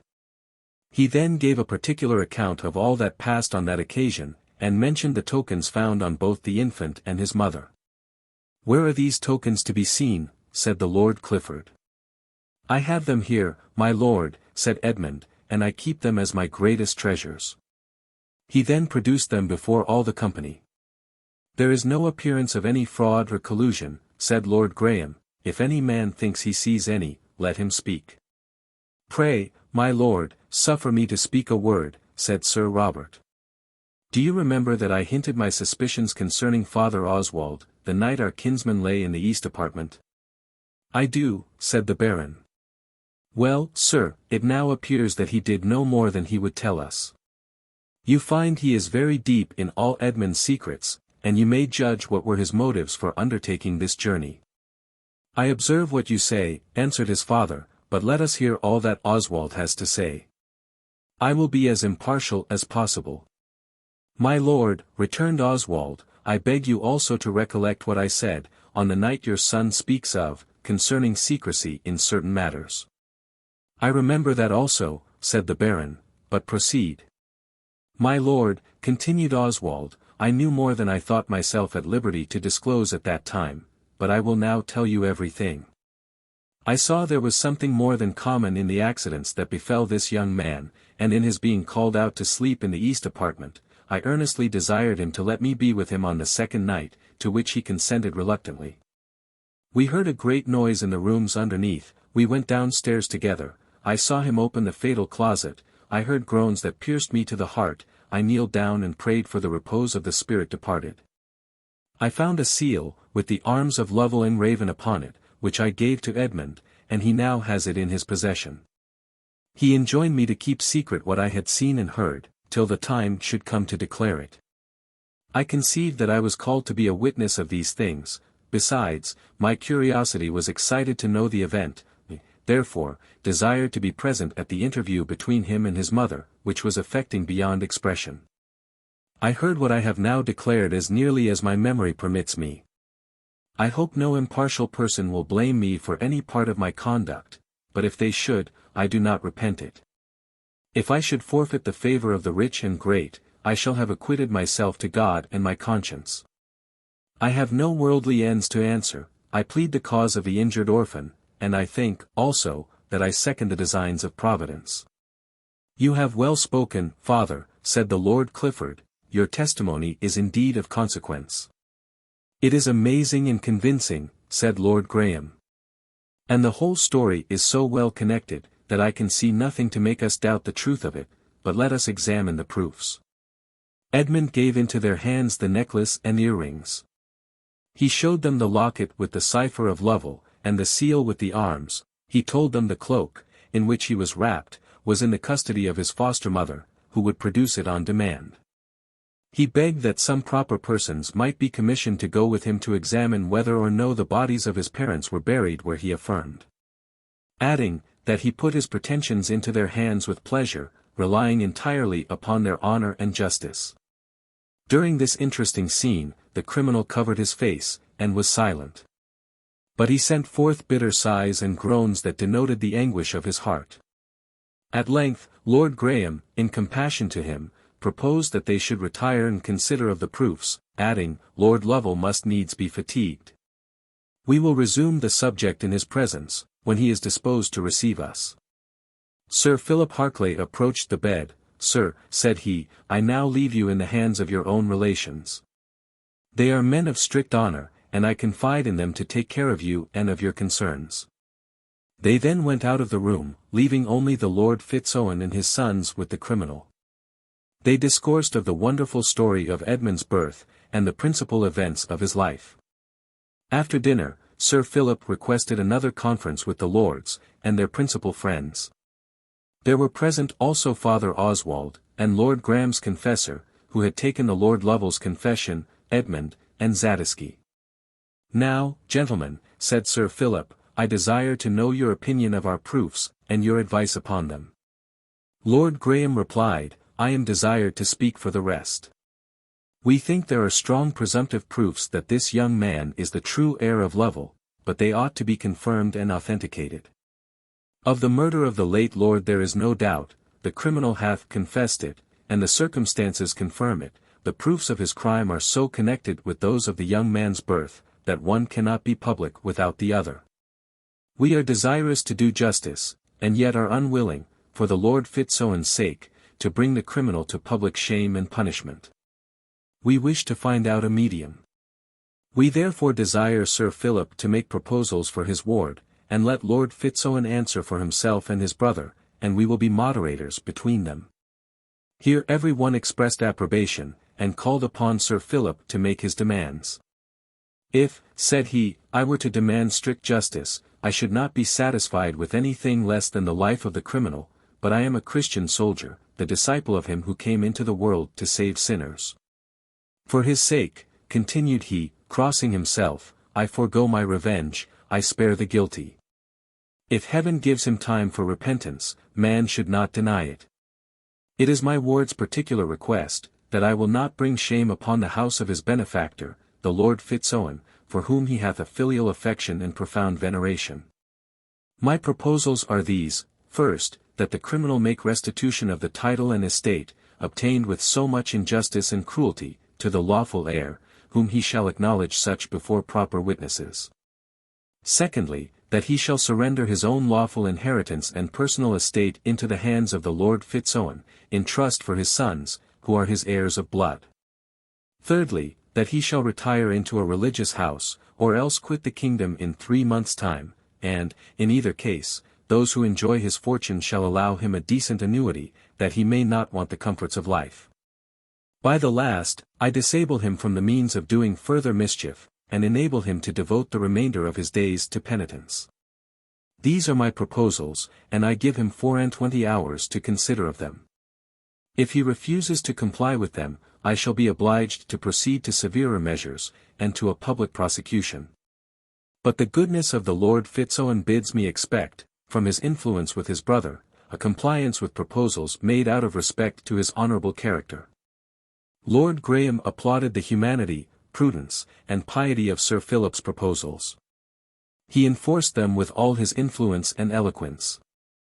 Lord Clifford seconded him, and the rest gave tokens of approbation. Sir Robert Fitz-Owen then rose up. "I beg leave to observe to the company, who are going to dispose so generously of another man's property, that my father purchased the castle and estate of the house of Lovel, who is to repay him the money for it." Sir Philip then said, "I have also a question to ask. Who is to pay the arrears of my ward's estate, which he has unjustly been kept out of these 21 years? Let Lord Clifford answer to both points, for he is not interested in either." Lord Clifford smiled. "I think," returned he, "the first question is answered by the second, and that the parties concerned should set one against the other, especially as Lord Fitz-Owen's children will inherit the fortune, which includes the purchase money." Lord Graham said, "This determination is both equitable and generous, and I hope will answer the expectations on all sides." "I have another proposal to make to my Lord Fitz-Owen," said Sir Philip. "But I first wait for the acceptance of those already made." Lord Fitz-Owen replied, "I shall report them to my brother, and acquaint the company with his resolution tomorrow." They then separated.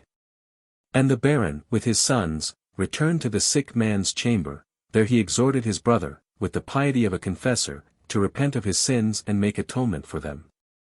He made known Sir Philip's proposals, and observed on the wonderful discovery of his crime, and the punishment that followed it. "Your repentance," continued he, "may be accepted, and your crime may yet be pardoned. If you continue refractory, and refuse to make atonement, you will draw down upon you a severer punishment." The criminal would not confess, and yet could not deny, the truth and justice of his observations. The Baron spent several hours in his brother's chamber.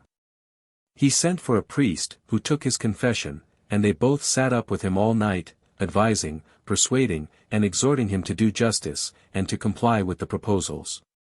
He was unwilling to give up the world, and yet more so to become the object of public shame, disgrace, and punishment. The next day, Lord Fitz-Owen summoned the company into his brother's chamber, and there declared, in his name, that he accepted Sir Philip Harclay's proposals. That, if the young man could, as he promised, direct them to the places where his parents were buried, and if his birth should be authenticated by his foster parents, he should be acknowledged the heir of the house of Lovel. That to be certified of these things, they must commission proper persons to go with him for this purpose, and, in case the truth should be made plain, they should immediately put him in possession of the castle and estate, in the state it was. He desired Lord Graham and Lord Clifford to choose the commissioners, and gave Sir Philip and Edmund a right to add to them, each, another person. Lord Graham named the eldest son of Lord Clifford, and the other, in return, named his nephew. They also chose the priest, Lord Graham's confessor, and the eldest son of Baron Fitz-Owen, to his great mortification. Sir Philip appointed Mr. William Fitz-Owen, and Edmund named Father Oswald. They chose out the servants to attend them, who were also to be witnesses of all that should pass. Lord Clifford proposed to Baron Fitz-Owen, that, as soon as the commissioners were set out, the remainder of the company should adjourn to his seat in Cumberland, whither Lord Graham should be invited to accompany them. And to stay till this affair was decided. After some debate, this was agreed to, and, at the same time, that the criminal should be kept with them till everything was properly settled.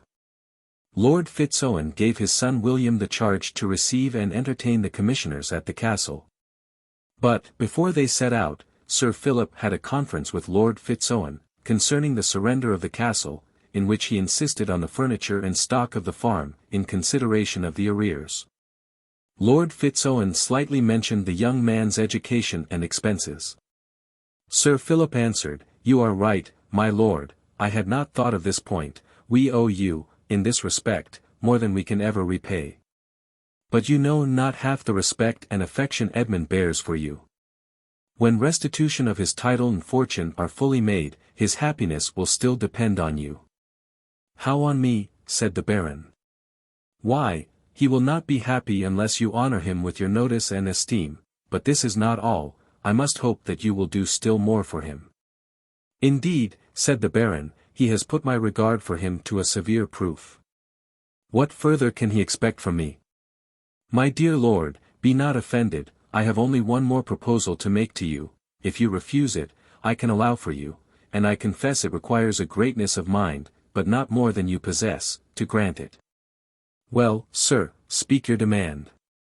"Say rather my request, it is this, cease to look upon Edmund as the enemy of your house, look upon him as a son, and make him so indeed." "How say you, Sir Philip?" "My son." "Yes, my lord, give him your daughter. He is already your son in filial affection, your son William and he are sworn brothers, what remains but to make him yours? He deserves such a parent, you such a son. And you will, by this means, engraft into your family, the name, title, and estate of Lovel, which will be entailed on your posterity for ever." "This offer requires much consideration," returned the Baron. "Suffer me to suggest some hints to you," said Sir Philip. "This match is, I think, verily pointed out by Providence, which hath conducted the dear boy through so many dangers, and brought him within view of his happiness. Look on him as the precious relic of a noble house, the son of my dearest friend. Or look on him as my son and heir, and let me, as his father, implore you to consent to his marriage with your daughter." The Baron's heart was touched, he turned away his face. "Oh, Sir Philip Harclay, what a friend are you! Why should such a man be our enemy?" "My lord," said Sir Philip, "we are not, cannot be enemies, our hearts are already allied. And I am certain we shall one day be dear friends." The Baron suppressed his emotions, but Sir Philip saw into his heart.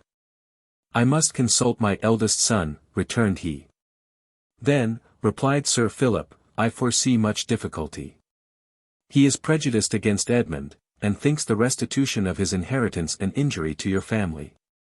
Hereafter he will see this alliance in a different light, and will rejoice that such a brother is added to the family. But, at present, he will set his face against it. However, we will not despair, virtue and resolution will surmount all obstacles. Let me call in young Lovel. He brought Edmund to the Baron, and acquainted him with the proposal he had been making in his name, my lord's answers, and the objections he feared on the part of Sir Robert. Edmund kneeled to the Baron. He took his hand and pressed it to his lips. Best of men. Of parents. Of patrons, said he, I will ever be your son in filial affection, whether I have the honor to be legally so or not. Not one of your own children can feel a stronger sense of love and duty. Tell me, said the Baron, do you love my daughter? I do, my lord, with the most ardent affection. I never loved any woman but her. And, if I am so unfortunate as to be refused her, I will not marry at all. Oh, my lord, reject not my honest suit. Your alliance will give me consequence with myself, it will excite me to act worthy of the station to which I am exalted. If you refuse me, I shall seem an abject wretch, disdained by those whom my heart claims relation to. Your family are the whole world to me. Give me your lovely daughter. Give me also your son, my beloved William. And let me share with them the fortune Providence bestows upon me. But what is title or fortune, if I am deprived of the society of those I love? Edmund, said the Baron, you have a noble friend. But you have a stronger in my heart, which I think was implanted there by heaven to aid its own purposes. I feel a variety of emotions of different kinds, and am afraid to trust my own heart with you. But answer me a question, are you assured of my daughter's consent? Have you solicited her favor? Have you gained her affections? Never, my lord. I am incapable of so base an action, I have loved her at an humble distance. But, in my situation, I should have thought it a violation of all the laws of gratitude and hospitality to have presumed to speak the sentiments of my heart. Then you have acted with unquestionable honor on this, and, I must say, on all other occasions. Your approbation, my lord, is the first wish of my life, it is the seal of my honor and happiness. Sir Philip smiled, my lord Fitz-Owen, I am jealous of Edmund's preferable regard for you, it is just the same now as formerly. Edmund came to Sir Philip, he threw himself into his arms, he wept, he was overpowered with the feelings of his heart. He prayed to heaven to strengthen his mind to support his inexpressible sensations. I am overwhelmed with obligation, said he, oh, best of friends, teach me, like you, to make my actions speak for me. Enough, Edmund. I know your heart, and that is my security. My lord, speak to him, and bring him to himself, by behaving coldly to him, if you can. The Baron said, I must not trust myself with you, you make a child of me. I will only add, gain my son Robert's favor, and be assured of mine, owe some respect to the heir of my family, he is brave, honest, and sincere, your enemies are separated from him, you have William's influence in your behalf. Make one effort, and let me know the result. Edmund kissed his hand in transports of joy and gratitude. I will not lose a moment, said he, I fly to obey your commands. Chapter 11. Edmund went immediately to his friend William, and related all that had passed between the Baron, Sir Philip, and himself. William promised him his interest in the warmest manner. He recapitulated all that had passed in the castle since his departure, but he guarded his sister's delicacy, till it should be resolved to give way to his address. They both consulted young Clifford, who had conceived an affection to Edmund for his amiable qualities, and to William for his generous friendship for him. He promised them his assistance, as Sir Robert seemed desirous to cultivate his friendship. Accordingly, they both attacked him with the whole artillery of friendship and persuasion. Clifford urged the merits of Edmund, and the advantages of his alliance. William enforced his arguments by a retrospect of Edmund's past life. And observed, that every obstacle thrown in his way had brought his enemies to shame, and increase of honor to himself. I say nothing, continued he, of his noble qualities and affectionate heart. Those who have been so many years his companions, can want no proofs of it. We know your attachment to him, sir, said Sir Robert, and, in consequence, your partiality. Nay, replied William, you are sensible of the truth of my assertions. And, I am confident, would have loved him yourself, but for the insinuations of his enemies. But if he should make good his assertions, even you must be convinced of his veracity. And you would have my father give him your sister upon this uncertainty? No, sir, but upon these conditions. But suppose he does not make them good? Then I will be of your party, and give up his interest. Very well, sir. My father may do as he pleases, but I cannot agree to give my sister to one who has always stood in the way of our family, and now turns us out of our own house. I am sorry, brother, you see his pretensions in so wrong a light. But if you think there is any imposture in the case, go with us, and be a witness of all that passes. No, not I, if Edmund is to be master of the castle, I will never more set my foot in it. This matter, said Mr.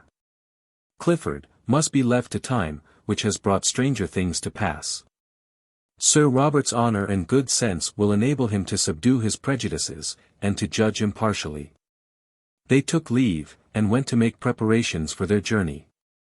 Edmund made his report of Sir Robert's inflexibility to his father, in presence of Sir Philip, who, again, ventured to urge the Baron on his favourite subject. It becomes me to wait for the further proofs, said he. But, if they are as clear as I expect, I will not be inexorable to your wishes. Say nothing more on this subject till the return of the commissioners. They were profuse in their acknowledgments of his goodness. Edmund took a tender leave of his two paternal friends. When, said he, I take possession of my inheritance, I must hope for the company of you both to complete my happiness. Of me, said Sir Philip, you may be certain. And, as far as my influence reaches, of the Baron. He was silent. Edmund assured them of his constant prayers for their happiness. Soon after, the commissioners, with Edmund, set out for Lovel Castle. And the following day the Lord Clifford set out for his own house, with Baron Fitz-Owen and his son. The nominal Baron was carried with them, very much against his will. Sir Philip Harclay was invited to go with them by Lord Clifford, who declared his presence necessary to bring things to a conclusion. They all joined in acknowledging their obligations to Lord Graham's generous hospitality, and besought him to accompany them. At length he consented, on condition they would allow him to go to and fro, as his duty should call him. Lord Clifford received them with the greatest hospitality, and presented them to his lady, and 3 daughters, who were in the bloom of youth and beauty. They spent their time very pleasantly, excepting the criminal, who continued gloomy and reserved, and declined company. In the meantime, the commissioners proceeded on their journey. When they were within a day's distance from the castle, Mr. William and his servant put forward, and arrived several hours before the rest, to make preparations for their reception. His sister and brother received them with open arms, and inquired eagerly after the event of the journey to the north. He gave them a brief account of everything that had happened to their uncle, adding, "But this is not all. Sir Philip Harclay has brought a young man who he pretends is the son of the late Lord Lovel, and claims his estate and title. This person is on his journey hither, with several others who are commissioned to inquire into certain particulars, to confirm his pretensions. If he make good his claim, my father will surrender the castle and estate into his hands. Sir Philip and my lord have many points to settle, and he has proposed a compromise, that you, my sister, ought to know, because it nearly concerns you." "Me? Brother William, pray explain yourself." "Why, he proposes that, in lieu of arrears and other expectations, my father shall give his dear Emma to the heir of Lovel, in full of all demands." She changed colour. "Holy Mary," said she, "and does my father agree to this proposal?" "He is not very averse to it, but Sir Robert refuses his consent. However, I have given him my interest with you." "Have you indeed?" "What? A stranger, perhaps an impostor, who comes to turn us out of our dwelling. Have patience, my Emma.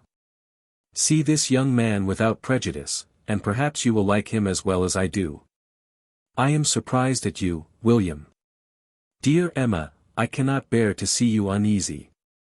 Think of the man who of all others you would with to see in a situation to ask you of your father, and expect to see your wishes realized. Impossible, said she. Nothing is impossible, my dear, let us be prudent, and all will end happily. You must help me to receive and entertain these commissioners. I expect a very solemn scene, but when that is once got over, happier hours than the past will succeed. We shall first visit the haunted apartment. You, my sister, will keep in your own till I shall send for you. I go now to give orders to the servants. He went and ordered them to be in waiting, and himself and his youngest brother stood in readiness to receive them. The sound of the horn announced the arrival of the commissioners. At the same instant a sudden gust of wind arose, and the outward gates flew open. They entered the courtyard, and the great folding doors into the hall were opened without any assistance. The moment Edmund entered the hall, every door in the house flew open. The servants all rushed into the hall, and fear was written on their countenances. Joseph only was undaunted. These doors, said he, open of their own accord to receive their master. This is he indeed. Edmund was soon apprised of what had happened. I accept the omen, said he. Gentlemen, let us go forward to the apartment. Let us finish the work of fate. I will lead the way. He went on to the apartment, followed by all present. Open the shutters, said he, the daylight shall no longer be excluded here, the deeds of darkness shall now be brought to light. They descended the staircase, every door was open, till they came to the fatal closet. Edmund called to Mr. William, approach, my friend, and behold the door your family overlooked. They came forward, he drew the key out of his bosom, and unlocked the door. He made them observe that the boards were all loose. He then called to the servants, and bid them remove everything out of the closet. While they were doing this, Edmund shewed them the breastplate all stained with blood. He then called to Joseph. Do you know whose was this suit of armor? It was my lord's, said Joseph, the late Lord Lovel, I have seen him wear it. Edmund bade them bring shovels and remove the earth. While they were gone, he desired Oswald to repeat all that passed the night they sat up together in that apartment, which he did till the servants returned. They threw out the earth, while the bystanders in solemn silence waited the event. After some time and labor they struck against something. They proceeded till they discovered a large trunk, which with some difficulty they drew out. It had been corded round, but the cords were rotted to dust. They opened it, and found a skeleton which appeared to have been tied neck and heels together, and forced into the trunk. Behold, said Edmund, the bones of him to whom I owe my birth. The priest from Lord Graham's advanced. This is undoubtedly the body of the Lord Lovel. I heard his kinsman confess the manner in which he was interred. Let this awful spectacle be a lesson to all present, that though wickedness may triumph for a season, a day of retribution will come. Oswald exclaimed. Behold the day of retribution. Of triumph to the innocent, of shame and confusion to the wicked. The young gentleman declared that Edmund had made good his assertions. What then, said they, remains? I propose, said Lord Graham's priest, that an account be written of this discovery, and signed by all the witnesses present. That an attested copy be left in the hands of this gentleman, and the original be sent to the barons and Sir Philip Harclay, to convince them of the truth of it. Mr. Clifford then desired Edmund to proceed in his own way. The first thing I propose to do, said he, is to have a coffin made for these honored remains. I trust to find the bones of my other parent, and to inter them all together in consecrated ground. Unfortunate pair! You shall at last rest together. Your son shall pay the last duties to your ashes. He stopped to shed tears, and none present but paid this tribute to their misfortunes. Edmund recovered his voice and proceeded. My next request is, that Father Oswald and this Reverend Father, with whoever else the gentleman shall appoint, will send for Andrew and Marjorie Twyford, and examine them concerning the circumstances of my birth, and the death and burial of my unfortunate mother. It shall be done, said Mr. William, but first let me entreat you to come with me and take some refreshment after your journey, for you must be fatigued. After dinner we will proceed in the inquiry. They all followed him into the great hall, where they were entertained with great hospitality, and Mr. William did the honours in his father's name. Edmund's heart was deeply affected, and the solemnity of his deportment bore witness to his sincerity, but it was a manly sorrow, that did not make him neglect his duty to his friends or himself. He inquired after the health of the Lady Emma. "She is well," said William, "and as much your friend as ever." Edmund bowed in silence. After dinner the commissioners sent for Andrew and his wife. They examined them separately, and found their accounts agreed together, and were in substance the same as Oswald and Edmund had before related, separately also. The commissioners observed, that there could be no collusion between them, and that the proofs were indisputable. They kept the foster parents all night. And the next day Andrew directed them to the place where the Lady Lovel was buried, between two trees which he had marked for a memorial. They collected the bones and carried them to the castle, where Edmund caused a stately coffin to be made for the remains of the unfortunate pair. The two priests obtained leave to look in the coffin buried in the church, and found nothing but stones and earth in it. The commissioners then declared they were fully satisfied of the reality of Edmund's pretensions. The two priests were employed in drawing up a circumstantial account of these discoveries, in order to make their report to the barons at their return. In the meantime Mr. William took an opportunity to introduce Edmund to his sister. "My Emma," said he, "the heir of Lovel is desirous to pay his respects to you." They were both in apparent confusion, but Edmund's wore off, and Emma's increased. "I have been long desirous," said he, "to pay my respects to the lady whom I most honour, but unavoidable duties have detained me. When these are fully paid, it is my wish to devote the remainder of my life to Lady Emma." "Are you, then, the heir of Lovel?" "I am, madam, and am also the man in whose behalf I once presumed to speak." "'Tis very strange indeed." "It is so, madam, to myself. But time that reconciles us to all things, will, I hope, render this change in my situation familiar to you." William said, "You are both well acquainted with the wishes of my heart. But my advice is, that you do not encourage a farther intimacy till my lord's determination be fully known." "You may dispose of me as you please," said Edmund, "but I cannot help declaring my wishes. Yet I will submit to my lord's sentence, though he should doom me to despair." From this period, the young pair behaved with solemn respect to each other, but with apparent reserve. The young lady sometimes appeared in company, but oftener chose to be in her own apartment, where she began to believe and hope for the completion of her wishes. The uncertainty of the baron's determination threw an air of anxiety over Edmund's face. His friend William, by the most tender care and attention, strove to dispel his fears, and encourage his hopes. But he waited with impatience for the return of the commissioners, and the decision of his fate.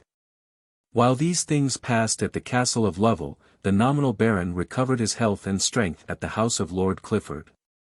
In the same proportion he grew more and more shy and reserved, avoided the company of his brother and nephew, and was frequently shut up with his two servants. Sir Robert Fitz-Owen made several attempts to gain his confidence, but in vain. He was equally shy to him as the rest.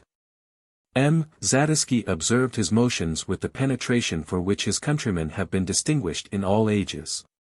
He communicated his suspicions to Sir Philip and the barons, giving it as his opinion, that the criminal was meditating an escape. They asked, what he thought was to be done. Zadisky offered to watch him in turn with another person, and to lie in wait for him. He also proposed, that horses should be kept in readiness, and men to mount them, without knowledge of the service they were to be employed in. The barons agreed to leave the whole management of this affair to Zadisky. He took his measures so well, that he intercepted the 3 fugitives in the fields adjoining to the house, and brought them all back prisoner. They confined them separately, while the lords and gentlemen consulted how to dispose of them. Sir Philip applied to Lord Fitz-Owen, who begged leave to be silent. "I have nothing," said he, to offer in favor of this bad man. And I cannot propose harsher measures with so near a relation. Zadisky then begged to be heard. You can no longer have any reliance upon the word of a man who has forfeited all pretensions to honor and sincerity. I have long wished to revisit once more my native country, and to inquire after some very dear friends I left there. I will undertake to convey this man to a very distant part of the world, where it will be out of his power to do further mischief, and free his relations from an ungrateful charge, unless you should rather choose to bring him to punishment here. Lord Clifford approved of the proposal. Lord Fitz-Owen remained silent, but shewed no marks of disapprobation. Sir Philip objected to parting with his friend. But Zadisky assured him he had particular reasons for returning to the Holy Land, of which he should be judge hereafter. Sir Philip desired the Lord Fitz-Owen to give him his company to the criminal's apartment, saying, "We will have one more conversation with him, and that shall decide his fate." They found him silent and sullen, and he refused to answer their questions. Sir Philip then bespoke him, "After the proofs you have given of your falsehood and insincerity, we can no longer have any reliance upon you, nor faith in your fulfilling the conditions of our agreement.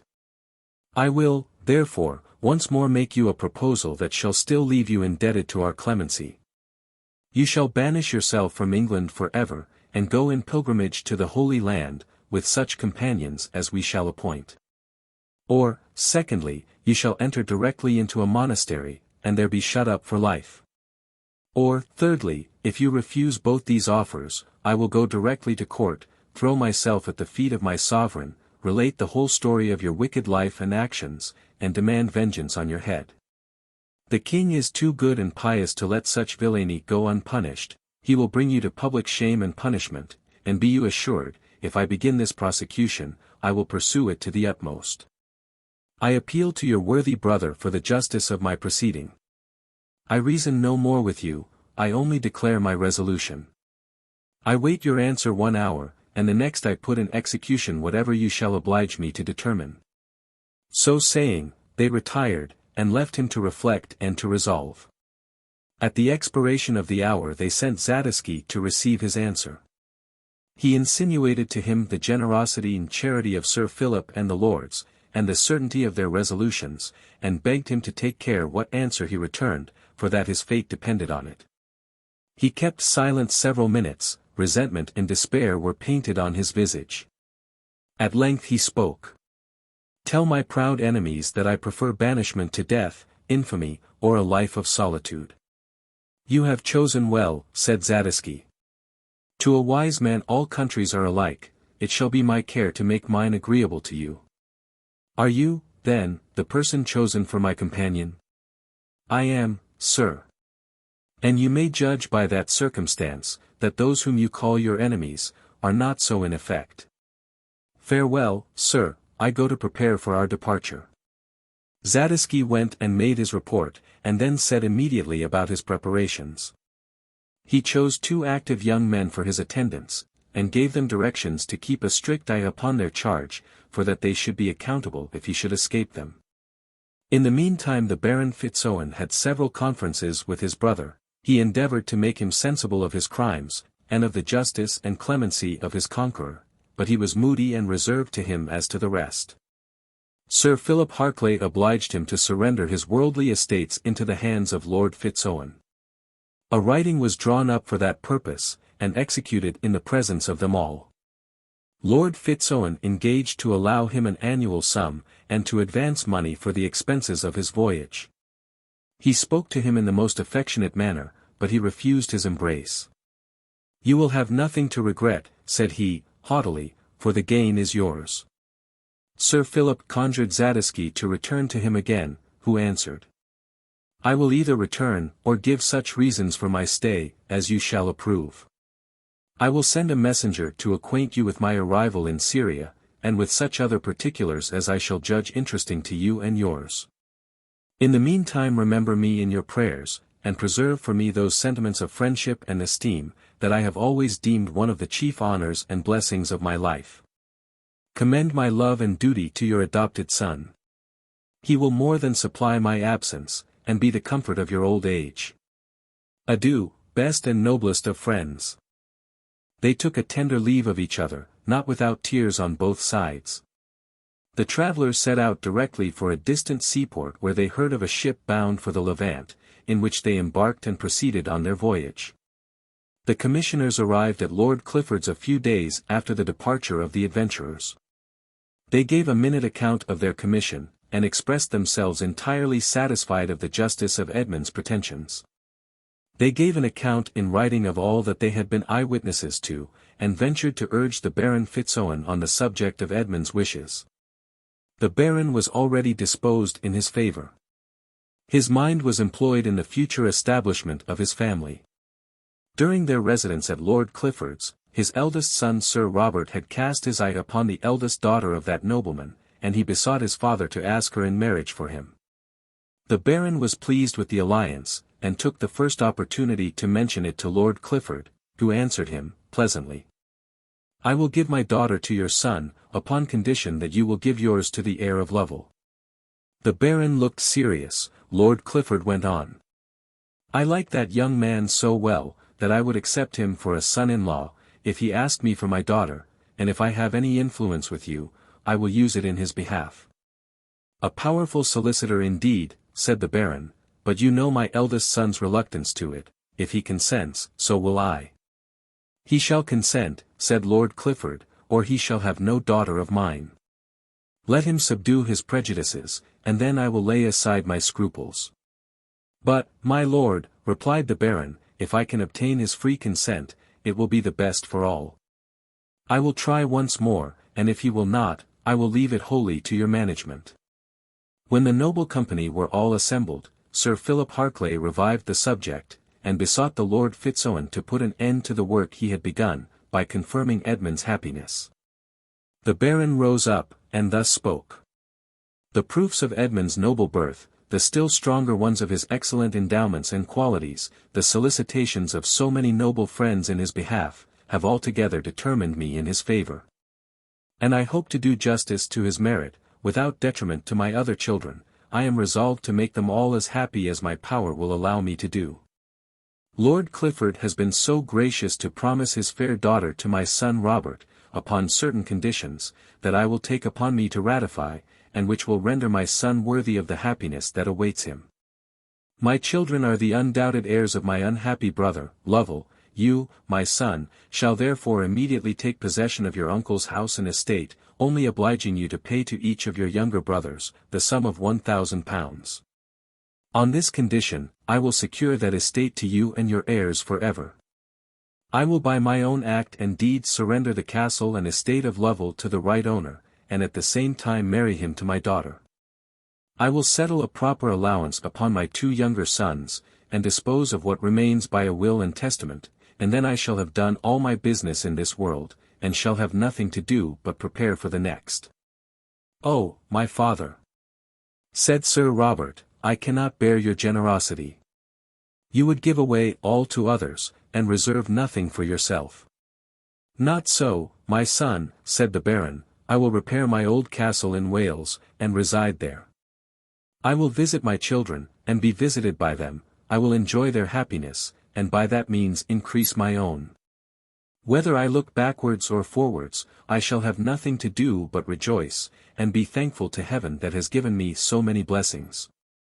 I shall have the comfortable reflection of having discharged my duties as a citizen, a husband, a father, a friend, and, whenever I am summoned away from this world, I shall die content." Sir Robert came forward with tears on his cheeks. He kneeled to his father. "Best of parents, and of men," said he, "you have subdued a heart that has been too refractory to your will. You have this day made me sensible how much I owe to your goodness and forbearance with me. Forgive me all that is past, and from henceforward dispose of me. I will have no will but yours, no ambition but to be worthy of the name of your son. And this day," said the Baron, "do I enjoy the true happiness of a father. Rise, my son, and take possession of the first place in my affection without reserve." They embraced with tears on both sides. The company rose, and congratulated both father and son. The Baron presented his son to Lord Clifford, who embraced him, and said, "You shall have my daughter, for I see that you deserve her. Sir Philip Harclay approached. The Baron gave his son's hand to the knight. "Love and respect that good man," said he, "deserve his friendship, and you will obtain it." Nothing but congratulations were heard on all sides. When their joy was in some degree reduced to composure, Sir Philip proposed that they should begin to execute the schemes of happiness they had planned. He proposed that my Lord Fitz-Owen should go with him to the castle of Lovel, and settle the family there. The Baron consented, and both together invited such of the company, as liked it, to accompany them thither. It was agreed that a nephew of Lord Graham's, another of Lord Clifford's, 2 gentlemen, friends of Sir Philip Harclay, and Father Oswald, should be of the party. Together with several of Sir Philip's dependents and domestics, and the attendants on the rest. Lord Fitz-Owen gave orders for their speedy departure. Lord Graham and his friends took leave of them, in order to return to his own home. But, before he went, he engaged his eldest nephew and heir to the second daughter of the Lord Clifford. Sir Robert offered himself to the eldest, who modestly received his address, and made no objection to his proposal. The fathers confirmed their engagement. Lord Fitz-Owen promised to return to the celebration of the marriage. In the meantime he ordered his son to go and take possession of his uncle's house, and to settle his household.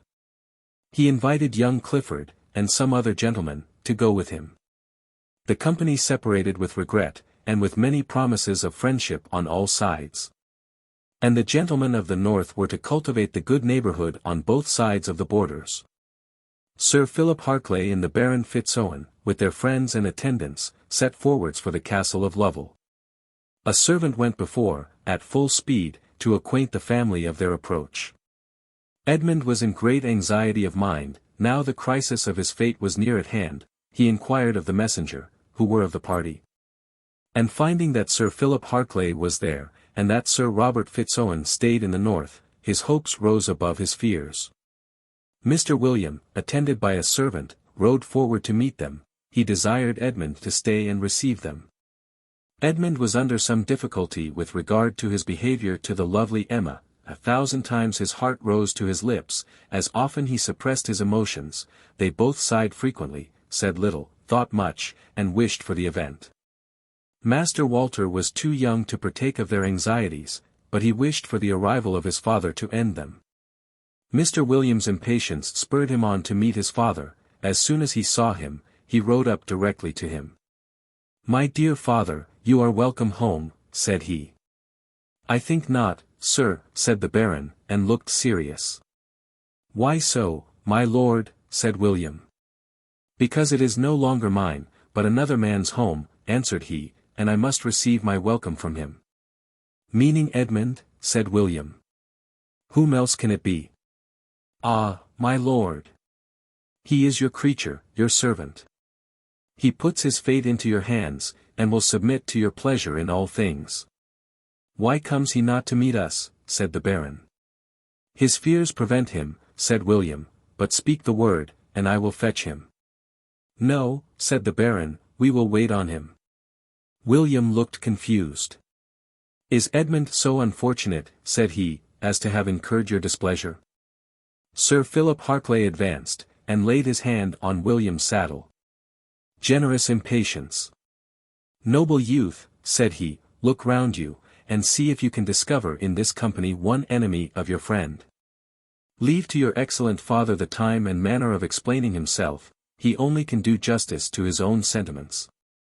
The Baron smiled on Sir Philip. William's countenance cleared up. They went forward, and soon arrived at the castle of Lovel. Chapter 12. Edmund was walking to and fro in the hall, when he heard the horn that announced their arrival. His emotions were so great that he could hardly support them. The Baron and Sir Philip entered the hall hand in hand. Edmund threw himself at their feet, and embraced their knees, but could not utter a word. They raised him between them, and strove to encourage him, but he threw himself into the arms of Sir Philip Harclay, deprived of strength, and almost of life. They supported him to a seat, where he recovered by degrees, but had no power to speak his feelings. He looked up to his benefactors in the most affecting manner. He laid his hand upon his bosom, but was still silent. "Compose yourself, my dear son," said Sir Philip, you are in the arms of your best friends. Look up to the happiness that awaits you, enjoy the blessings that heaven sends you, lift up your heart in gratitude to the Creator, and think left of what you owe to the creature.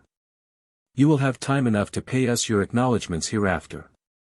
The company came round them, the servants flocked into the hall, shouts of joy were heard on all sides, the Baron came and took Edmund's hand. Rise, sir, said he, and do the honours of your house. It is yours from this day, we are your guests, and expect from you our welcome. Edmund kneeled to the Baron, he spoke with a faltering voice. My lord, I am yours. All that I have is at your devotion. Dispose of me as it pleases you best. The Baron embraced him with the greatest affection. Look round you, said he, and salute your friends, these gentlemen came hither to do you honour. Edmund revived, he embraced and welcomed the gentlemen. Father Oswald received his embrace with peculiar affection, and gave him his benediction in a most affecting manner. Edmund exclaimed, Pray for me, Father, that I may bear all these blessings with gratitude and moderation. He then saluted and shook hands with all the servants, not omitting the meanest. He distinguished Joseph by a cordial embrace, he called him his dear friend. Now, said he, I can return your friendship, and I am proud to acknowledge it. The old man, with a faltering voice, cried out. Now I have lived long enough. I have seen my master's son acknowledged for the heir of Lovel. The hall echoed with his words, Long live the heir of Lovel. The Baron took Edmund's hands in his own. Let us retire from this crowd, said he, we have business of a more private nature to transact. He led to the parlour, followed by Sir Philip and the other gentlemen. Where are my other children? Said he. William retired, and presently returned with his brother and sister. They kneeled to their father, who raised and embraced them. He then called out, William. Edmund. Come and receive my blessing also. They approached hand in hand, they kneeled, and he gave them a solemn benediction. Your friendship deserves our praise, my children. Love each other always. And may heaven pour down its choicest blessings upon your heads. They rose, and embraced in silent raptures of joy. Edmund presented his friend to Sir Philip. I understand you, said he, this gentleman was my first acquaintance of this family. He has a title to the second place in my heart, I shall tell him, at more leisure, how much I love and honour him for his own sake as well as yours. He embraced the youth, and desired his friendship. Come hither, my Emma, said the Baron. She approached with tears on her cheek, sweetly blushing, like the damask rose wet with the dew of the morning. I must ask you a serious question, my child, answer me with the same sincerity you would to heaven.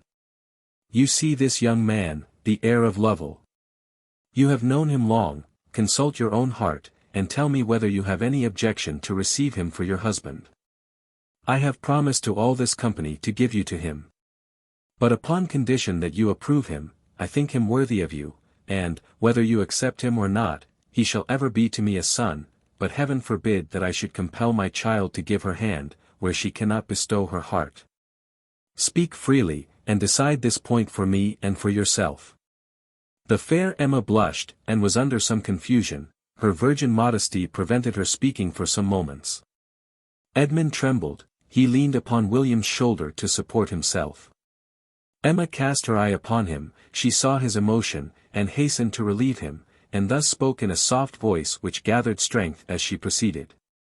My lord and father's goodness has always prevented my wishes.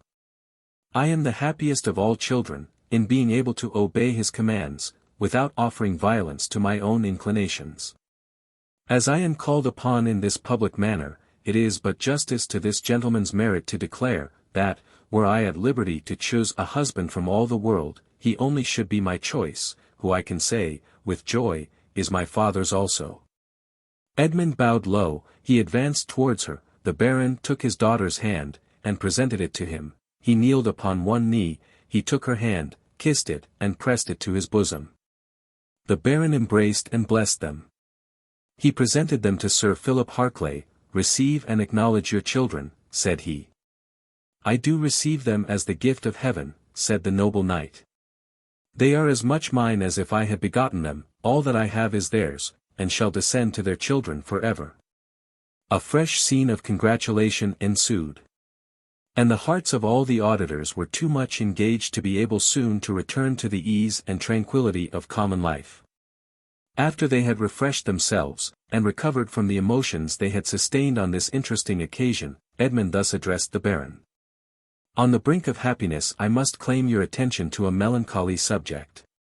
The bones of both my parents lie unburied in this house. Permit me, my honoured lord, to perform my last duties to them, and the remainder of my life shall be devoted to you and yours." "Certainly," said the Baron. "Why have you not interred them?" "My lord, I waited for your arrival, that you might be certified of the reality, and that no doubts might remain."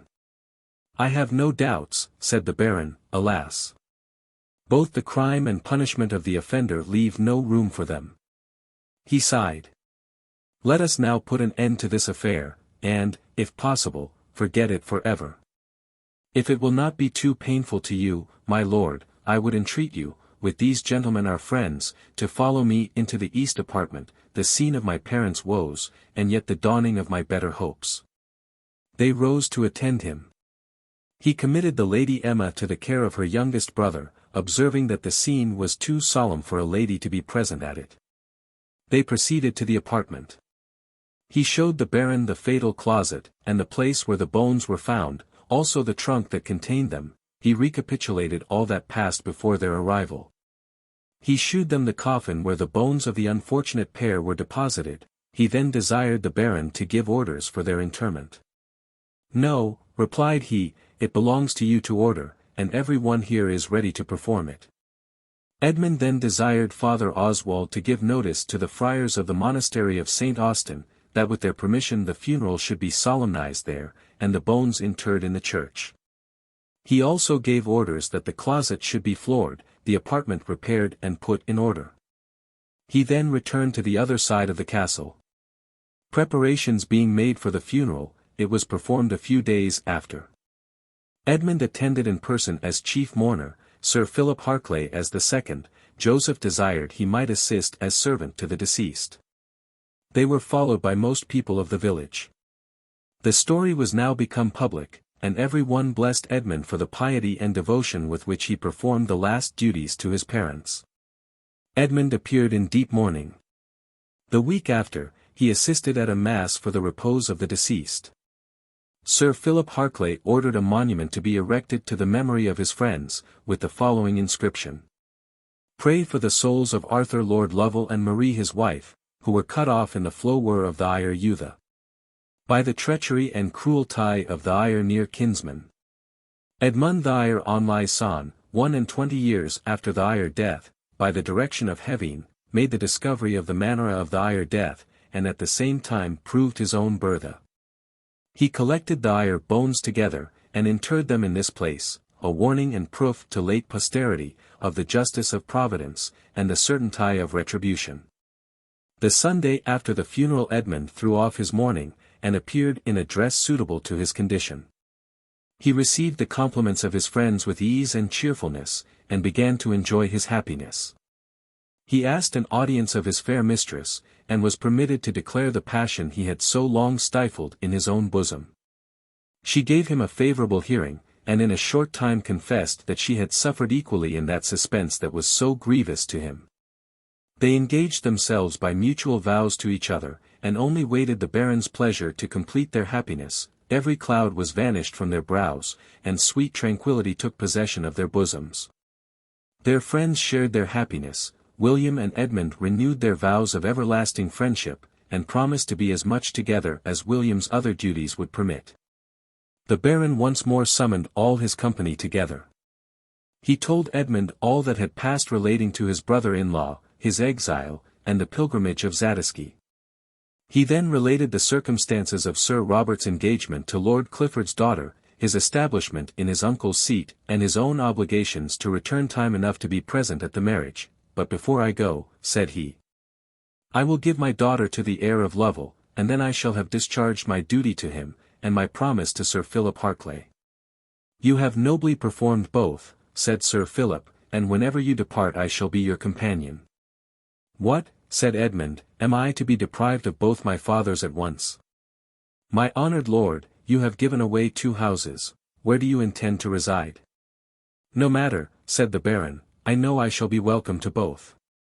My dear lord, said Edmund, stay here and be still the master. I shall be proud to be under your command, and to be your servant as well as your son. No, Edmund, said the Baron, that would not now be proper. This is your castle, you are its lord and master, and it is incumbent on you to shew yourself worthy of the great things Providence has done for you. How shall I, a young man, acquit myself of so many duties as will be upon me, without the advice and assistance of my 2 paternal friends? Oh, Sir Philip! Will you too leave me?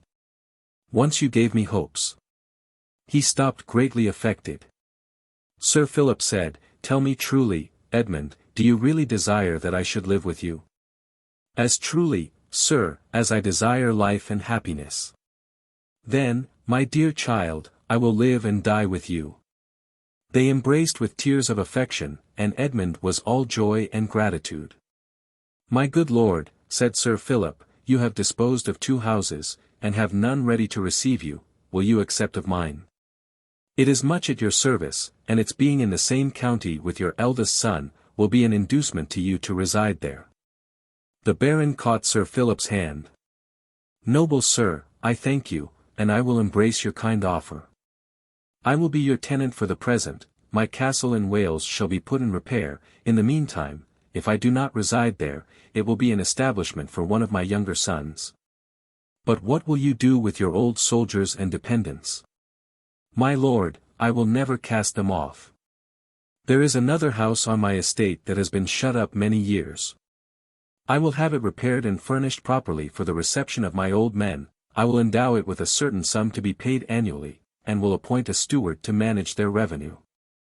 I will continue it during the lives of the first inhabitants, and after that I shall leave it to my son here, to do as he pleases. Your son, said Edmund, will make it the business of his life to act worthy of such a father. Enough, said Sir Philip, I am satisfied that you will. I purpose to reside myself in that very apartment which my dear friend your father inhabited, I will tread in his footsteps, and think he sees me acting his part in his son's family. I will be attended by my own servants, and, whenever you desire it, I will give you my company, your joys, your griefs shall be mine, I shall hold your children in my arms, and their prattle shall amuse my old age. And, as my last earthly wish, your hands shall close my eyes. Long, very long, said Edmund, with eyes and hands lifted up, may it be ere I perform so sad a duty. Long and happily may you live together, said the Baron.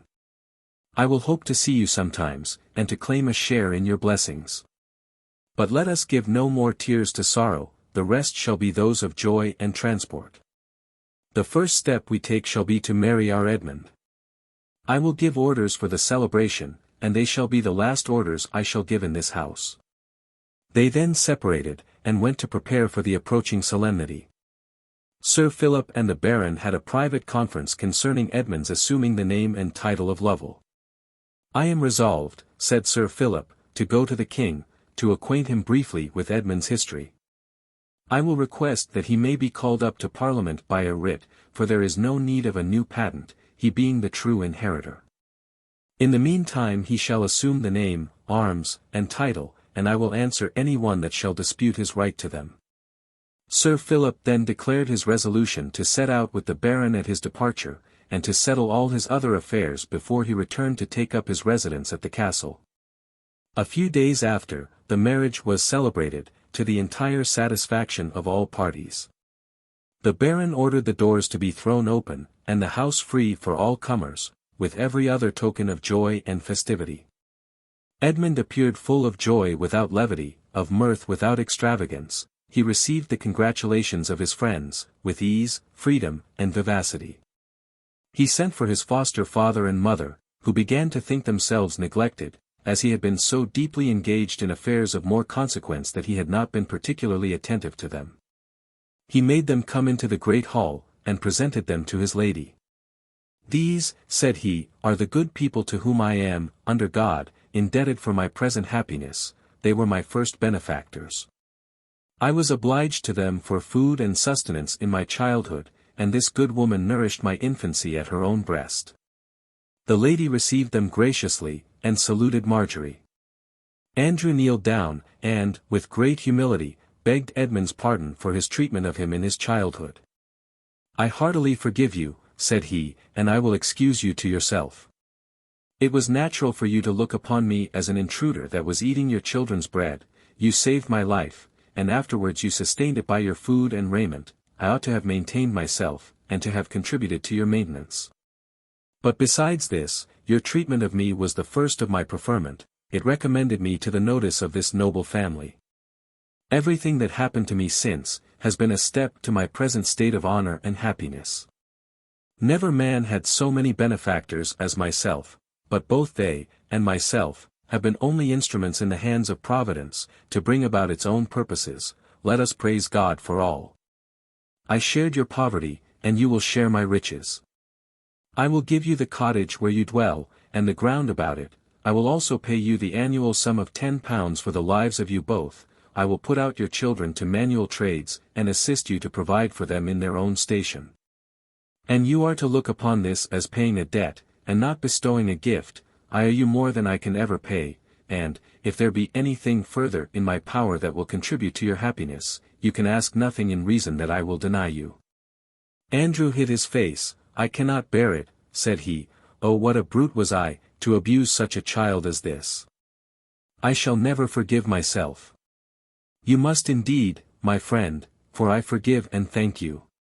Andrew retired back, but Marjorie came forward. She looked earnestly on Edmund, she then threw her arms about his neck, and wept aloud. My precious child! My lovely babe! Thank God, I have lived to see this day. I will rejoice in your good fortune, and your bounty to us, but I must ask one more favor yet. That I may sometimes come hither and behold that gracious countenance, and thank God that I was honored so far as to give thee food from my own breast, and to bring thee up to be a blessing to me, and to all that know thee. Edmund was affected, he returned her embrace, he bade her come to the castle as often as she pleased, and she should always be received as his mother. The bride saluted her, and told her the oftener she came, the more welcome she should be. Marjorie and her husband retired, full of blessings and prayers for their happiness. She gave vent to her joy, by relating to the servants and neighbors every circumstance of Edmund's birth, infancy, and childhood. Many a tear was dropped by the auditors, and many a prayer wafted to heaven for his happiness. Joseph took up the story where she left it. He told the rising dawn of youth and virtue, darting its ray through the clouds of obscurity, and how every stroke of envy and malignity brushed away some part of the darkness that veiled its luster. He told the story of the haunted apartment, and all the consequences of it, how he and Oswald conveyed the youth away from the castle, no more to return till he came as master of it. He closed the tale with praise to heaven for the happy discovery, that gave such an heir to the house of Lovel, to his dependents such a lord and master, to mankind a friend and benefactor. There was truly a house of joy. Not that false kind, in the midst of which there is heaviness, but that of rational creatures, grateful to the supreme benefactor, raising their minds by a due enjoyment of earthly blessings to a preparation for a more perfect state hereafter. A few days after the wedding, the Lord Fitz-Owen began to prepare for his journey to the north. He gave to Edmund the plate, linen, and furniture of the castle, the farming stock and utensils. He would have added a sum of money, but Sir Philip stopped his hand. We do not forget, said he, that you have other children. We will not suffer you to injure them. Give us your blessing and paternal affection, and we have nothing more to ask. I told you, my lord, that you and I should one day be sincere friends. We must be so, answered the Baron. It is impossible to be long your enemy. We are brothers, and shall be to our lives' end. They regulated the young man's household. The Baron gave leave to the servants to choose their master. The elder ones followed him, except Joseph, who desired to live with Edmund, as the chief happiness of his life. Most of the younger ones chose the service of the youthful pair. There was a tender and affectionate parting on all sides. Edmund besought his beloved William not to leave him. The Baron said, he must insist on his being at his brother's wedding, as a due attention to him, but after that he should return to the castle for some time. The Baron and Sir Philip Harclay, with their train, set forward. Sir Philip went to London and obtained all he desired for his Edmund. From thence he went into Yorkshire, and settled his affairs there, removing his pensioners to his other house, and putting Lord Fitz-Owen in possession of his own. They had a generous contention about the terms, but Sir Philip insisted on the Baron's accepting the use of everything there. "You hold it in trust for a future grandchild," said he, "whom I hope to live to endow with it." During Sir Philip's absence, the young Lord Lovel caused the haunted apartment to be repaired and furnished for the reception of his father by adoption. He placed his friend Joseph over all his men servants, and ordered him to forbear his attendance. But the old man would always stand at the sideboard, and feast his eyes with the countenance of his own master's son, surrounded with honor and happiness. John Wyatt waited upon the person of his lord, and enjoyed his favor without abatement. Mr. William Fitz-Owen accompanied Sir Philip Harclay from the North Country, when he returned to take up his residence at the castle of Lovel. Edmund, in the arms of love and friendship, enjoyed with true relish the blessings that surrounded him, with an heart overflowing with benevolence to his fellow creatures, and raptures of gratitude to his Creator. His lady and himself were examples of conjugal affection and happiness. Within a year from his marriage she brought him a son and heir, whose birth renewed the joy and congratulations of all his friends. The Baron Fitz-Owen came to the baptism, and partook of his children's blessings. The child was called Arthur, after the name of his grandfather. The year following was born a second son, who was called Philip Harclay. Upon him the noble knight of that name settled his estate in Yorkshire, and by the king's permission, he took the name and arms of that family. The third son was called William. He inherited the fortune of his uncle of that name, who adopted him, and he made the castle of Lovel his residence, and died a bachelor.